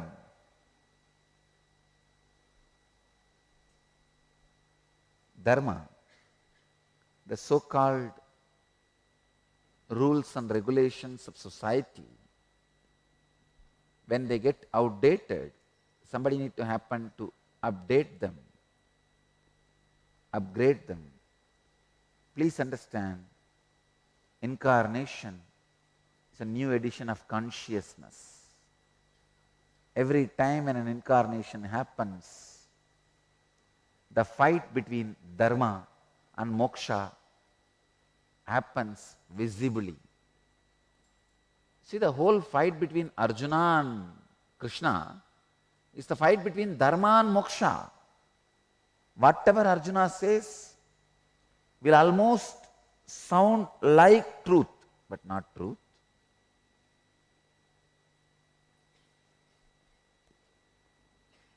Understand? Something which sounds like truth, not truth.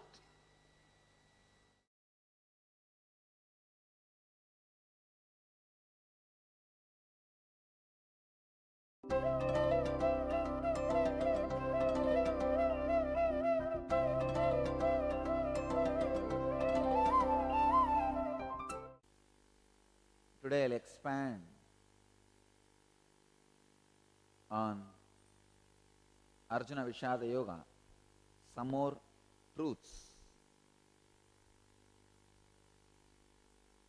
Because the Arjuna's depression is not just an ordinary individual's depression, it's almost like a black box of an accident. See, when an aircraft gets into an accident, they retrieve the black box and study. Why?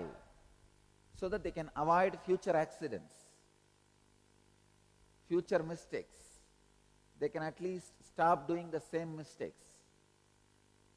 Same way, exactly, I am doing black box analysis on Arjuna so that you don't get into the same moods, same depression, same sufferings.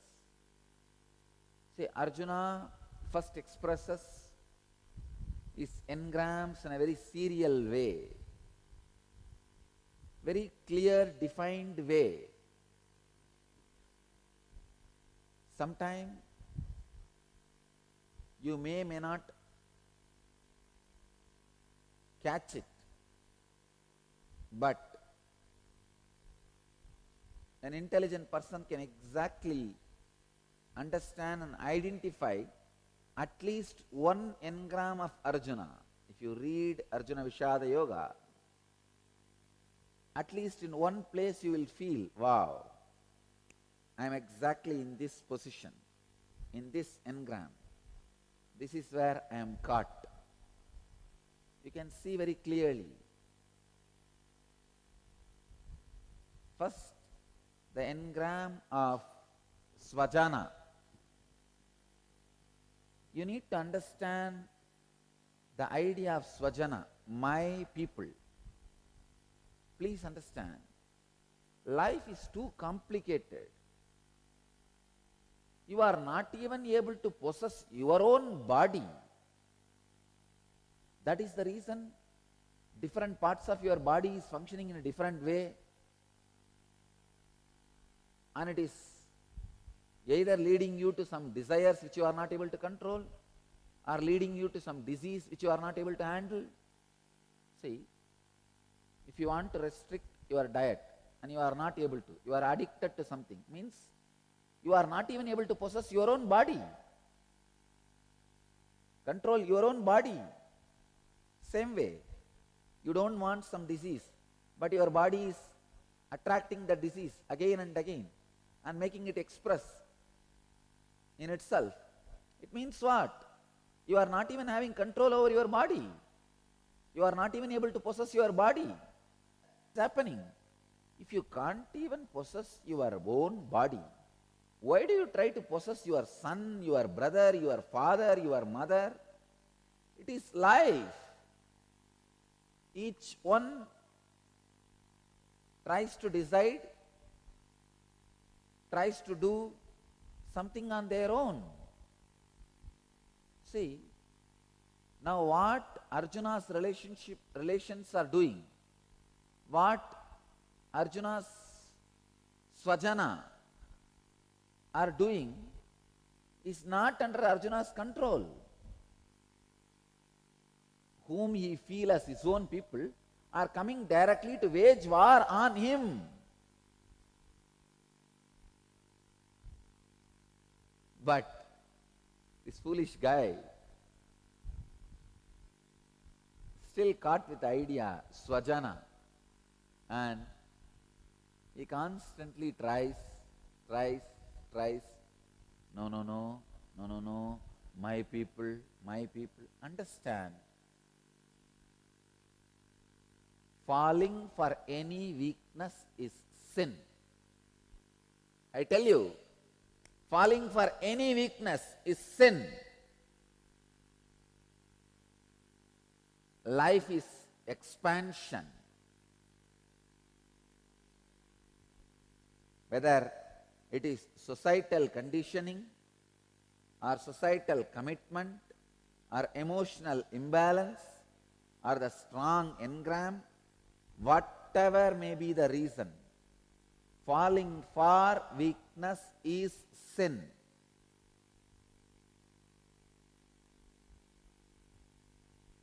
Arjuna does not even know who is his Swajana.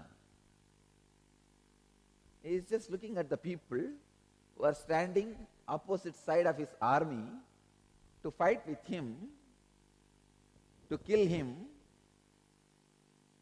who have taken the vow to kill him, and he says, my brother-in-laws, father-in-laws, parents, grandparents. If you see the funny description, he does not even know who is his Swajana. First thing, even if you know somebody is your Swajana, your relation, you can't possess. Life is too complicated. The moment child comes out of mother's womb, he declares his independence. He declares his freedom. The moment child stands on his own feet, he doesn't accept any economical or social support. He declares his freedom from the parents. Same way. See, that is the source of all relationships. Even in that relationship, you can't possess. You can't do anything. Then what about all other relationships? No. You need to understand who is your relationship, who is your relatives.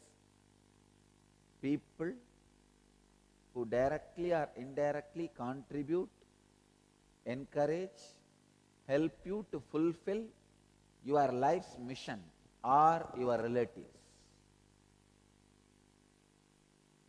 People who make you complete your life's mission are your parents. People who carry on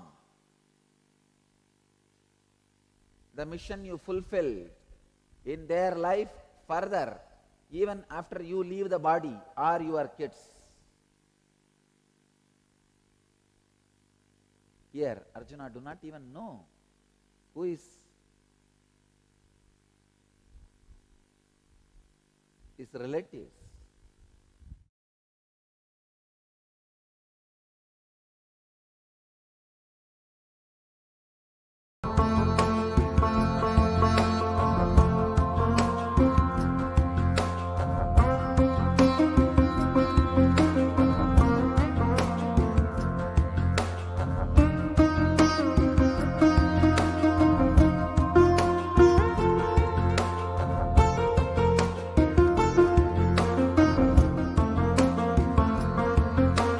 ब्रह्मार्पणं ब्रह्महविः Understand, Gita is not just for the people who worship Krishna or worship Shiva or who worship Arjuna or who worship Jesus or who worship Muhammad or who worship Buddha or who worship only Mahavira. Gita is spoken by the cosmos through Krishna. So, it is universal. Nobody can claim. It is given by the universe to the human society, to the whole civilization. It is not personal property of anybody, not even the personal property of Hindus. Once it is delivered, it is to the whole world. That is why Vyasa is using the word Bhagavan. Krishna says, Bhagavan says, how have you obtained this depression of mind, which is dangerous, not worthy of being propitiated by a man of noble birth? Please understand. Bhagavan says, not worthy of being propitiated, not worthy of being supported, encouraged by a man of noble birth. Please understand. There are some qualities, just because of your birth, you should not entertain them, support them, encourage them.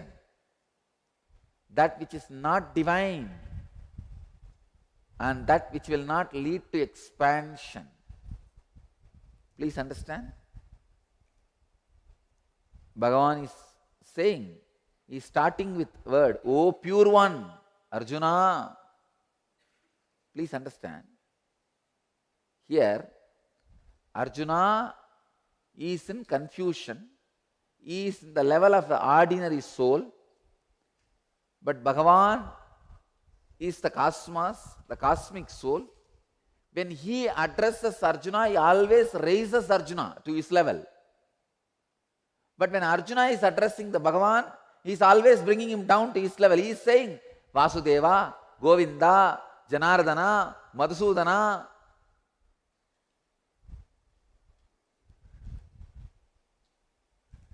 When Arjuna looks at Krishna, he looks at Krishna as his level. He is reducing him to an ordinary soul. See, all these words, names, like Madhava, Madhusudana, Keshava, all these words are connected to one incident. Madhusudana means, oh destroyer of Madhu, demon Madhu. So Arjuna is trying to bring Krishna to his level. Krishna is trying to bring Arjuna to his level. It's an eternal war still going on. It goes on and on and on and on and on. That is why when Bhagavan is addressing, he is saying, O pure one, O pure one, how have you obtained this depression of mind, which is dangerous? I can say the whole Bhagavad Gita message is delivered in this one sutra. He is not talking at all about the war.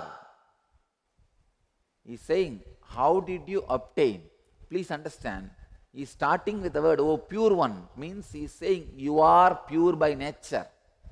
You are unclutched by nature. How have you obtained? How did this depression of mind, which is dangerous, is using the first word, dangerous, has come on you, not worthy of being propitiated by a man of noble birth. By your very birth, you can't support this depression. That which is not divine, it is not divine. And that which will not lead to expansion. Understand, life is for expansion. All the spiritual truths should go on expanding you, expanding you, expanding you. It is for expansion, not for contraction.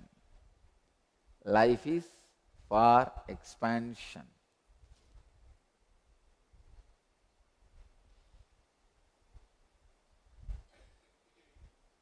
How have you obtained this depression of mind, which is dangerous, not worthy of being propitiated by a man of noble birth, that which is not divine, and that which will not lead to expansion?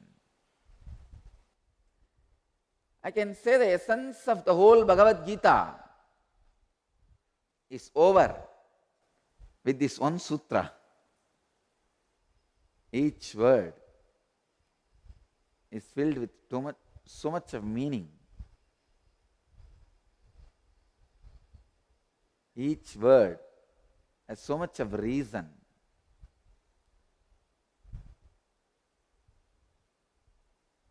He says, O pure one. The moment he uses the word Arjuna, O pure one. Please understand, Krishna is also using so many names for Arjuna in Gita. Arjuna is using so many names for Krishna in Gita, but Vyasa is using only one name. That is Bhagavan. That's it. Whenever Vyasa is addressing, he is using only one word, Bhagavan.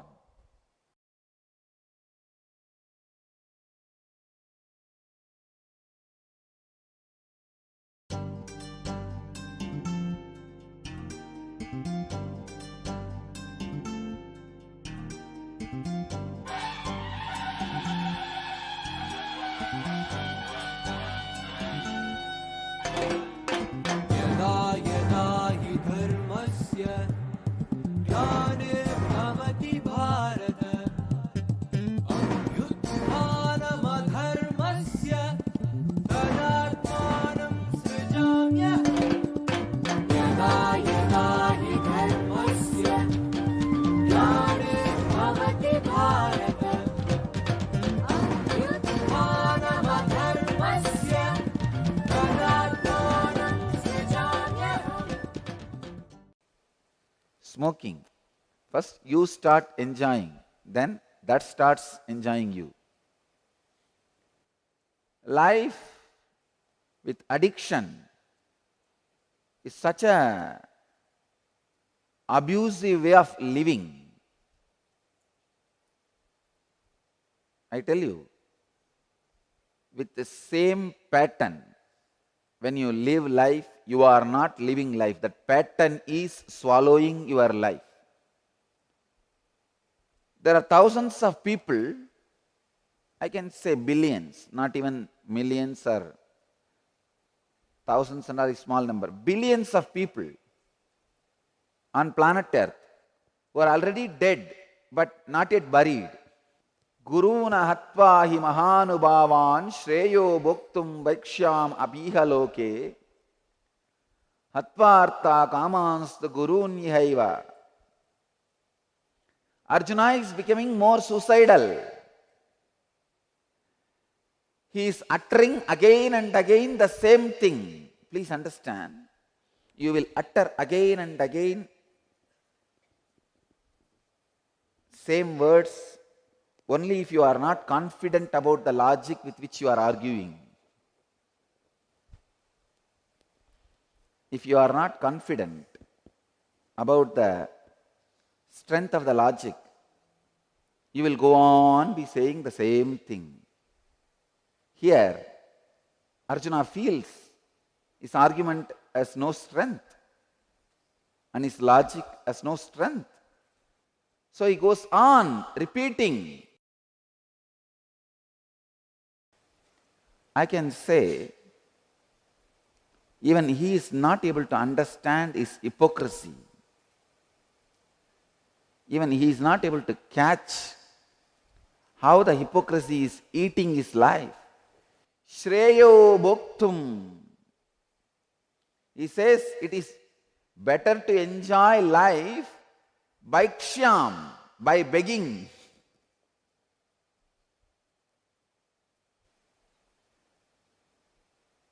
This guy thinks begging is that easy.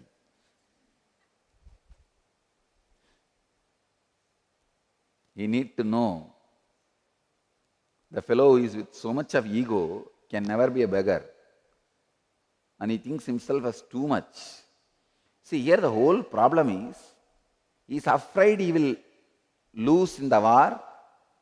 He may not be thinking he will get killed, but he feels if he loses the war and still lives, all the fellows will laugh at him. That's too much. It is just the fear of losing ego.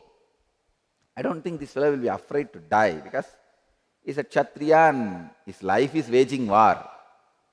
He will not bother to see his own blood, but he is bothered that he may not get killed but he will lose the war. Then how is he going to handle? That is too much. That is too much for Arjuna. That is why he just wants a graceful exit. Understand, life has no graceful exit. The moment you assume human body, either you play till the end or you exit as covered. There is no graceful exit. The graceful exit only exists in dictionary. In reality, all exits are disgraceful. Understand, do not try to exit from life. Life is an eternal expansion. And you don't need to. Not only do not, you don't need to.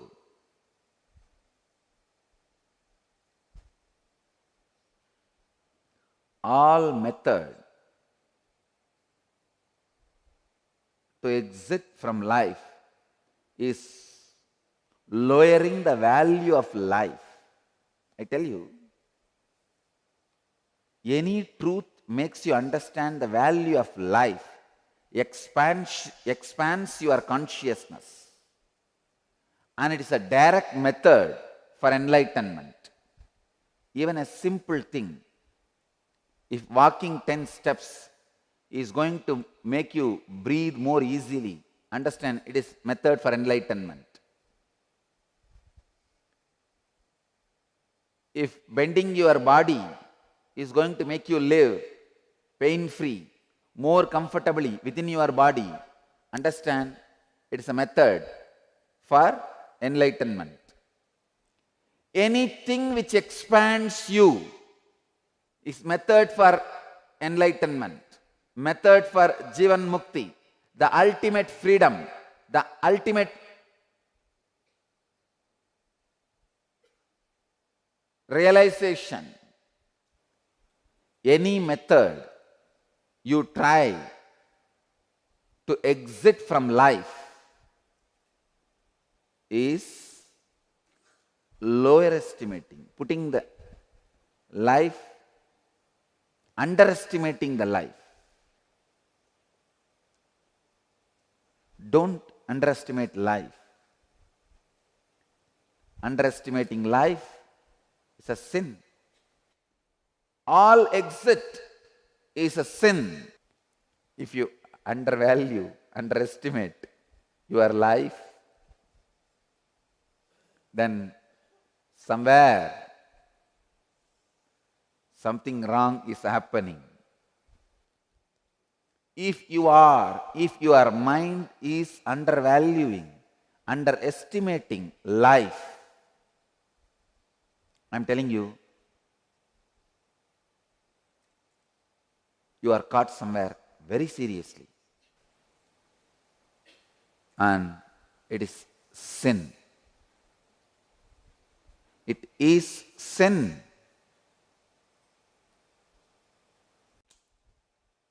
In this whole situation, the way Arjuna is speaking, the amount of suicidal tendencies built in him, and another one important thing you need to know, when you are having depression or suicidal tendencies, if you are verbalizing it again and again, it will become a strong experience in you. Understand? In the higher spectrum of consciousness, if you don't verbalize, any happening in you will become experience. In the lower spectrum of consciousness, if you verbalize it more and more, it will become experience. Depression. If you are again and again repeating, I am depressed, I don't know what to do, it will become an experience in you. But enlightenment, if you are having first level of samadhi, if you don't verbalize even internally and just be a witness, you will be led to the next level of samadhi. Even there, you are not trying to verbalize it and do a package and hold. You are just witnessing, unclutched. Then, next level of samadhi. Understand, the samadhi, the higher spectrum of conscious experiences,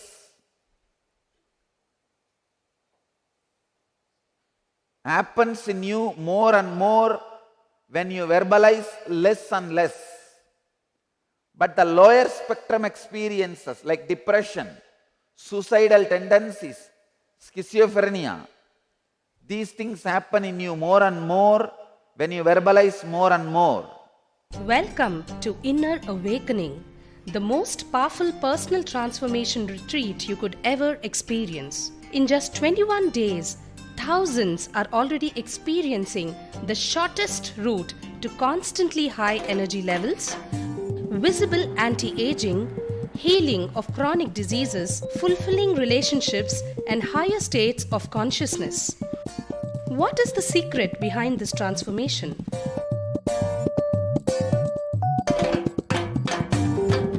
Kundalini means the inner potential energy.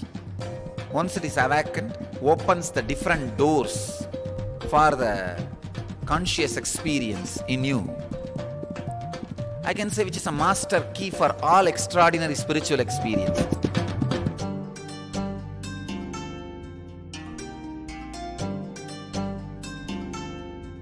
This extraordinary program is conducted personally by Paramahamsa Nithyananda in the vibrant atmosphere of Nithyananda Dhyanapitham Ashram.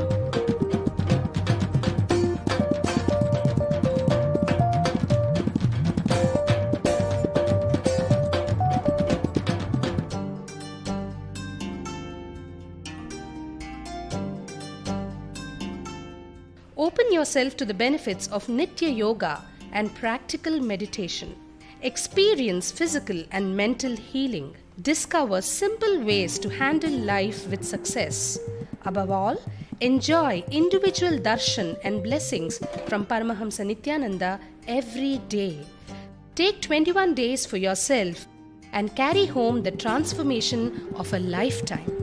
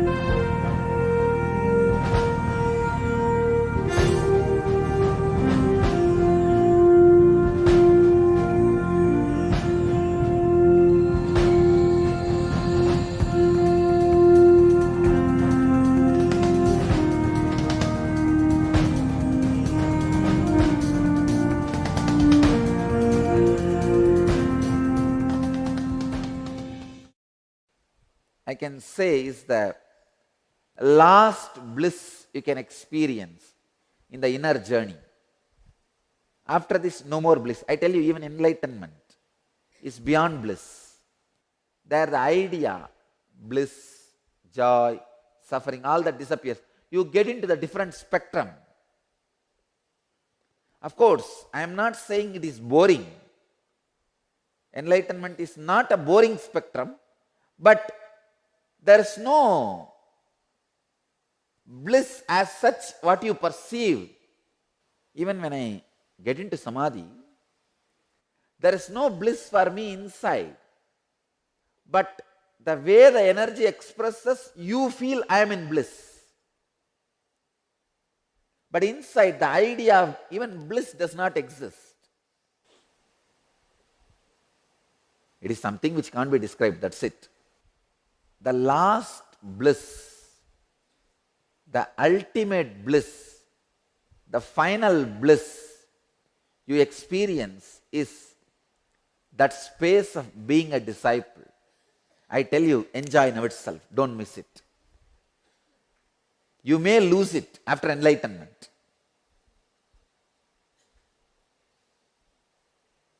And I tell you, you will really, really miss it, even after enlightenment. I tell you, just sitting simply and listening, readiness to listen. Understand, it is not a joke. In billions of people on the planet Earth, blessed are those who have the readiness to listen in their heart. Please understand.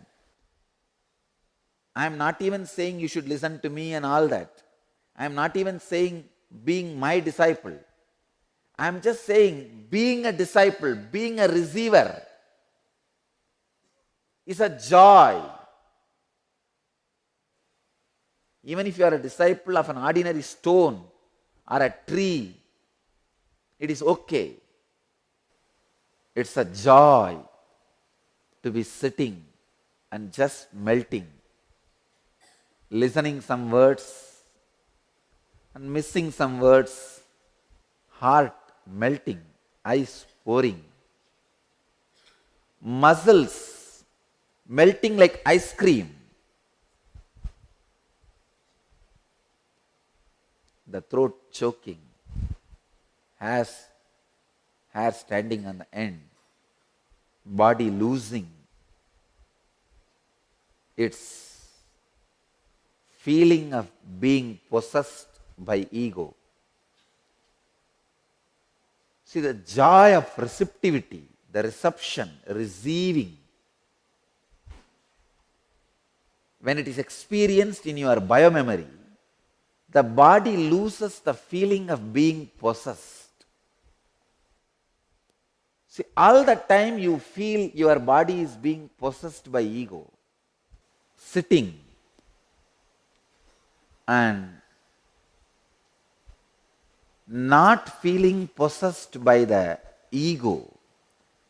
See, when your ego possesses your body, your whole body will be stressed, heavy. But when you really sit and melt,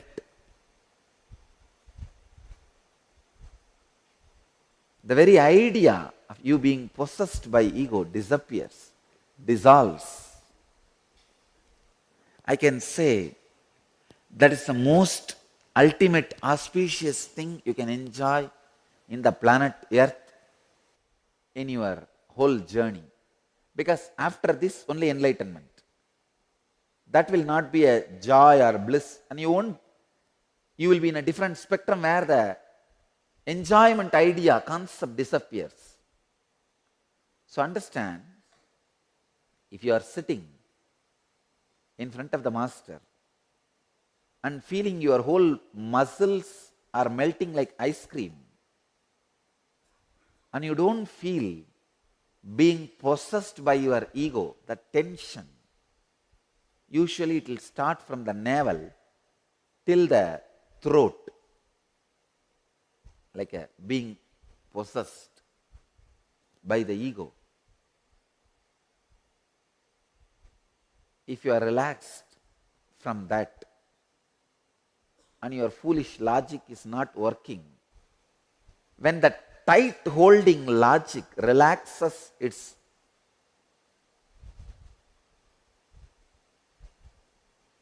declaration of power over your body. See, that ego constantly declares its power over your body, its power over you, your muscles. When you sit and melt,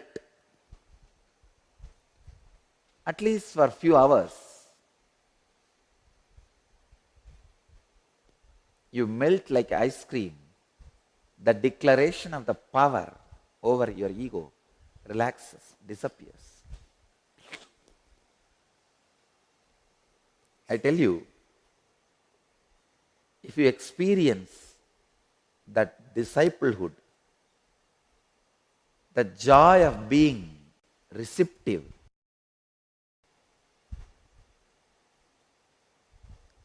you are tasting the ultimate. Forget about all your desires. All other desires, anything else will be lower than this. Whether having Miss Universe as your mistress, or largest palace as your house, or having name and fame, or the ultimate powers in your hand, everything will be less than the joy of being a disciple, being receptive, where your muscles are not feeling being possessed by your ego, where even inside your bone marrow you feel the sweetness, restful awareness.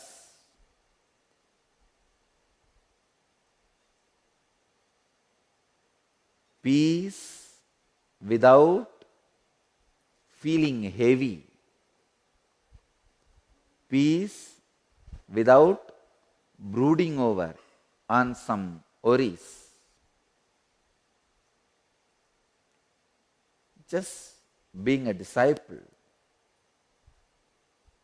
just melting.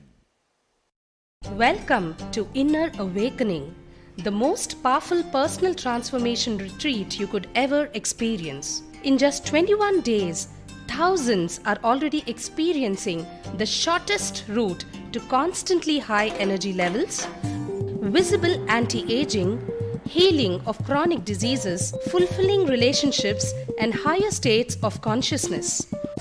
What is the secret behind this transformation?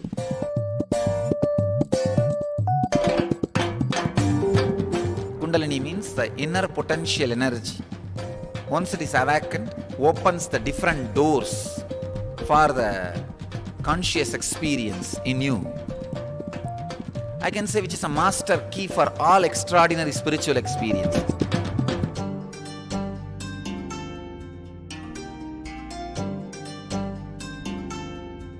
This extraordinary program is conducted personally by Paramahamsa Nithyananda in the vibrant atmosphere of Nithyananda Dhyanapitham Ashram.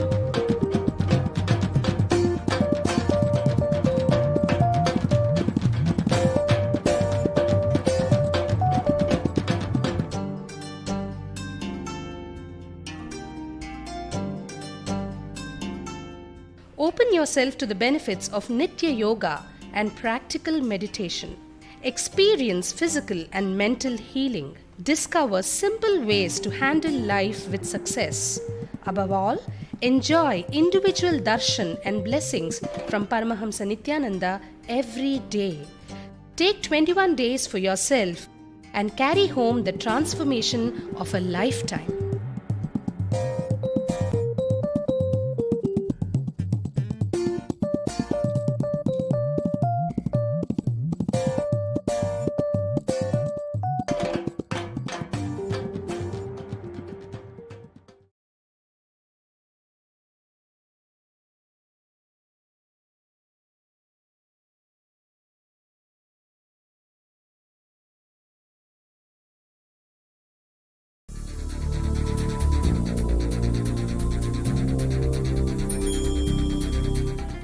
Paramahamsa Nithyananda, a compelling spiritual force of our millennium, founder of an international socio-spiritual movement, pioneer of a modern Vedic Renaissance. Born in the sacred town of Tiruvannamalai, a yogi by birth, fearless spiritual explorer, beacon of divine power, Paramahamsa Nithyananda is today an inspiration for millions on the path.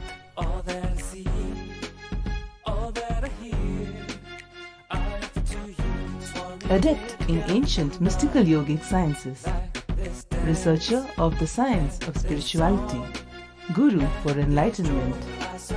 Every year, Paramahamsa Nithyananda shares with over 1 crore people worldwide the treasures of his wisdom, the joy of his laughter, and the incomparable power of his initiation. Now, Paramahamsa Nithyananda speaks on living enlightenment, solutions for blissful living.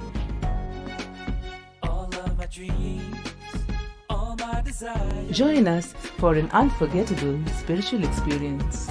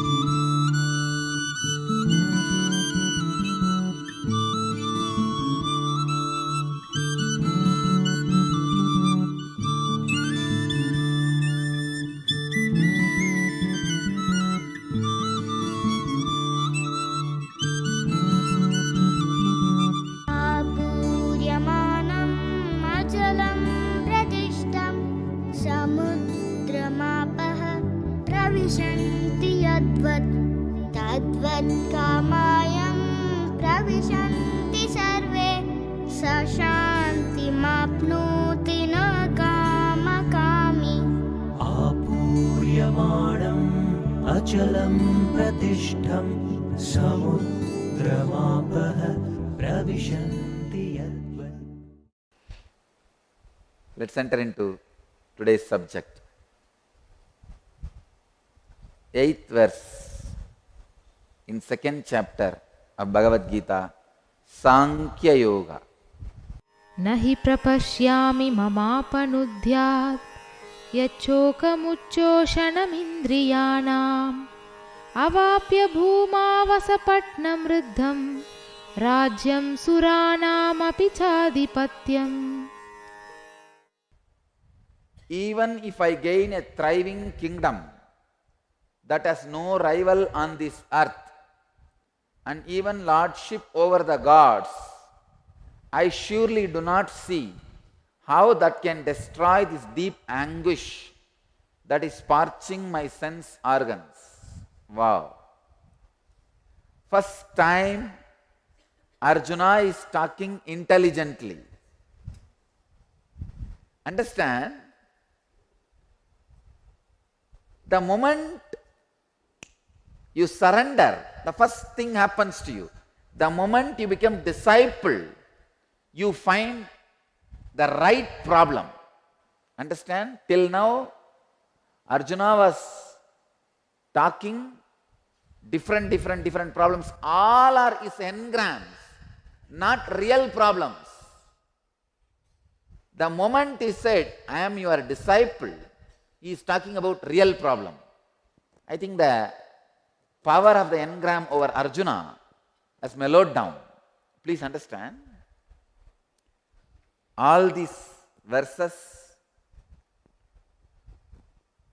he uttered earlier. All these verses in that he was talking, oh, how can I kill my father? How can I kill my mother? How can I? Swajanam.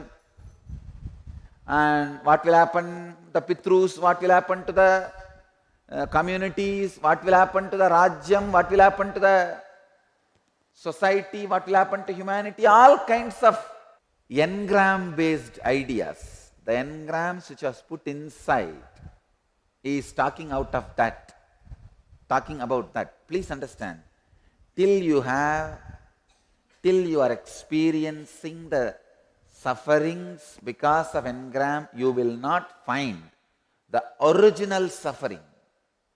I tell you, original suffering is what is described very beautifully in some of the Christian saints' life as dark night of the soul. The first step is finding the right problem. Here, Arjuna finds right problem. He is not stuck with engram based problems. He is coming to the true problem. As long as you are suffering with engram based problems, you cannot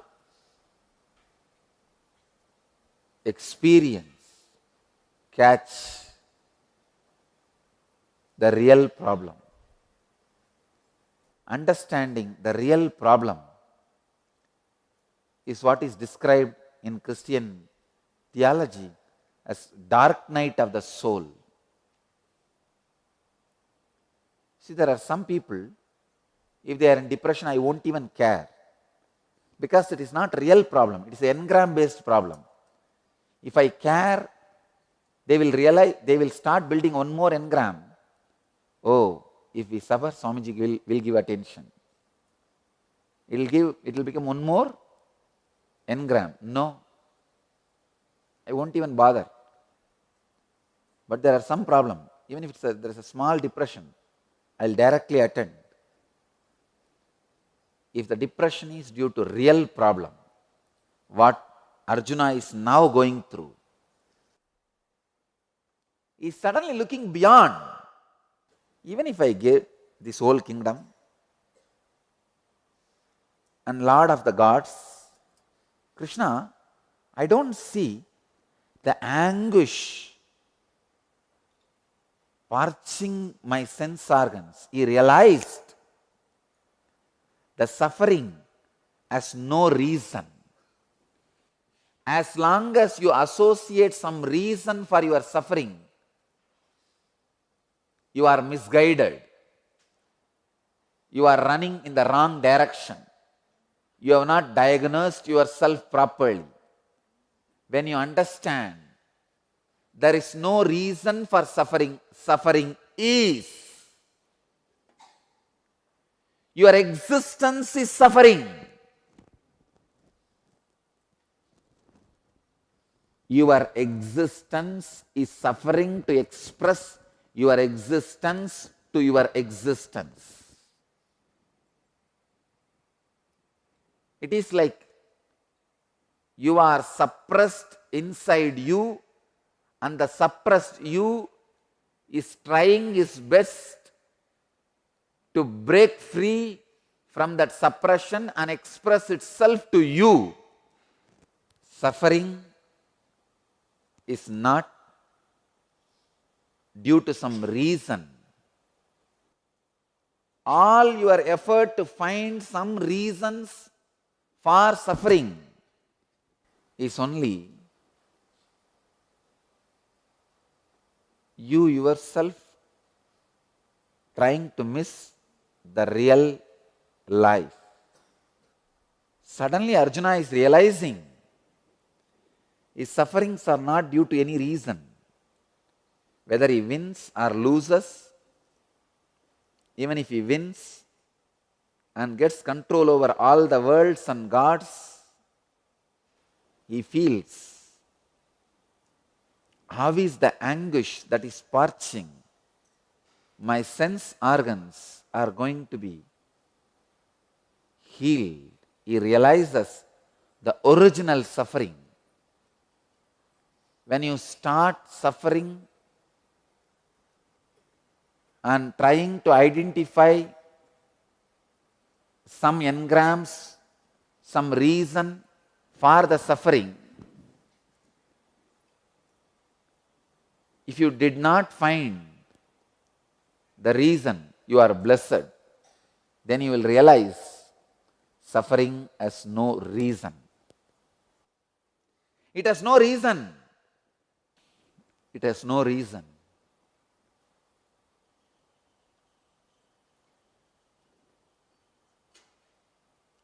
Your existence is suffering. The cosmic existence is suffering to express its existence through your existence. It's like a child trying to come out of mother's womb. The enlightenment is trying to come out of you. When a mother who is delivering a baby tries to find any reason for her pain or suffering, if she feels, oh, maybe I hit my hand yesterday, that is why I am having suffering, okay, that can be reason for the pain you feel in your fingers. What about the reason for the pain you feel in your leg? Because when you are delivering a baby, your whole body is going to experience that agony, that anguish. What about the pain you feel in your head? Maybe you can say, no, I was hitting my head so hard on the bed, that is why I am feeling.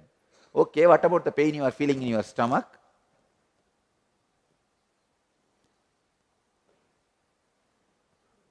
Pain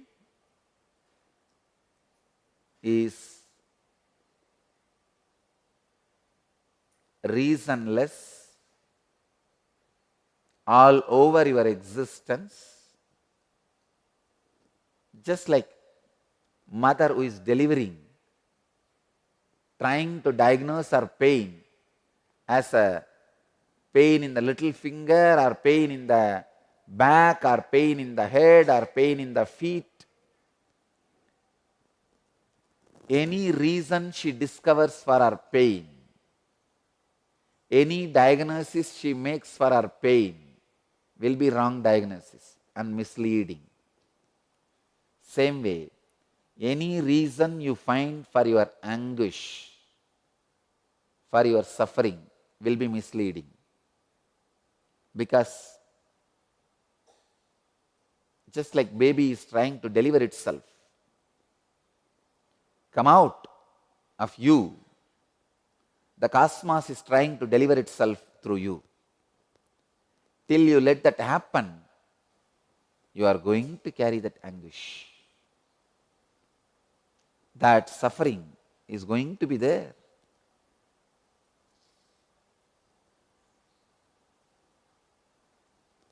If you try to find any reason for your suffering, you will take revenge on that reason.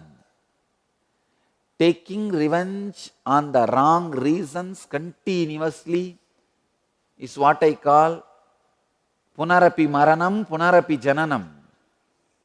Birth and death and birth and death and birth and death. If you wrongly identify your husband as a reason for your anguish, you will start taking revenge on him.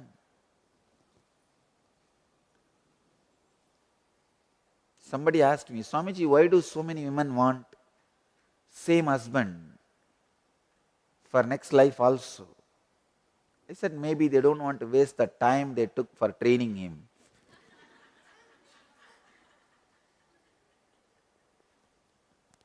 The time they spent training him in one life. Why waste training period?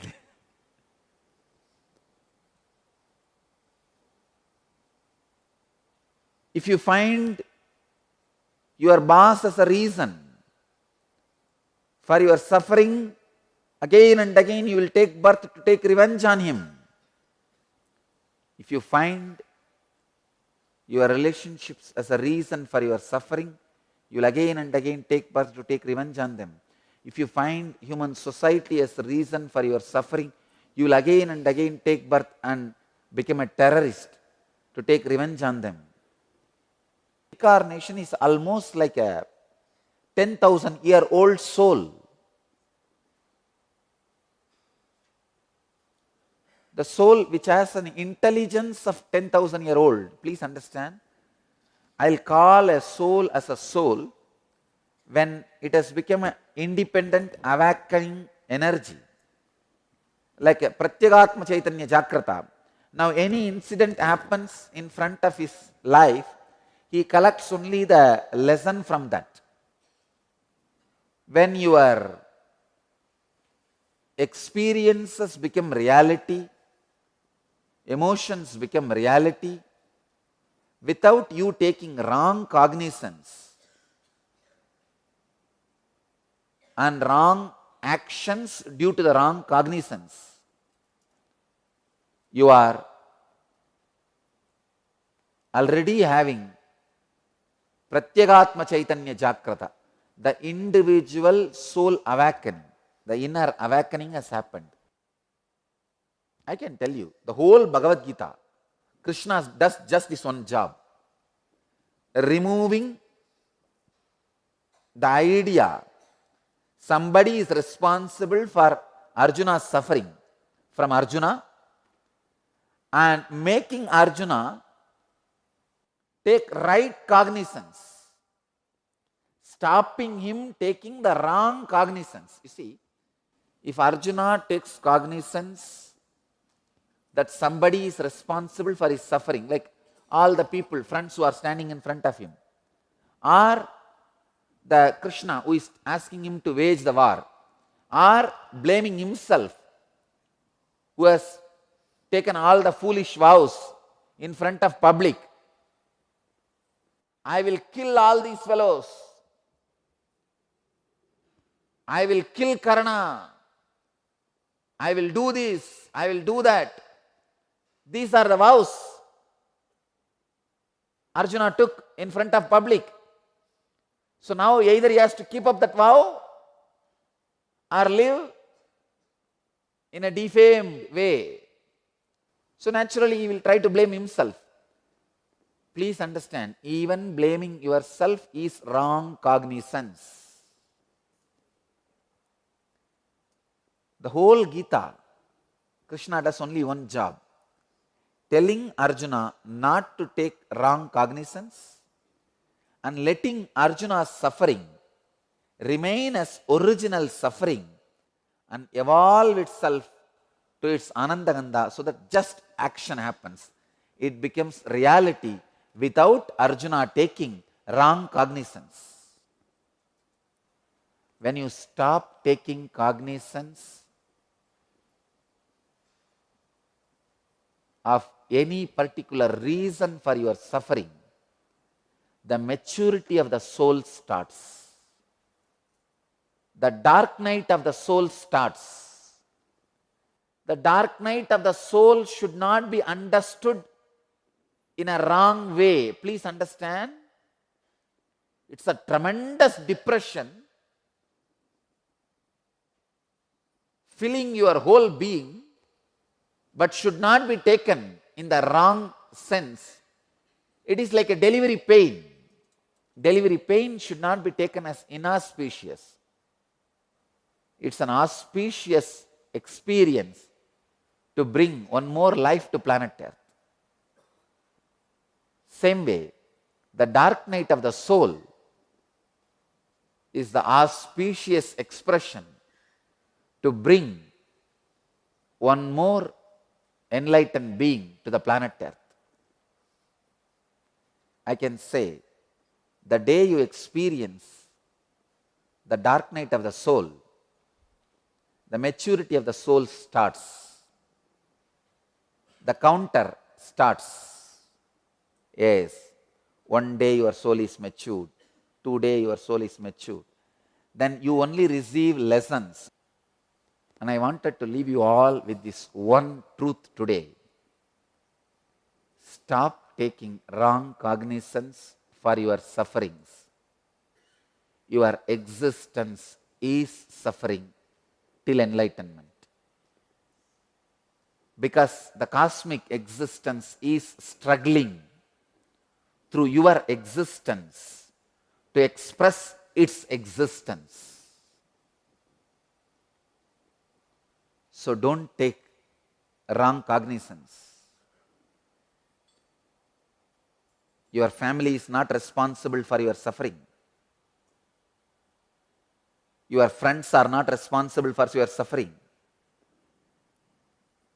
Your enemies are not responsible for your suffering. Not even human society is responsible for your suffering. You are suffering because you are suffering. Cosmos is trying to express its existence through your existence. You are going through a delivery pain. Don't curse the nurse. Don't curse your husband who made you pregnant.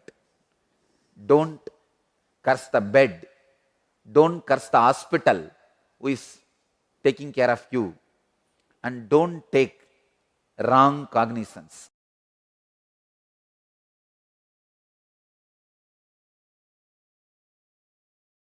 Welcome to Inner Awakening, the most powerful personal transformation retreat you could ever experience. In just 21 days, thousands are already experiencing the shortest route to constantly high energy levels, visible anti-aging, healing of chronic diseases, fulfilling relationships, and higher states of consciousness. What is the secret behind this transformation?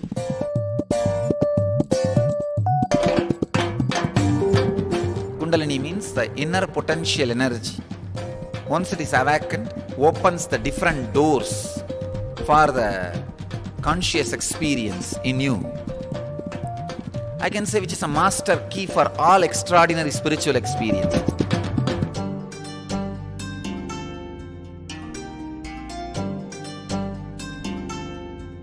This extraordinary program is conducted personally by Paramahamsa Nithyananda in the vibrant atmosphere of Nithyananda Dhyanapitham Ashram.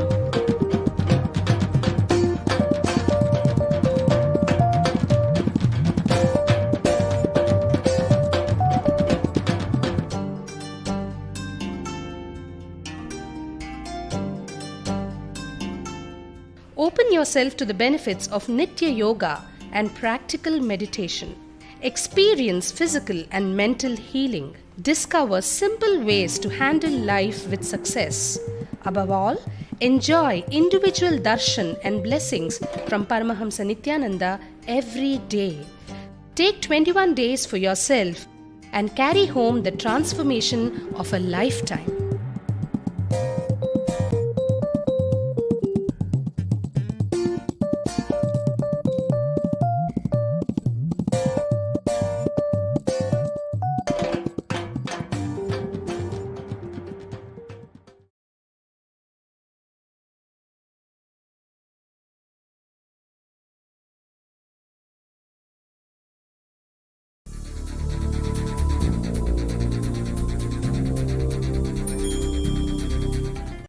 Paramahamsa Nithyananda, a compelling spiritual force of our millennium, founder of an international socio-spiritual movement, pioneer of a modern Vedic Renaissance.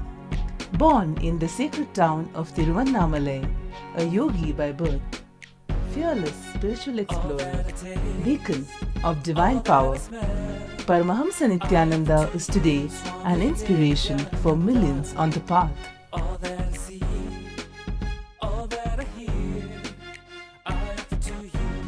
Adept in ancient mystical yogic sciences, researcher of the science of spirituality, guru for enlightenment. Every year, Paramahamsa Nithyananda shares with over 1 crore people worldwide the treasures of his wisdom, the joy of his laughter, and the incomparable power of his initiation. Now, Paramahamsa Nithyananda speaks on living enlightenment, solutions for blissful living.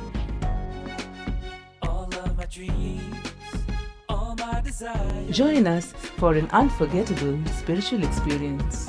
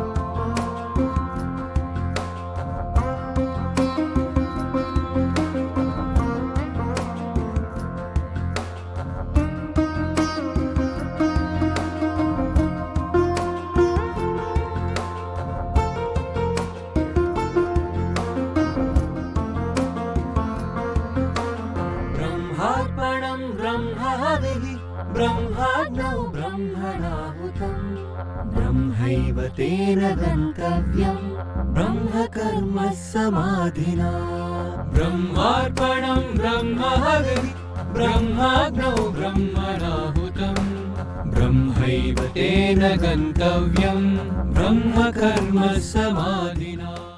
So let us enter into the next verse, 11th verse in second chapter, Sankhya Yoga. Shri Bhagavanuvach Ashocyanan Vashocastvam Prajnavadamscha Bhashase Ashocyanan Vashocastvam Prajnavadamscha Bhashase Gatasuna Gatasumscha Nanushocanti Pandita. Bhagavan said, now Bhagavan starts Bhagavad Gita. Krishna just gives one statement and the whole Bhagavad Gita is going to expand that statement. That's it. He's saying, you are grieving for those who are not to be grieved for. You are speaking words that are not fit to be uttered by the wise. The wise grieve neither for those whose life has departed, nor for those whose life has not departed. He straight away comes to the truth about the life and death. He says, you are grieving for those who are not to be grieved for. See, you should not understand this word in an ordinary sense, like you are grieving for your enemies who are ready to kill you. It's an ordinary meaning. But if you see the next words, Krishna is uttering, I don't see, he means in ordinary sense, you are grieving for those who are not to be grieved for, and you are speaking words that are not fit to be uttered by the wise.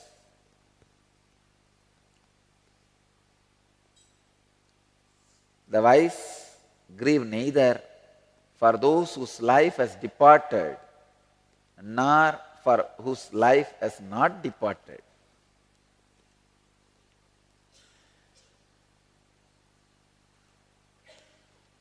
He is using a beautiful word.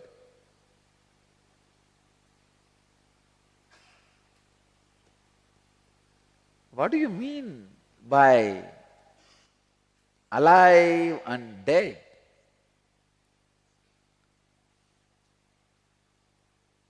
Let me define life. If your inner consciousness is awakened and goes on accumulating layers and layers of maturity, wisdom, by the rolling of time, it is life. Please understand.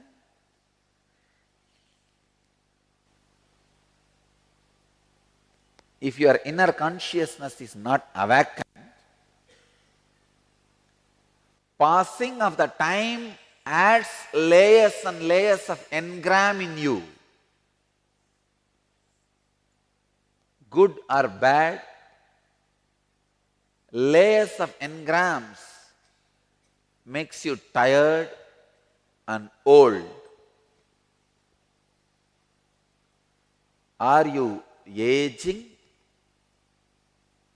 or growing? There are two different things. Aging, growing. If you are unconsciously, without any awareness, hitting time, any experience happens is accident.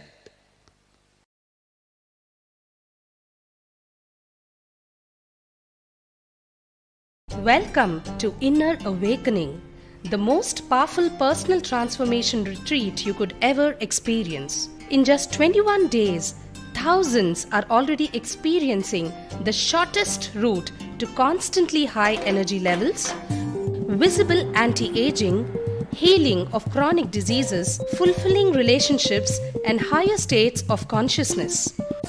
What is the secret behind this transformation?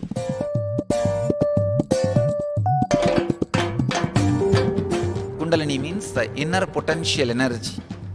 Once it is awakened, opens the different doors for the conscious experience in you. I can say which is a master key for all extraordinary spiritual experiences.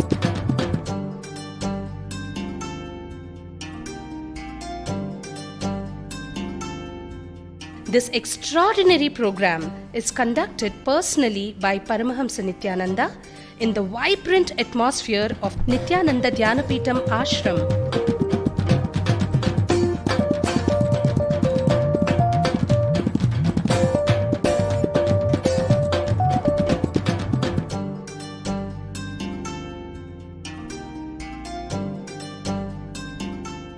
Open yourself to the benefits of Nitya Yoga and practical meditation.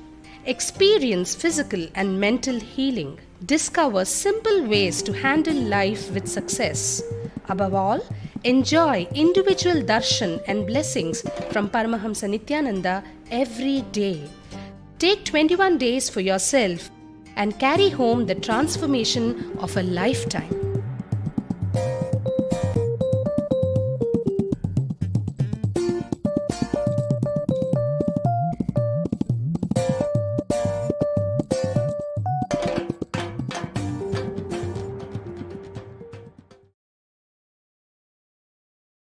hypocrisy, from the wrong emotions. Many times people don't want to work not because that they don't have desire, no, but because they just want to exploit the society.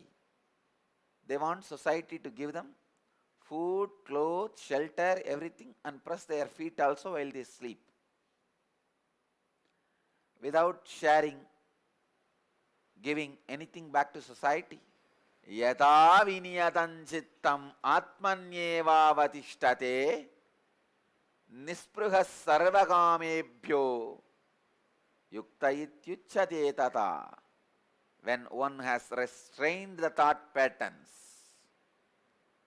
and is free from the longing for all desires and remains absorbed in oneself, then he is experiencing the higher consciousness.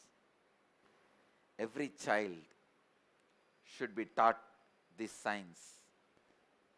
This should be our Gurukul syllabus. Studying the emotions out of which your thoughts are raising. This will give you the ability to make the right decisions in your life. I'll call this process as Chitta Vinyata Samyama. We will have a Samyama out of this verse. 11 days Samyama, where we will teach human beings just to identify and catch the gap between the thoughts so that they realize and recognize the emotions out of which the thoughts are raising. I tell you, if your greed thoughts are raising out of fear, I challenge, you will never have a fulfillment. Go behind the greed and try to fulfill. You will never have fulfillment. Because even though the thought looks like a greed, the source is fear. Unless you attend to the fear, your fulfillment of the greed is not going to let you rest in peace. Sometimes your fear comes out of greed. So you go on trying to fulfill your fear. You will never be fulfilled because the source is greed. So ability to see the gap between one thought and the other thought will make you realize the source of the thought, the source emotion out of which the thought is raising. When you recognize the source emotion out of which the thought is raising, you will know what is the actions you need to perform. What is the activity you need to perform to rest in peace? When you were able to recognize the source emotion of your thoughts and live, perform activities to complete those emotions and rest in peace, you are fulfilling your prarabdha. This is the science to be taught to every human being before the human being enters life. These are not lessons for graceful exit. These are the lessons for great entry.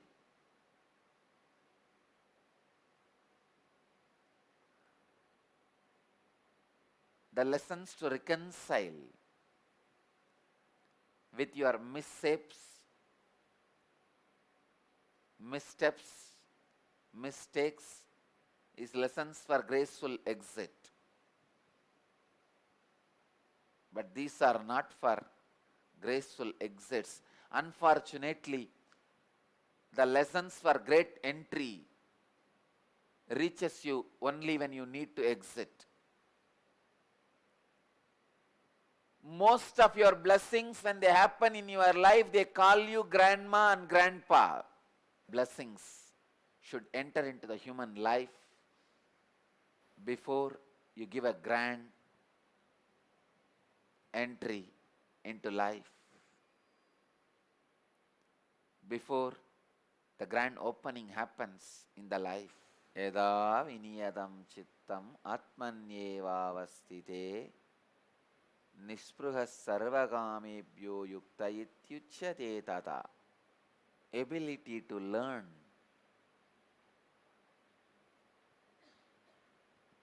to identify the gap between two thoughts, an ability to identify the source emotion from which thoughts are raising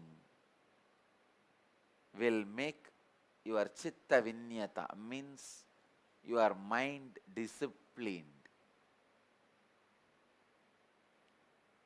You will learn the discipline of the mind, and you will be free from greed and fear. Then you are centered in yoga. You are centered in truth. I used to do this when I was in Ramakrishna Mission in Mylapore Mutt. Early morning, the milkman will come with cows. The rule in the ashram is the fresh milk has to be offered to Ramakrishna. Ramakrishna used to be very particular that no water or anything is added into the milk. He loves the Bengali sweets. So the fresh milk has to be taken, and they will make payasam, porridge, out of that fresh milk, and some milk sweets for him and offer. Still, many of the Ramakrishna Mats keep that tradition. Cow has to come to the ashram near the temple. If they have their own cows, great, they will bring it from the ashram near the temple and milk and directly take it to the temple shrine. Even if they don't have cows, the milkman has to bring the cow from his house. They will not accept the milk got from the cows in the house itself. No. The cow has to come. They will bring in Chennai city, Mylapore, almost 1 kilometer. The milkman, every day, morning and evening, he will come with 10 cows. Holding those 10 cows, he will come from the house to the mutt behind the temple. I was serving as a kitchen bandari and shrine bandari, means the in charge of kitchen and shrine. So morning I will sit when the milkman brings his cows and starts milking. It will be almost 1 hour process. I am such an active guy, 1 hour sitting silently is a big job. And I can't meditate also, because this fellow may put some water or he may not wash his hands. I have to be sitting with open eyes, with awareness what is going on. After 2-3 days I was wondering, what is this? It's like a punishment for me. Every day morning I have to sit almost 1 hour seeing this guy milking the cows. Then I started wondering, why this is started.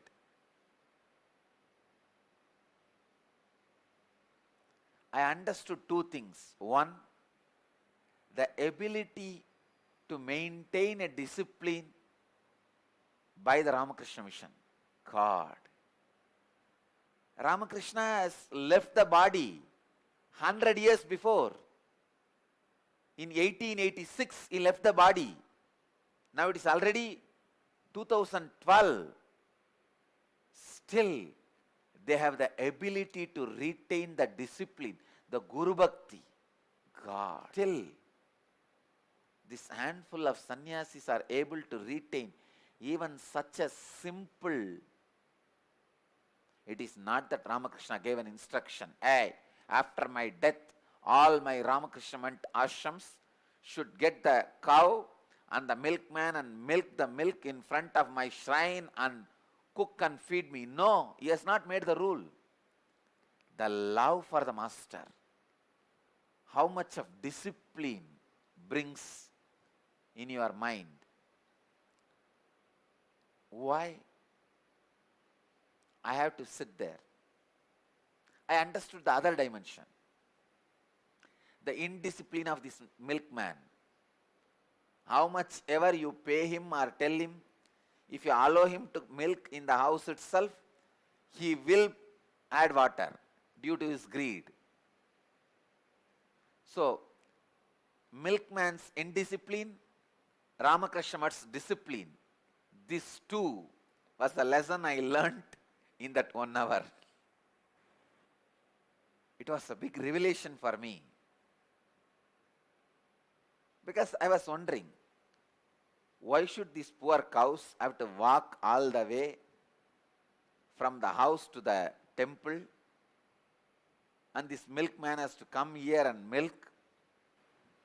Even when I make the payasam, I will tie a cloth around my nose. I should not smell that. Only Bhagavan should smell. I used to wonder why this guy should come all the way with the cows and milk. Why should I sit early morning 1 hour with this guy? But I always liked that smell of Goshala. Goshala has a sweet smell. That cow dung and Panchagavya smell. I always liked that smell. So finally what I realized is these two. One, the discipline which comes to you because of Guru Bhakti. The indiscipline which comes to you because of just simple indisciplined lifestyle. It is not that that milkman is greedy, because mud gives enough money for him. It is just a habit. Milk means pour water. It has become indisciplined pattern, unconscious lifestyle. Then that day, when I realized this two truths, that day when I made the payasam and offered to Ramakrishna, I prayed, Bhagavan, just bless me. I never cross the discipline of the mind. I always live with a deep discipline of mind. I tell you, he really granted that to me. Discipline of mind. Chitta viniyatam. Discipline of mind lands in you when you know how to catch the gap between two thoughts. When you can smell the source emotion out of which the thoughts rise. Nothing else matters in the life other than disciplined mind. Just yesterday, I was reading some of the reminiscences about Ramana Maharshi. What a disciplined life he lived, oh God. Being a Bhagavan, Lord himself landing on the human frame. What a disciplined life. Even his walking every day, that was his exercise. So much of discipline.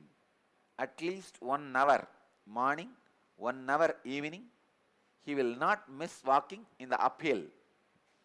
When I read the reminiscences, morning, when he comes out of Samadhi, brushing, taking bath, preparing himself to sit for darshan and blessing the devotees, going for a walk, then having very little food, then coming back, again is darshan, then going for a walk, evening, darshan, the chanting and grazing and resting, everything was so disciplined, so regular.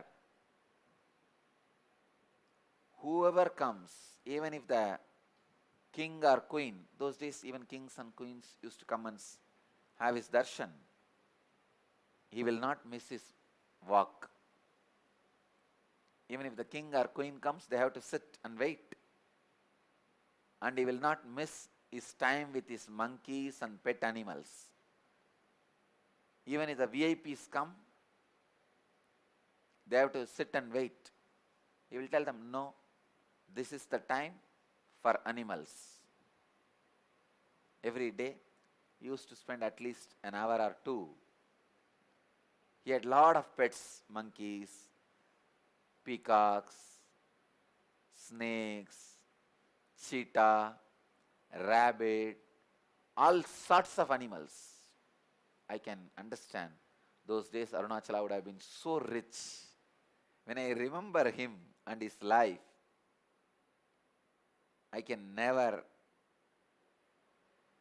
stop my overflowing emotions and devotion. I can say you may love any number of people in your life. You may marry any time in your life. You may do whatever you want. But your first love, the boy or girl who caught your heart or attention in your childhood, stays in your heart forever. Even after that person changes his form or quality. Same way, my first love is Ramana Maharshi. How many masters would have entered my life? How many people would have impressed me? How many people would have given me experiences, enlightenment, spirituality, different experiences? But Bhagavan still remains as my first love. Even after you grow, your priorities change, your preferences change, your taste changes. But even then, when you search for your life partner, you will see the imprint of your first love continues to remain and influences your search.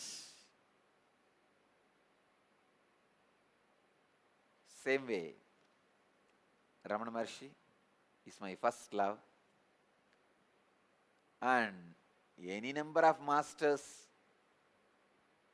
I may connect with, worship, relate, have experience, darshan, read, but he continues to remain in me, influencing, inspiring. Any master I see, the qualities I search in them is the qualities of Ramana Maharshi. Only with that scale I measure or judge, understand whether he is a master or not. If I just live like him and die, I'll feel I am fulfilled. What a discipline. What a life. I might have accepted so many sampradayas, traditions, initiations, experiences, teachings from various traditions in my life. Not only various traditions, even various religions. I had a formal initiation in Jain tradition and practiced Jainism. I had a formal initiation in Christianity. I had formal initiation in at least 50 different sampradayas. Naga, Agori, Pagul, Tantra, Vedanta, Yoga, Siddhanta. In Kashmiri Saivism, in Lagulishwara Saiva Siddhanta, and Suddhadvaita. How many? And now the Madhurayadinam, Saiva Siddhantam. but I remain in my heart as Ramakrishnite. In my heart, I am a Ramakrishnite. Raman Maharishi is my first love. These two can never be removed or changed. Let this be on record forever. I may accept so many traditions for so many reasons and imbibe all the good things from all those traditions. But I was, I am, and I will be a Ramakrishnite, and my first love is Ramana Maharishi. It can never change. The influence both of them have on me, the inspiration both of them have given me, the energy both of them have infused in me will remain forever. The discipline of mind I learnt from Ramana Maharishi. Chittam Viniyatam. Ramakrishna says beautifully to one of his disciples, I don't even remember whether I have cloth or not, but I never lost anything or misplace anything.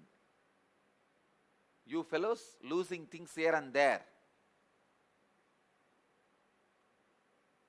It comes by the discipline of mind.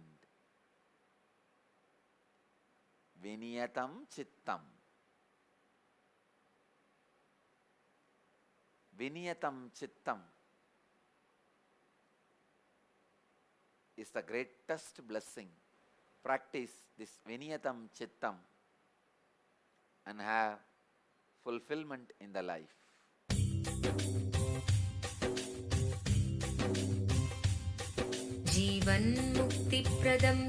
Paramahamsa Nithyananda, a rare living incarnation, is named among the world's 100 most spiritually influential personalities today.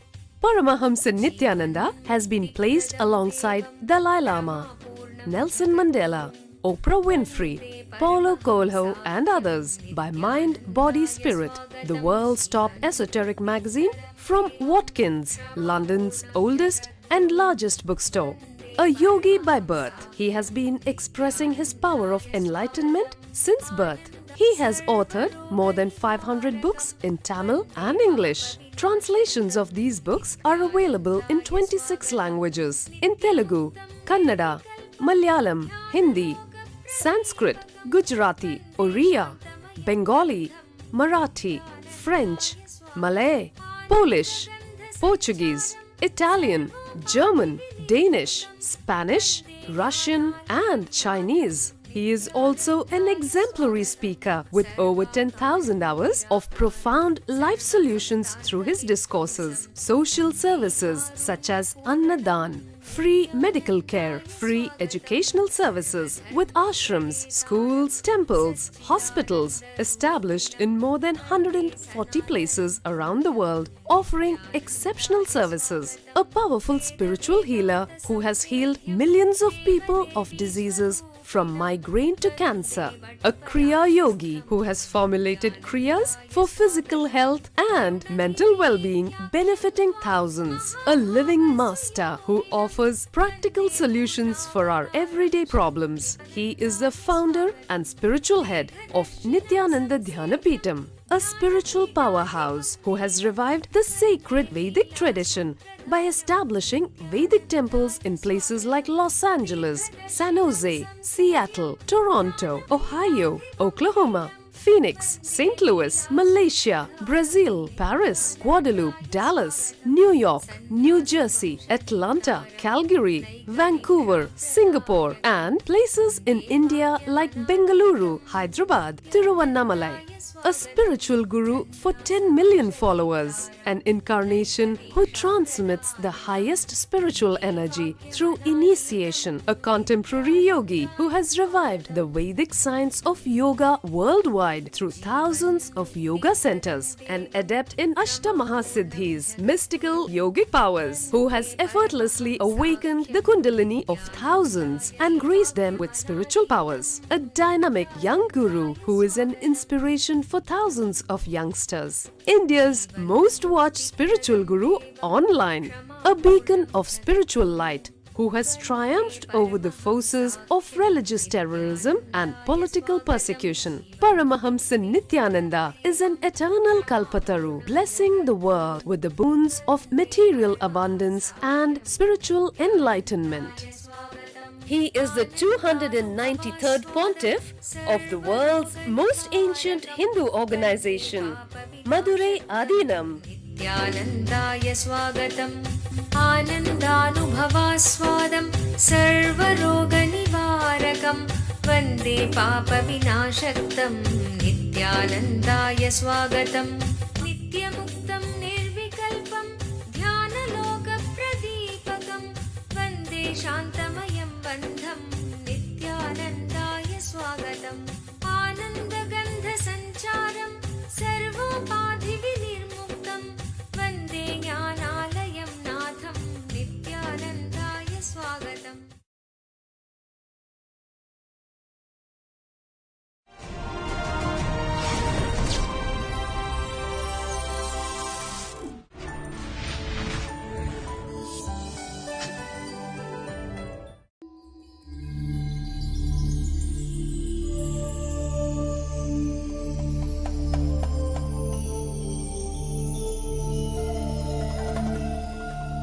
सदाशिवसमारम्भां ज्ञानसम्बन्धाचार्यमध्यमाम् अस्मदाचार्यपर्यन्तां वन्दे गुरुपरम्पराम्.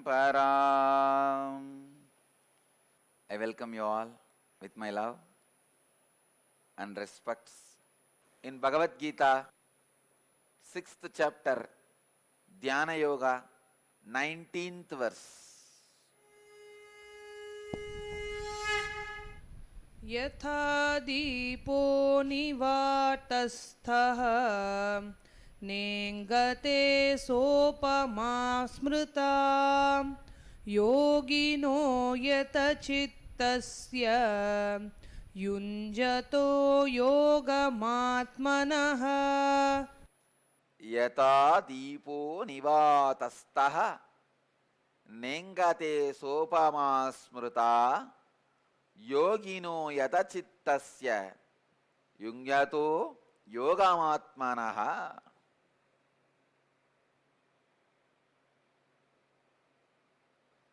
The translation: the similarity of a lamp that does not get agitated in a windless place is remembered for a yogi who is subdued his thoughts, patterns, and is absorbed in uniting with the self. Wow. Bhagavan is using a example. Similarity of a lamp that does not get agitated in a windless place is remembered for a yogi who has subdued his thought patterns and is absorbed in a meditative state in uniting with the self. See, in your life, you will have something called resemblance visualization. Even if you remember a lamp, windless place, your mind settles. There are some visualizations. Yasya smaranamatrena janma samsara bandhanat. Just by remembrance, you are liberated. This is one of that type of visualization. See, in your life, you will have something called resemblance visualization. Please understand. the word I am coining, resemblance visualization. Means, when I utter the word peace, you will remember some place where you had really peace in your life. When I say violence, you will remember some place which you have seen in violence in your place. I tell you, my resemblance visualizations, some of my resemblance visualizations I tell you, whenever I utter the word Guru Bhakti, my resemblance visualization will be always the Arunagiri Yogeshwara Samadhi and the place outside the Arunagiri Yogeshwara Samadhi in Arunachaleshwara temple. Whenever I utter the word peace, always in Belur Math, the Ramakrishna's temple is there. Outside the temple on the banks of Ganges, walking. Whenever I utter the word Guru Bhakti, this is the spot will come to my memory. Whenever I utter the word peace, the Belur Math temple, Sri Ramakrishna's temple, outside the temple, in the banks of Ganges, I used to walk in the evenings. That is the most peaceful moments I have experienced in my life. Sometimes I will walk more than 1 or 2 hours. I will not remember I am carrying the body. I have just disappeared into that beautiful tall temple and the flowing Ganga and that green lawn. For that 1 hour or 2 hours, I know only one thing. The temple exists, lawn exists, Ganga exists. That's all. Whenever I remember the power, I always remember the tip of Arunachala hill. Whenever I remember peace, I remember only this space. Whenever I remember power, I will remember the top, the edge of Arunachala hill. That is the expression of the power, the Big Bang, when Mahadeva stood as a light shaft, the top of the Arunachala hill. So understand, the resemblance visualizations you are carrying in your life defines the quality of life you lived. When I utter the word violence, I remember only the Holocaust Museum in Washington DC which I saw. Of course, before I saw the museum, I never used to have any resemblance visualization for violence. But when I saw that museum, I really melted. That moment I took a decision. Hindus have suffered more than this. Maybe 1,000,000 Jews were killed. But only in Kashmir, more than few million Hindus have been killed, massacred. I don't know exactly how many number of Jews have died, but I know how many millions of Hindus have been persecuted due to their religious belief, the religious persecution. And I decided we will have Hindu Holocaust Museum. Anyhow, the resemblance visualization plays a major role in raising the quality of your consciousness. Whenever I utter the word controlling, I only remember the school to which once in a while I used to go. Because there it was too controlling, I tell you. If you want to really enjoy a master, as Jesus says, bring the master, you need to understand his resemblance visualizations. That is why I always try to bring all the devotees, disciples to Tiruvannamalai, to take them around. Go around and see. Then you will easily catch my resemblance visualizations. I can give you a specific example. We have a lamp in the banyan tree, inside the cave. It's a windless spot and completely protected.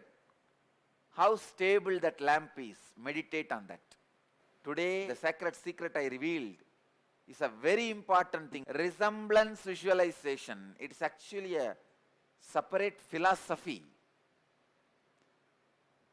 Your resemblance visualizations are responsible for your emotions.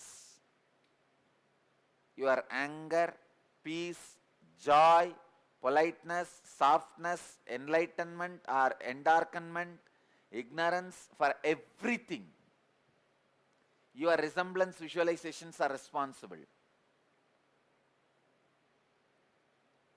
Transform your resemblance visualizations to the master's resemblance visualizations. Your quality of consciousness will become masters. It is possible to transform.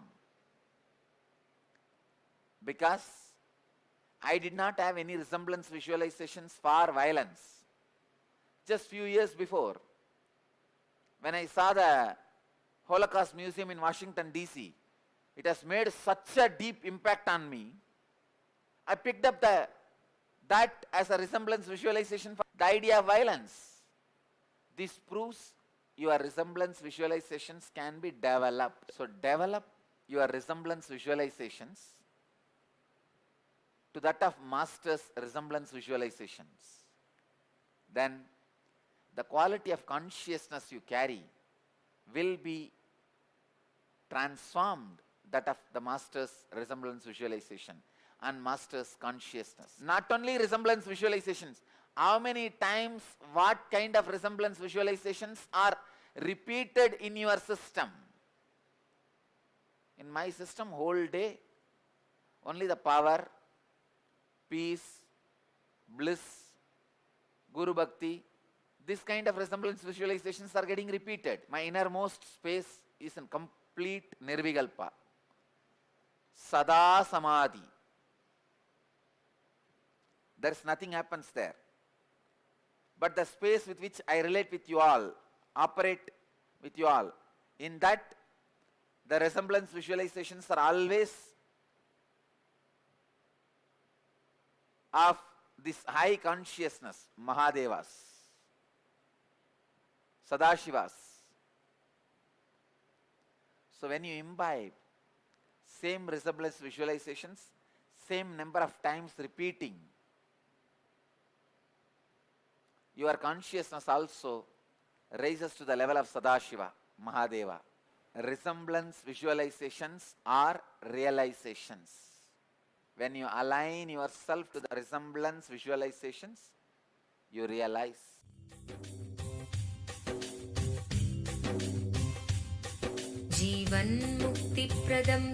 Paramahamsa Nithyananda, a rare living incarnation, is named among the world's 100 most spiritually influential personalities today. Paramahamsa Nithyananda has been placed alongside Dalai Lama, Nelson Mandela, Oprah Winfrey, Paulo Coelho and others by Mind, Body, Spirit, the world's top esoteric magazine from Watkins, London's oldest and largest bookstore. A yogi by birth, he has been expressing his power of enlightenment since birth. He has authored more than 500 books in Tamil and English. Translations of these books are available in 26 languages in Telugu, Kannada, Malayalam, Hindi, Sanskrit, Gujarati, Oriya, Bengali, Marathi, French, Malay, Polish, Portuguese, Italian, German, Danish, Spanish, Russian and Chinese. He is also an exemplary speaker with over 10,000 hours of profound life solutions through his discourses. Social services such as Annadan, free medical care, free educational services with ashrams, schools, temples, hospitals established in more than 140 places around the world, offering exceptional services. A powerful spiritual healer who has healed millions of people of diseases from migraine to cancer. A Kriya Yogi who has formulated Kriyas for physical health and mental well-being, benefiting thousands. A living master who offers practical solutions for our everyday problems. He is the founder and spiritual head of Nithyananda Dhyanapitham, a spiritual powerhouse who has revived the sacred Vedic tradition by establishing Vedic temples in places like Los Angeles, San Jose, Seattle, Toronto, Ohio, Oklahoma, Phoenix, St. Louis, Malaysia, Brazil, Paris, Guadeloupe, Dallas, New York, New Jersey, Atlanta, Calgary, Vancouver, Singapore, and places in India like Bengaluru, Hyderabad, Tiruvannamalai. A spiritual guru for 10 million followers, an incarnation who transmits the highest spiritual energy through initiation, a contemporary yogi who has revived the Vedic science of yoga worldwide through thousands of yoga centers, an adept in Ashtamahasiddhis, mystical yogic powers, who has effortlessly awakened the Kundalini of thousands and graced them with spiritual powers, a dynamic young guru who is an inspiration for thousands of youngsters, India's most watched spiritual guru online, a beacon of spiritual light who has triumphed over the forces of religious terrorism and political persecution. Paramahamsa Nithyananda is an eternal Kalpataru, blessing the world with the boons of material abundance and spiritual enlightenment. He is the 293rd pontiff of the world's most ancient Hindu organization, Madurai Adinam. Nithyanandaya swagatam Anandanubhavaswadam Sarvaroganivarakam Vande Papa Vinashaktam Nithyanandaya swagatam Nityamuktam Nirvikalpam Dhyanaloka Pradipakam Vande Shantamayam Bandham Nithyanandaya swagatam Anandagandha Sancharam Sarvopadhi Vinirmuktam Vande Jnanalayam Natham Nithyanandaya swagatam.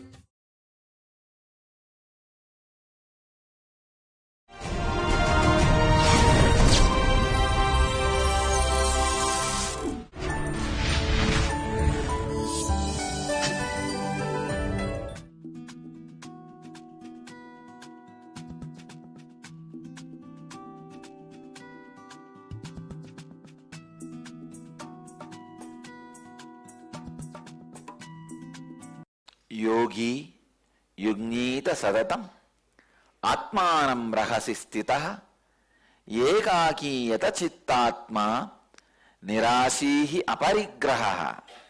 The Jivan Mukta, having subdued his thoughts and identity, being free from desires with an attitude of renunciation, seated within oneself in aloneness, should continuously connect with a higher consciousness by unclutching. I continue on the same verse. Yogi Yungnita Satatam, subdued his thoughts and identity. Atmanam Rahasi Stitaha, with an attitude of renunciation. Please understand. Seated within oneself in aloneness. Atmanam Rahasi Stitaha.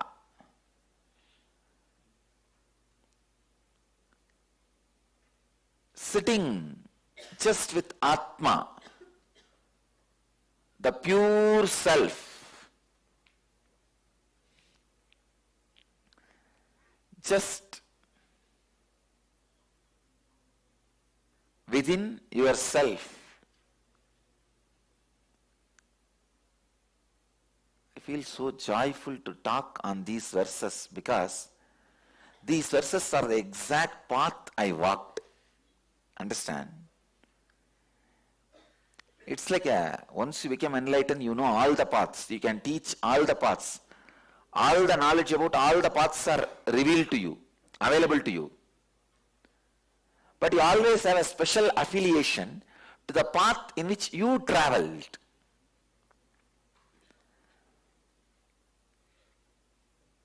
I'm so happy to teach these verses because these are the verses I'll sit and read maybe 12, 13, even after my enlightenment. Because the enlightenment happened in me as an experience. I myself wanted to know what all the steps I walked through to achieve that experience. See, like explosion, it has happened. So now I needed to know, without my knowledge, what all the steps I walked through.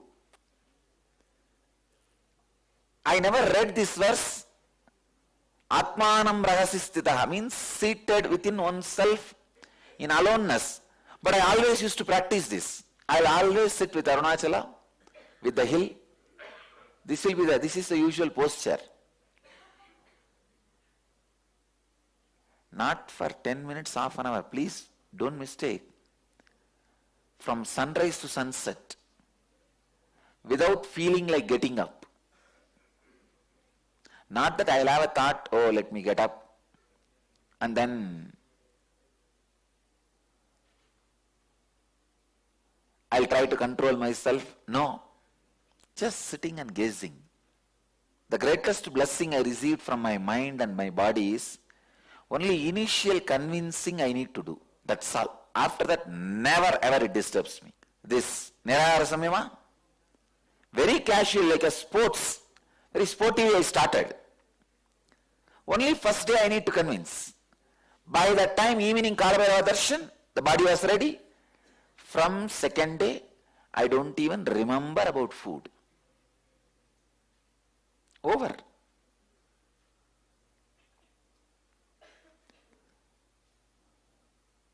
This is the best body and mind to live with. Please understand. You also need to understand this truth.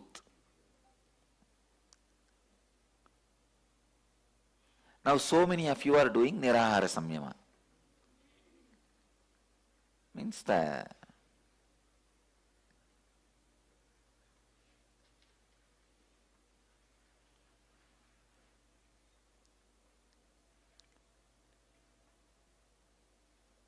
living hunger free.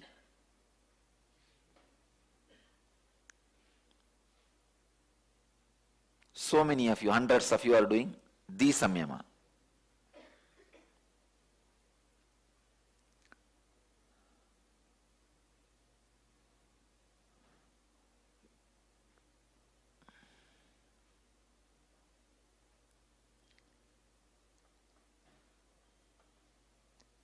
If you don't even feel after tomorrow noon I am going to eat solid food, if you don't even feel, I tell you, your biomemory is the best biomemory to live with. If you feel, but you also feel, I may feel, but I am not going to eat. I am going to live. Then your biomemory is friend for you. But if you feel, no, these are all not for me. I think I have already done too much. This 21 day itself is too much. It's okay. Then your biomemory is your enemy. See, actually, you feeling this 21 days is too much for me, all this is just your own decision about yourself. Stop this your own decision about yourself. Allow my decision about yourself as your life.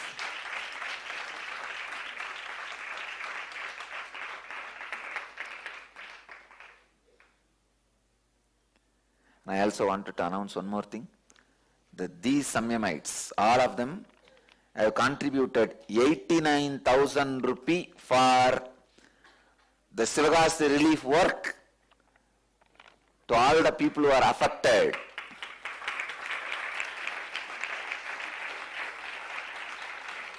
Along with this 89,000 rupee, I will give 1 more lakh rupee and send it as 2 lakh rupee in your name, apart from the 50 lakh I am sending from Dhyanapeetham. 7 it will go as 52 lakh. Not only that, as a Swarnagarshana Bhairava, I bless you guys, whoever has contributed even 1 rupee to this, even 1 penny to this project, I bless you guys. You guys will never have fire accident in your life.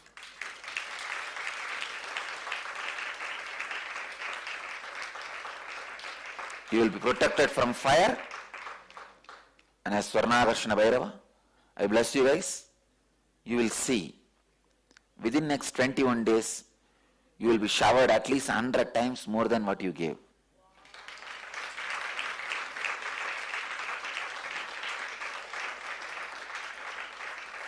This word which I uttered, I wanted you guys to do a study on this word.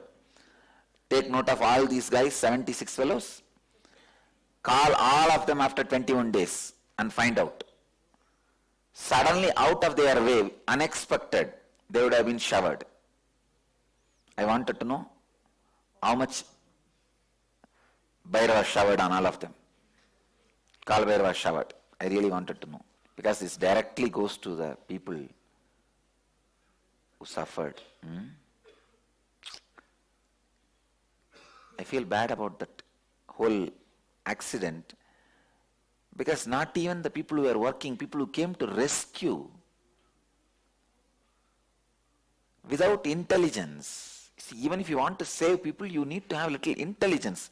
Whether you will be able to save or you are also going to disappear into that same accident, you need to know.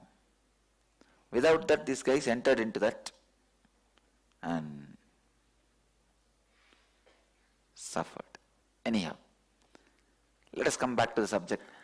I wanted to know, after the enlightenment, that what all I practiced. And I wanted to practice all of them officially. As I was telling, this verse says, seated within oneself in aloneness. I used to be practicing it sitting with Arunachala. But when I read all these things, it was just clicking with my heart. So I can tell you guys, this is the path I traveled. That is why I am so joyful to teach these great truths, to radiate these great truths. Do not give me all these foolish reasons.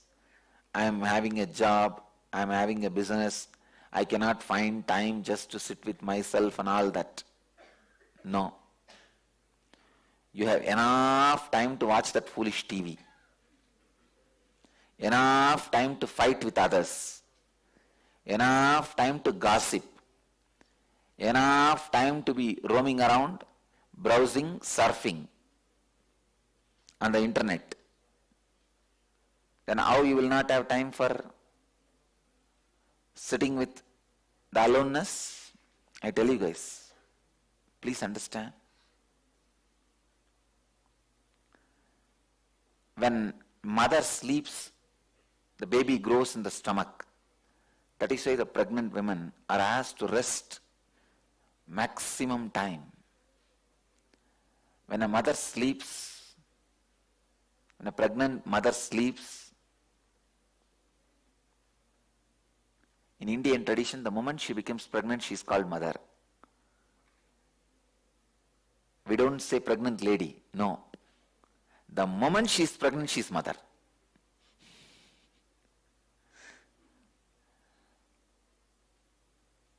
A pregnant mother, when she sleeps, the child, the body of the child grows inside her womb.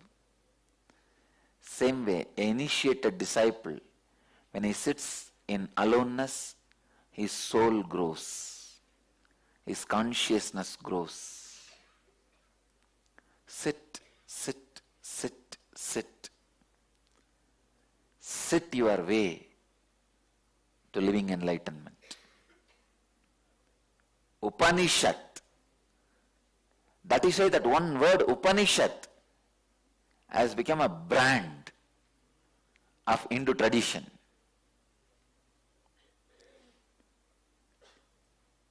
Upanishad means simply nothing but sitting with the master, that's all.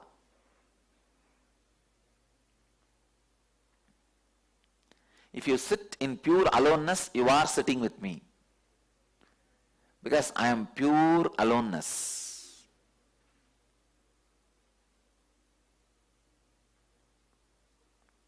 No prayer, no meditation, no mantra, no ajapa japa, no unclutching, nothing. Don't even try unclutching. Just sit. You may say, no, if I just sit, I will fall into depression. I will start worrying. No. How long you will worry? Tell me. How long you will worry? How much of worry you have? All your worries are useless. Maximum 2 days. Third day you will be bored, think in the same rut. What will you worry? First you will worry. What will happen if this happens, this happens, this happens, this happens, this happens, this happens, this happens. Finally you will hit the wall. My life is gone. Okay, now what further you will think?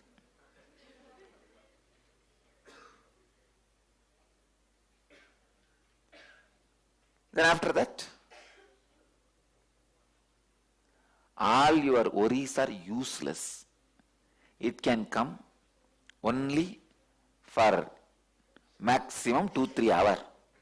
After that, you will be tired and bored thinking in the same nuisanceable way.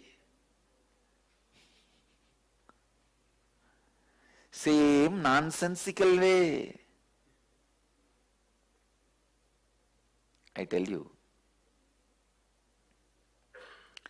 do not be afraid of your worries.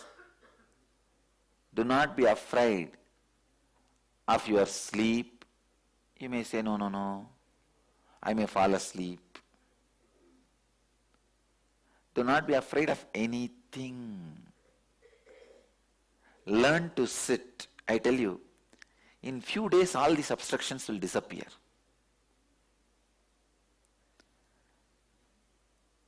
So I'll offer one more samyama, Upanishad samyama. First day, for 2 hours, sit and have all your worries. Think. Nothing can be done. You are doomed. Now what can be done? Nobody is there to save you. Human being is an orphan. You have to know the truth. Okay, finish off all your worries. I tell you, when you spend time dedicated for worrying will feel shy. Worry will feel shy. Hey, you should not be so directly attacking me. It will really feel shy. Only when you try to put it under the carpet, it comes up like a Tom and Jerry.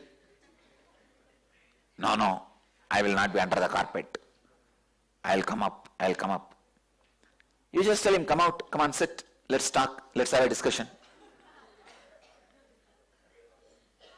Just sit with your worries for 2 hours. Then after that, second day, fully eat. Let your body be full of food.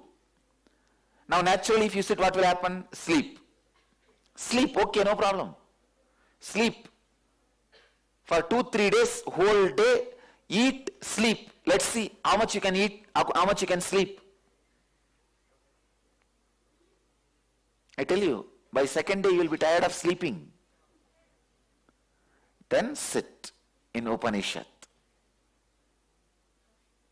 When you sit, after completing your worry and your sleep, first day, visualize yourself as a stone, like a stone statue.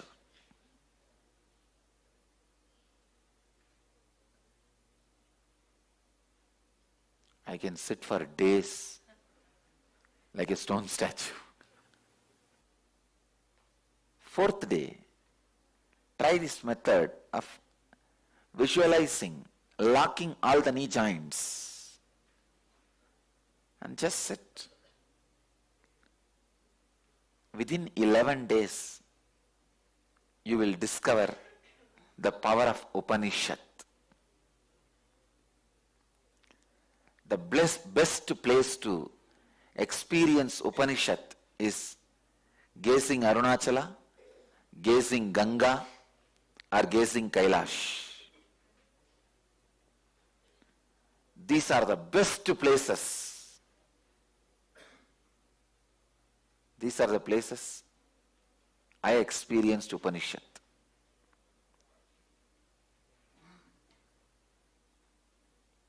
Sit with Ganga or sit with Arunachala.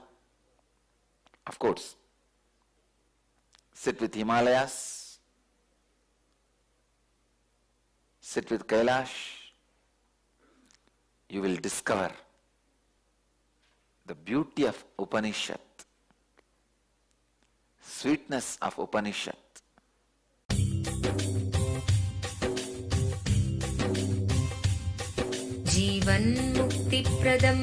Paramahamsa Nithyananda, a rare living incarnation, is named among the world's 100 most spiritually influential personalities today.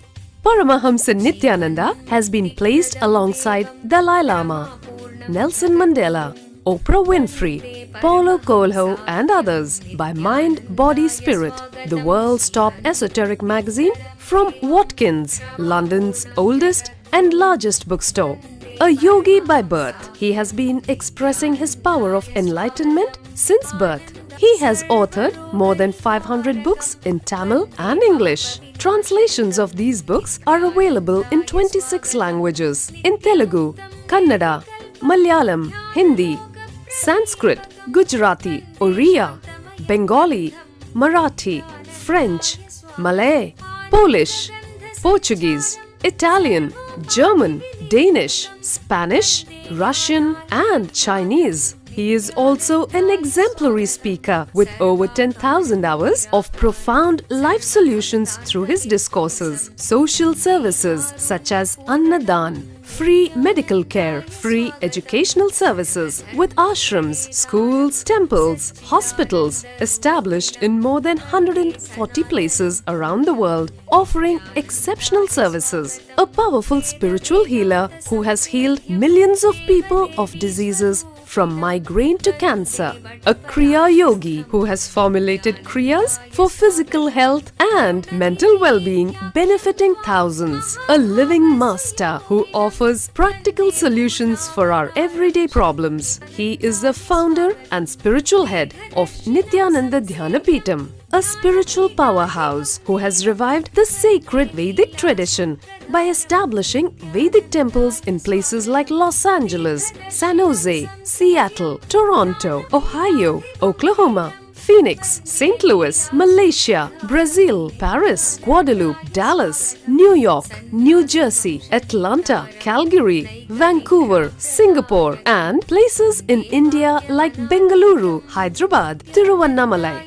A spiritual guru for 10 million followers, an incarnation who transmits the highest spiritual energy through initiation, a contemporary yogi who has revived the Vedic science of yoga worldwide through thousands of yoga centers, an adept in Ashtamahasiddhis, mystical yogic powers, who has effortlessly awakened the Kundalini of thousands and graced them with spiritual powers, a dynamic young guru who is an inspiration for thousands of youngsters, India's most watched spiritual guru online, a beacon of spiritual light who has triumphed over the forces of religious terrorism and political persecution. Paramahamsa Nithyananda is an eternal Kalpataru, blessing the world with the boons of material abundance and spiritual enlightenment.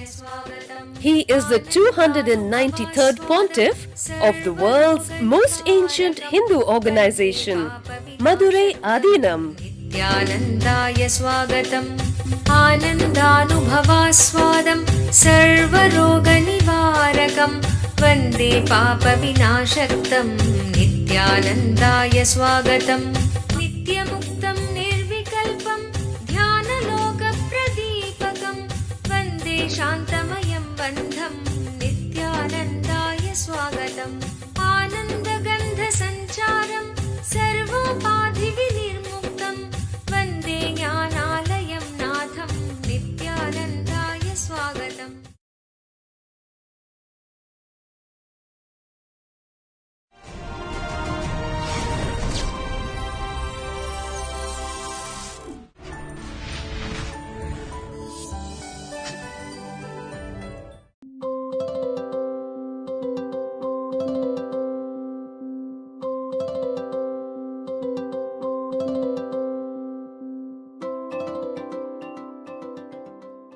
In Bhagavad Gita, 5th chapter, Sannyasa Yoga, 7th verse.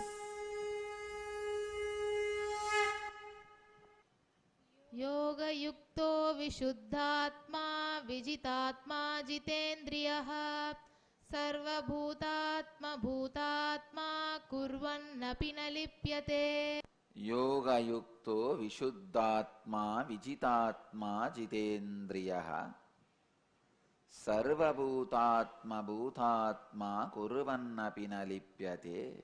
The translation is, the self of the one who has experienced intense action becomes intensely pure, surpasses the natural temperament, conquers the senses, whose essence is the essence of all life forms, even though performing does not get polluted or defiled.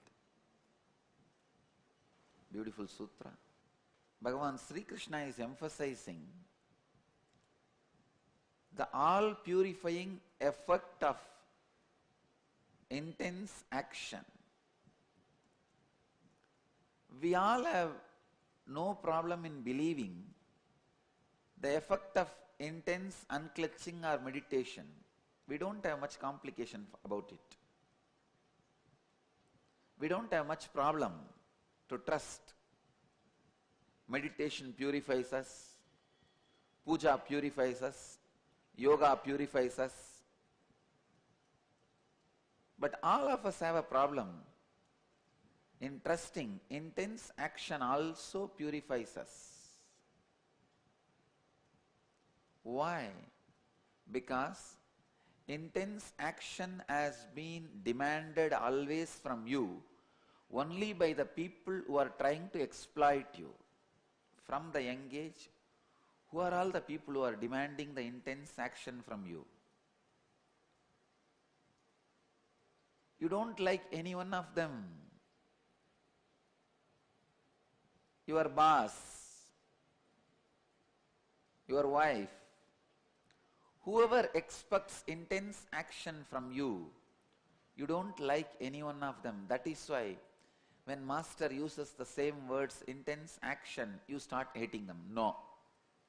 This fellow is also in the same mold. You also enter into the same pattern, thinking that he is also trying to exploit you. Krishna does not need to exploit you. He is the greatest sacrificer. He is very clear. Yoga yukta vishuddhatma vijitatma jitendriyaha sarva bhutatma bhutatma kurvannapi na lipyate. The self of the one who has experienced intense action becomes intensely pure, surpasses the natural temperament, conquers the senses, whose essence is the essence of all life forms, even though performing does not get polluted or defiled. Yoga yuktaha vishuddhatma vijitatma jitendriyaha. What a beautiful expression. When you experience intense action, your very being becomes pure and it surpasses all the natural patterns, conquers the senses, whose essence is essence of all life forms, even though performing does not get polluted or defiled.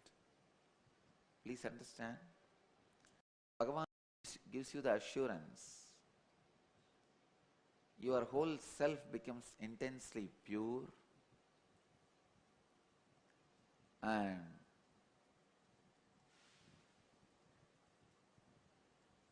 you conquer all the senses.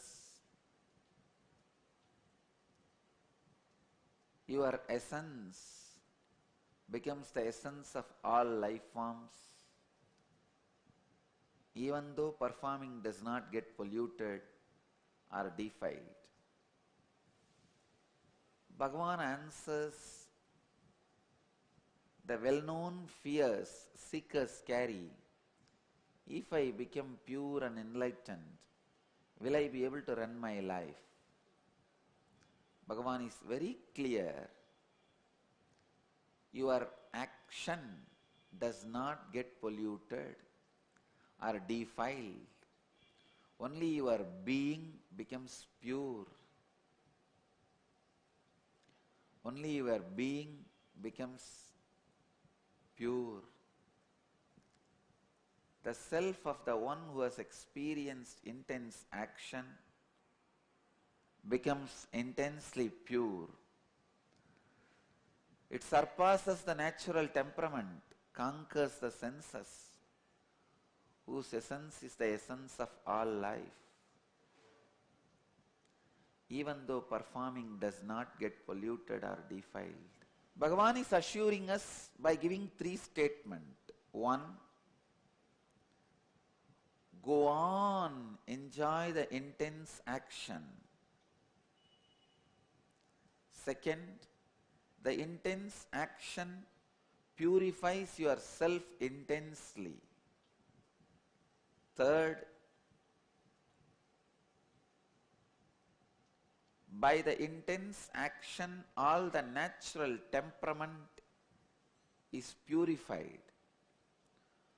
You surpass all the natural temperaments. You conquer all the senses. Fourth, by you purifying yourself, conquering all the senses, you don't get polluted or defiled.